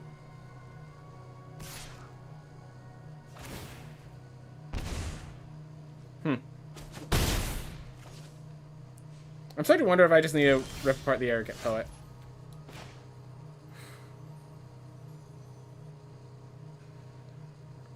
Let's see. So if I rip apart the Arrogant Poet, he stops attacking. Yeah. And then I could Guiding Voice and do some other stuff later. But I just need to not die right now. And this guy seems very nervous about attacking, so... take care of that. Again, can't attack because the Overgrown Arch. We have enough mana to scry. Yeah, he's going to gain life, but as long as he doesn't learn right now, we're good. I'm just going to put that on the upkeep in case I want to, in case I find I want to scry on my upkeep. Alright. Is there a reason for that, sir? I now can attack in and not have to worry about, he really wanted whatever lesson he's about to get. Alright. I mean, it allows him to get bigger, so by all means, makes sense. Makes sense. Alright, I'm more than happy to block with my 3-2 against that theme. One top, one bottom. It's a combat trick. 100% it's a combat trick.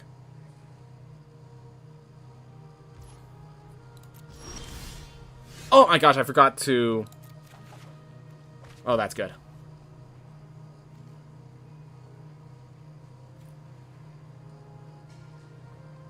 One, two, three, four, five, six. You ready for this? I can play an island. I have 7 for the greatest outburst. 1, 2, 3, 4, 5, 6, 7. So I can Guiding Voice, turn this Lorehold Pledge Mage into a monster. Give myself a Spirit Summoning. Then I can attack and have the Creative Outburst on the ready. For whatever. So I can blow up his creature as he does the combat trick. Or I could Spirit Summoning. 1, 2, 3, 4, 5, 6, 7. Next turn, I'll hold up the Spirit Summoning. For this turn, I will hold up the Creative Outburst. And ready to kill the Carrick Wrangler.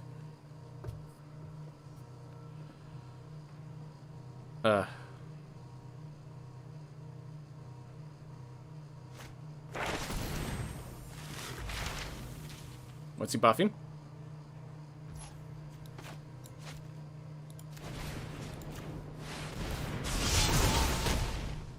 Alright, I want Rip Apart, I think.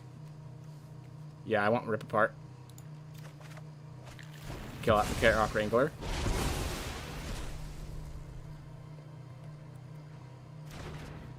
He had no learn cards? And he didn't want to discard? I think that might have just been a mistake. That second half. Okay, hold up. Cancel. It's Thrilling Discovery. Discard the Mountain and the Spirit Summoning. Start with that. Oh, wait. I don't have a Plains, so I can't actually do both. Okay, now I can, but I didn't know that beforehand.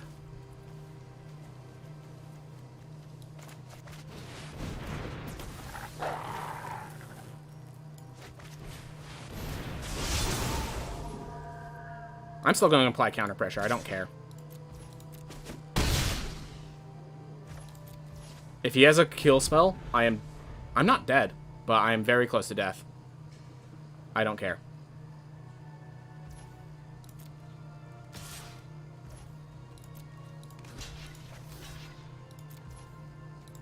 Is that your trade? I'm happy. I'm happy. I hope you're happy.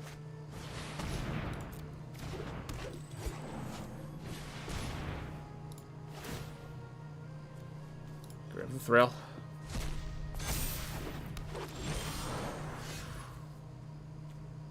Get another Tome Shredder to help block on the board.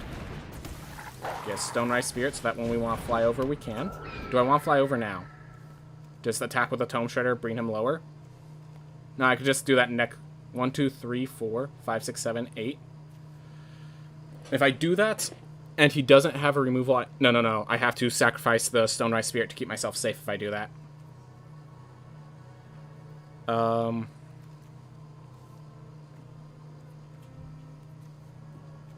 If I attack with a 3/3 is what I'm just trying to figure out.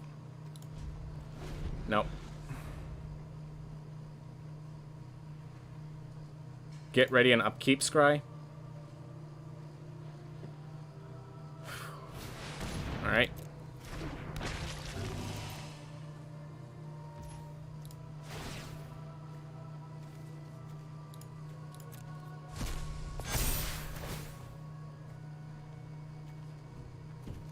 Spirit Summoning. Alright, so I can 1, 2, 3, 4, 5, 6, 7, 8. So I can get 2 attacking in, but I just do that next turn and win the game. That.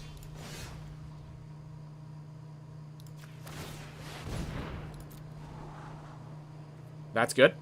That's a good card to make sure he can't come back.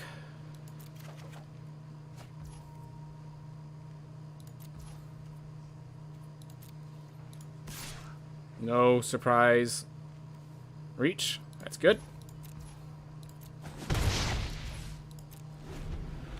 Alright. Make some blocks, ready to defend the campus to just wreck him. And then we win the game. Alright.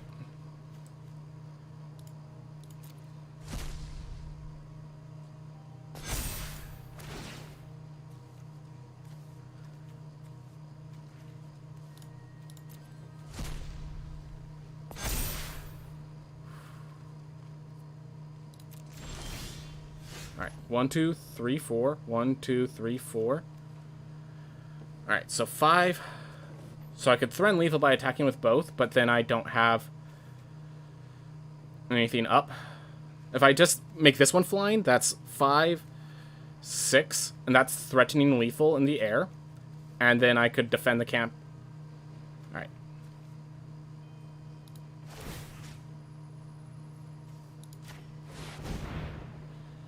Get rid of the mountain.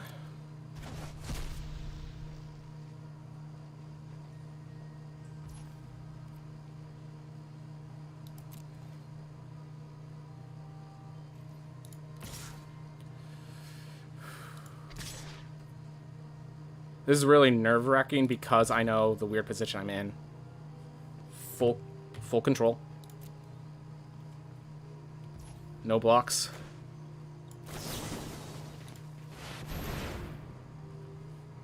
Kill spell? What you got?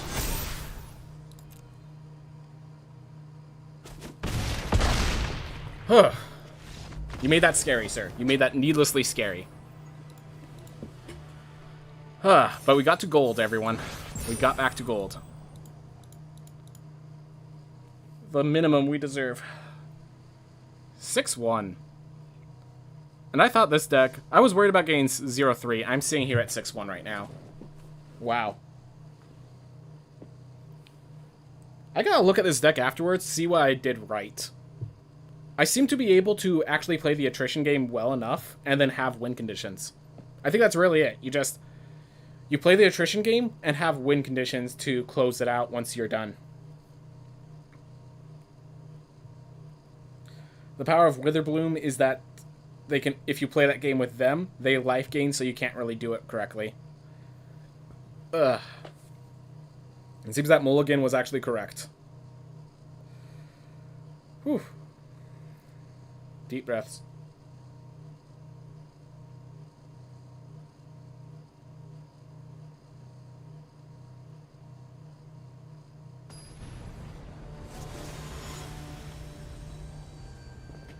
Alright. A mech 16. We have a thrill to help us get a better hand.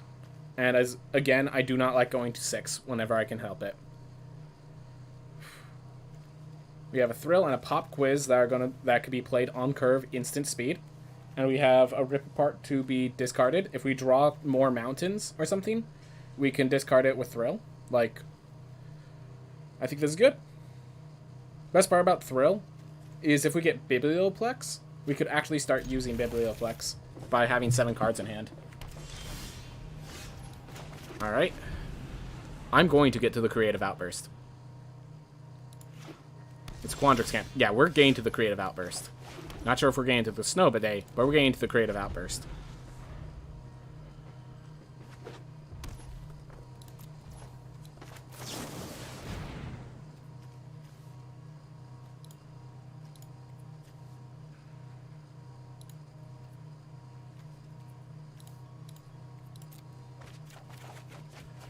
There we are.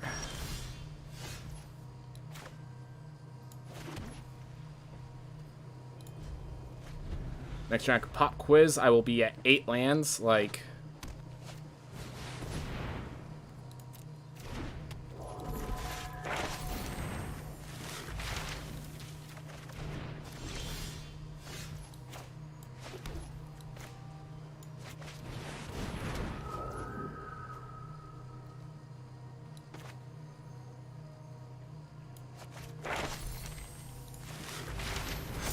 Do that, get another Spirit Summoning.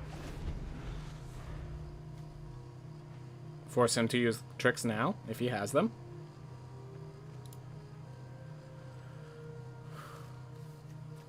Yeah, if I get a Biblioplex right now, I immediately can use it, which is pretty great.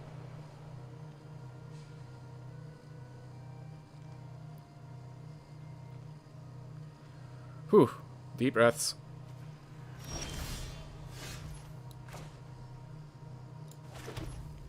One, two, three, four, 5.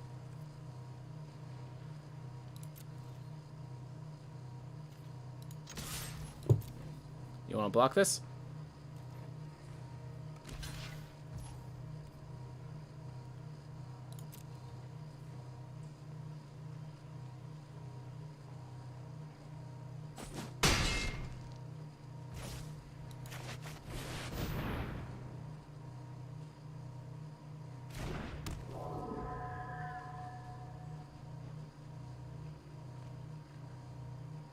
Did I want a Spirit Summoning Rip Apart? That was actually an option that I could have considered a bit more. Oh well. I actually like the Fuming Effigy being played early. He was wondering if you want to Enthusiastic Study just for that kill. Environmental Sciences tells me he has a Leyline Invocation he's trying to get the mana for.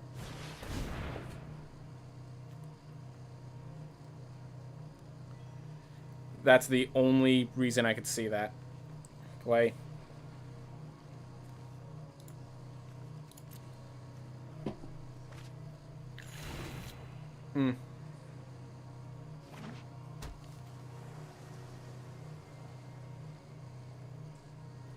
Alright, so if we want to discard a color, we discard the plains, definitely.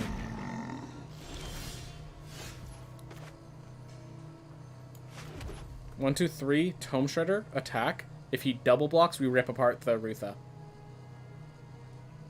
How does that play sound? I have enough for Creative Outburst on the Rutha another turn. I think we just start with an attack.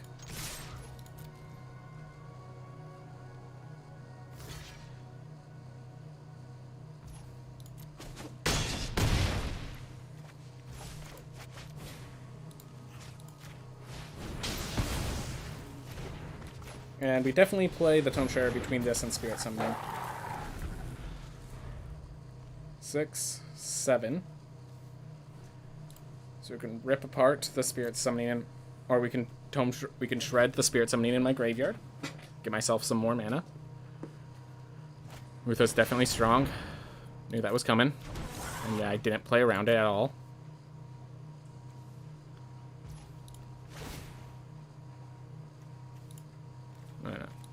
Actually, yeah.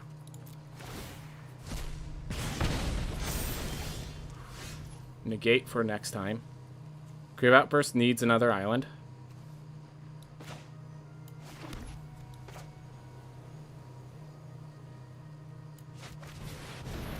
And so far, it looks like I'm just putting the blue in to get my color fixing. Or to get the campus. So I'm good with that. That hiding of actual truths. Alright. If he attacks with the Fractal, I am triple blocking with everything but the Tome Shredder. Ugh. And if he plays a spell so big that he can't Rutha to duplicate, we negate. Okay. Can accept that.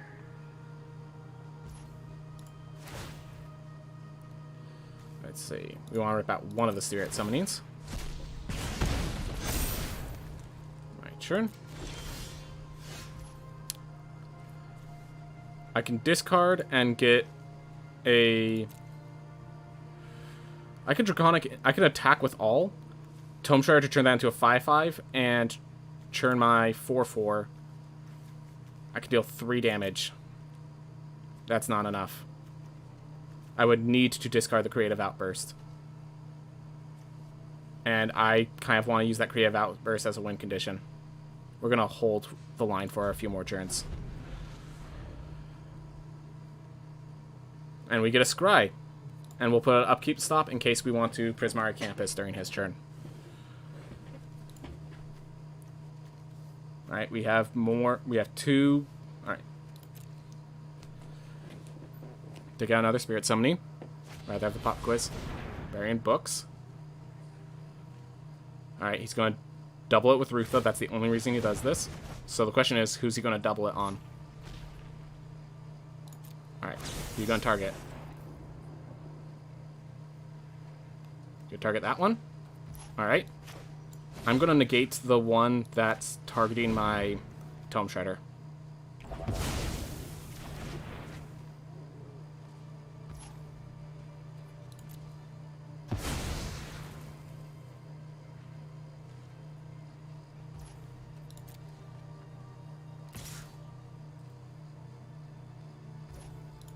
You just making sure there's no sneaky reach. Fair enough.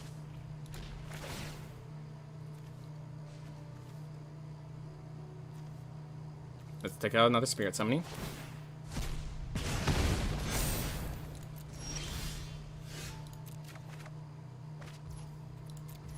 Perfection. Alright. Next turn, the stall ends. Whew. We don't need that stop, actually. Snow Day and Creative Outburst. We don't need that stop. Decks with the 6s, I'm using the 3-2 and the 4-3.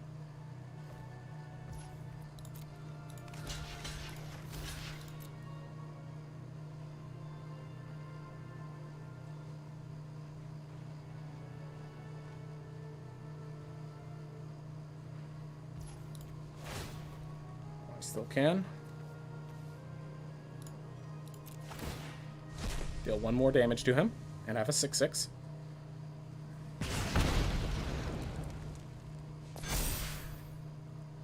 That's the way I like it. Now I have a Creative Outburst for the Rutha.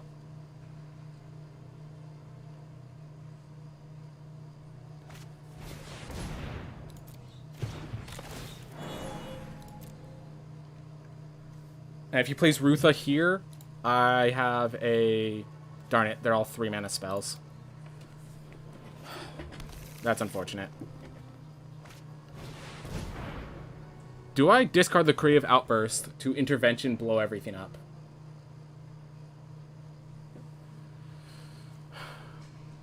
Kind of considering it. Nah, I'm gonna do this.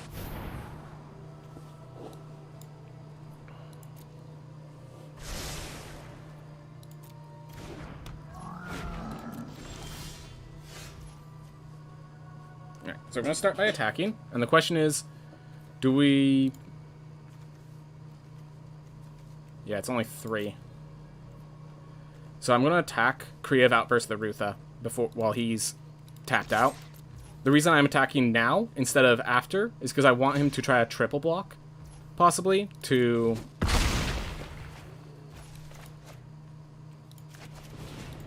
Yeah, get rid of that now. Do I want Retriever Phoenix or the Biblioplex? That's a good question. How's his health? He has a lot of cards. I think we actually... No, we have the Snow Day. I'm going to grab the Retriever Phoenix.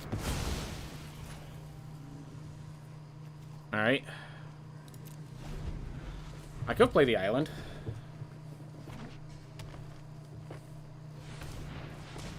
I used both my Spirit Summonings, correct? Yep. Manifestation Stage for 3, which is actually perfect for my Draconic Intervention.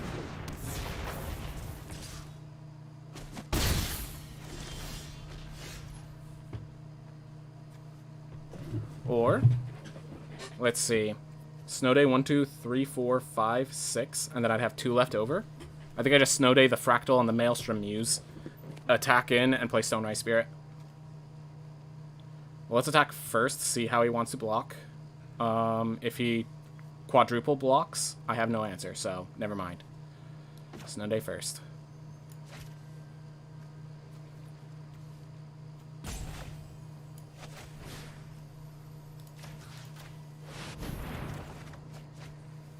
Discard a card.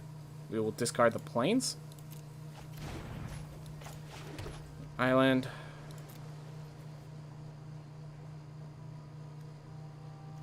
Do I want to attack?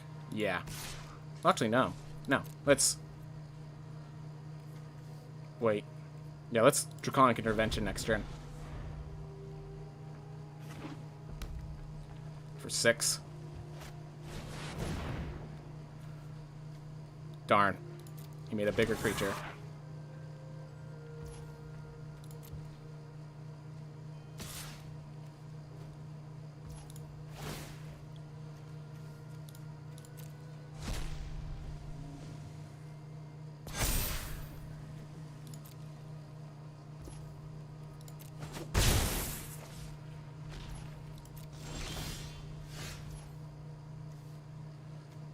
Draconic Intervention.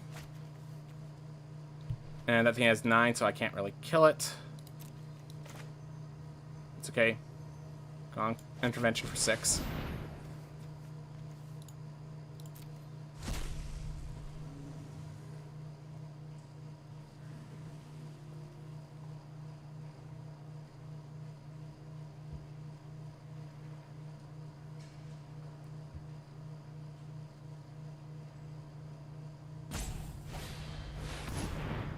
Alright.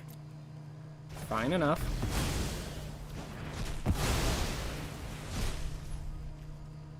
Alright. During Discovery, I can discard the Stone Eye Spirit and the Retriever Phoenix. Look for better cards. I think that's actually the play. Because I have more Learn in my deck.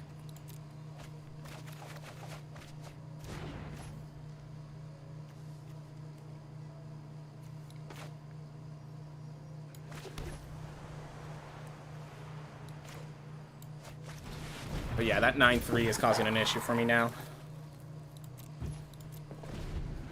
But we have an Elemental Masterpiece that we can use to get back in this game.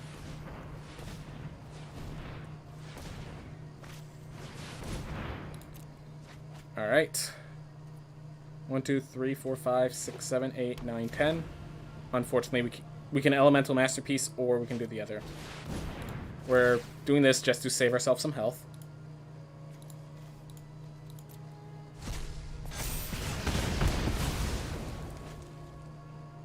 Yep, we want Laurel Blood Mage and Elemental Masterpiece here, so...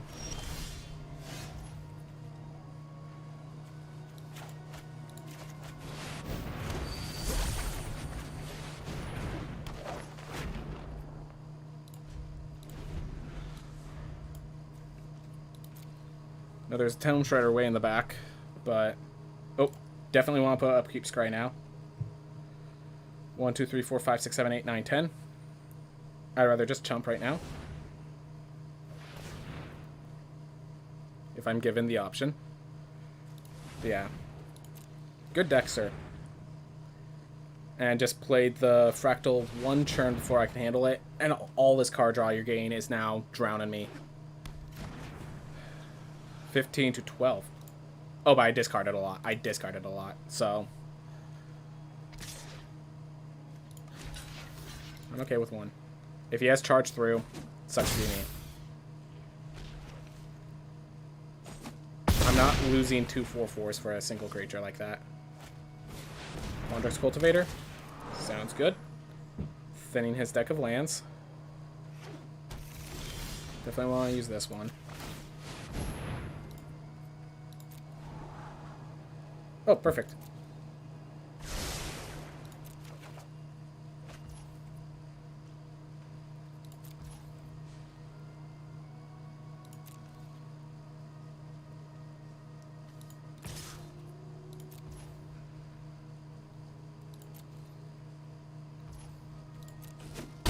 Do I just defend the campus that now before he gets a combat trick?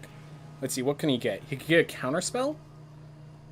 Or he could just get a bigger minion. That's really it. I still don't want to take the chance.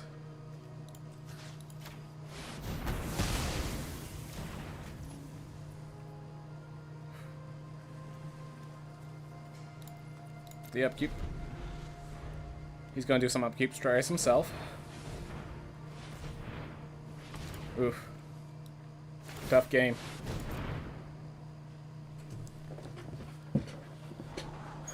My hope is that he starts putting things on the bottom. Alright. Does he scry again? No, you draw and then you scry the next time. Yep, sounds about right. Wondrous Blood Mage. I can handle that.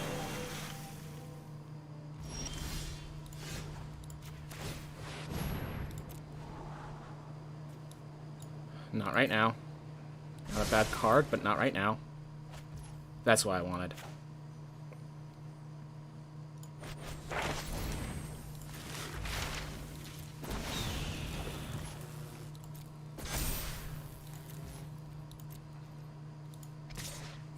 Do I attack with this guy? He double blocks. I kill the Quandrix Cultivator. He's at 7 health. If I attack with all, he's forced to block. If I attack with all, he's forced to block. That's good enough for me. If he double chumps, yep. I'll get rid of the cultivator. Yep, that is the correct play on his part. I'll get rid of the cultivator.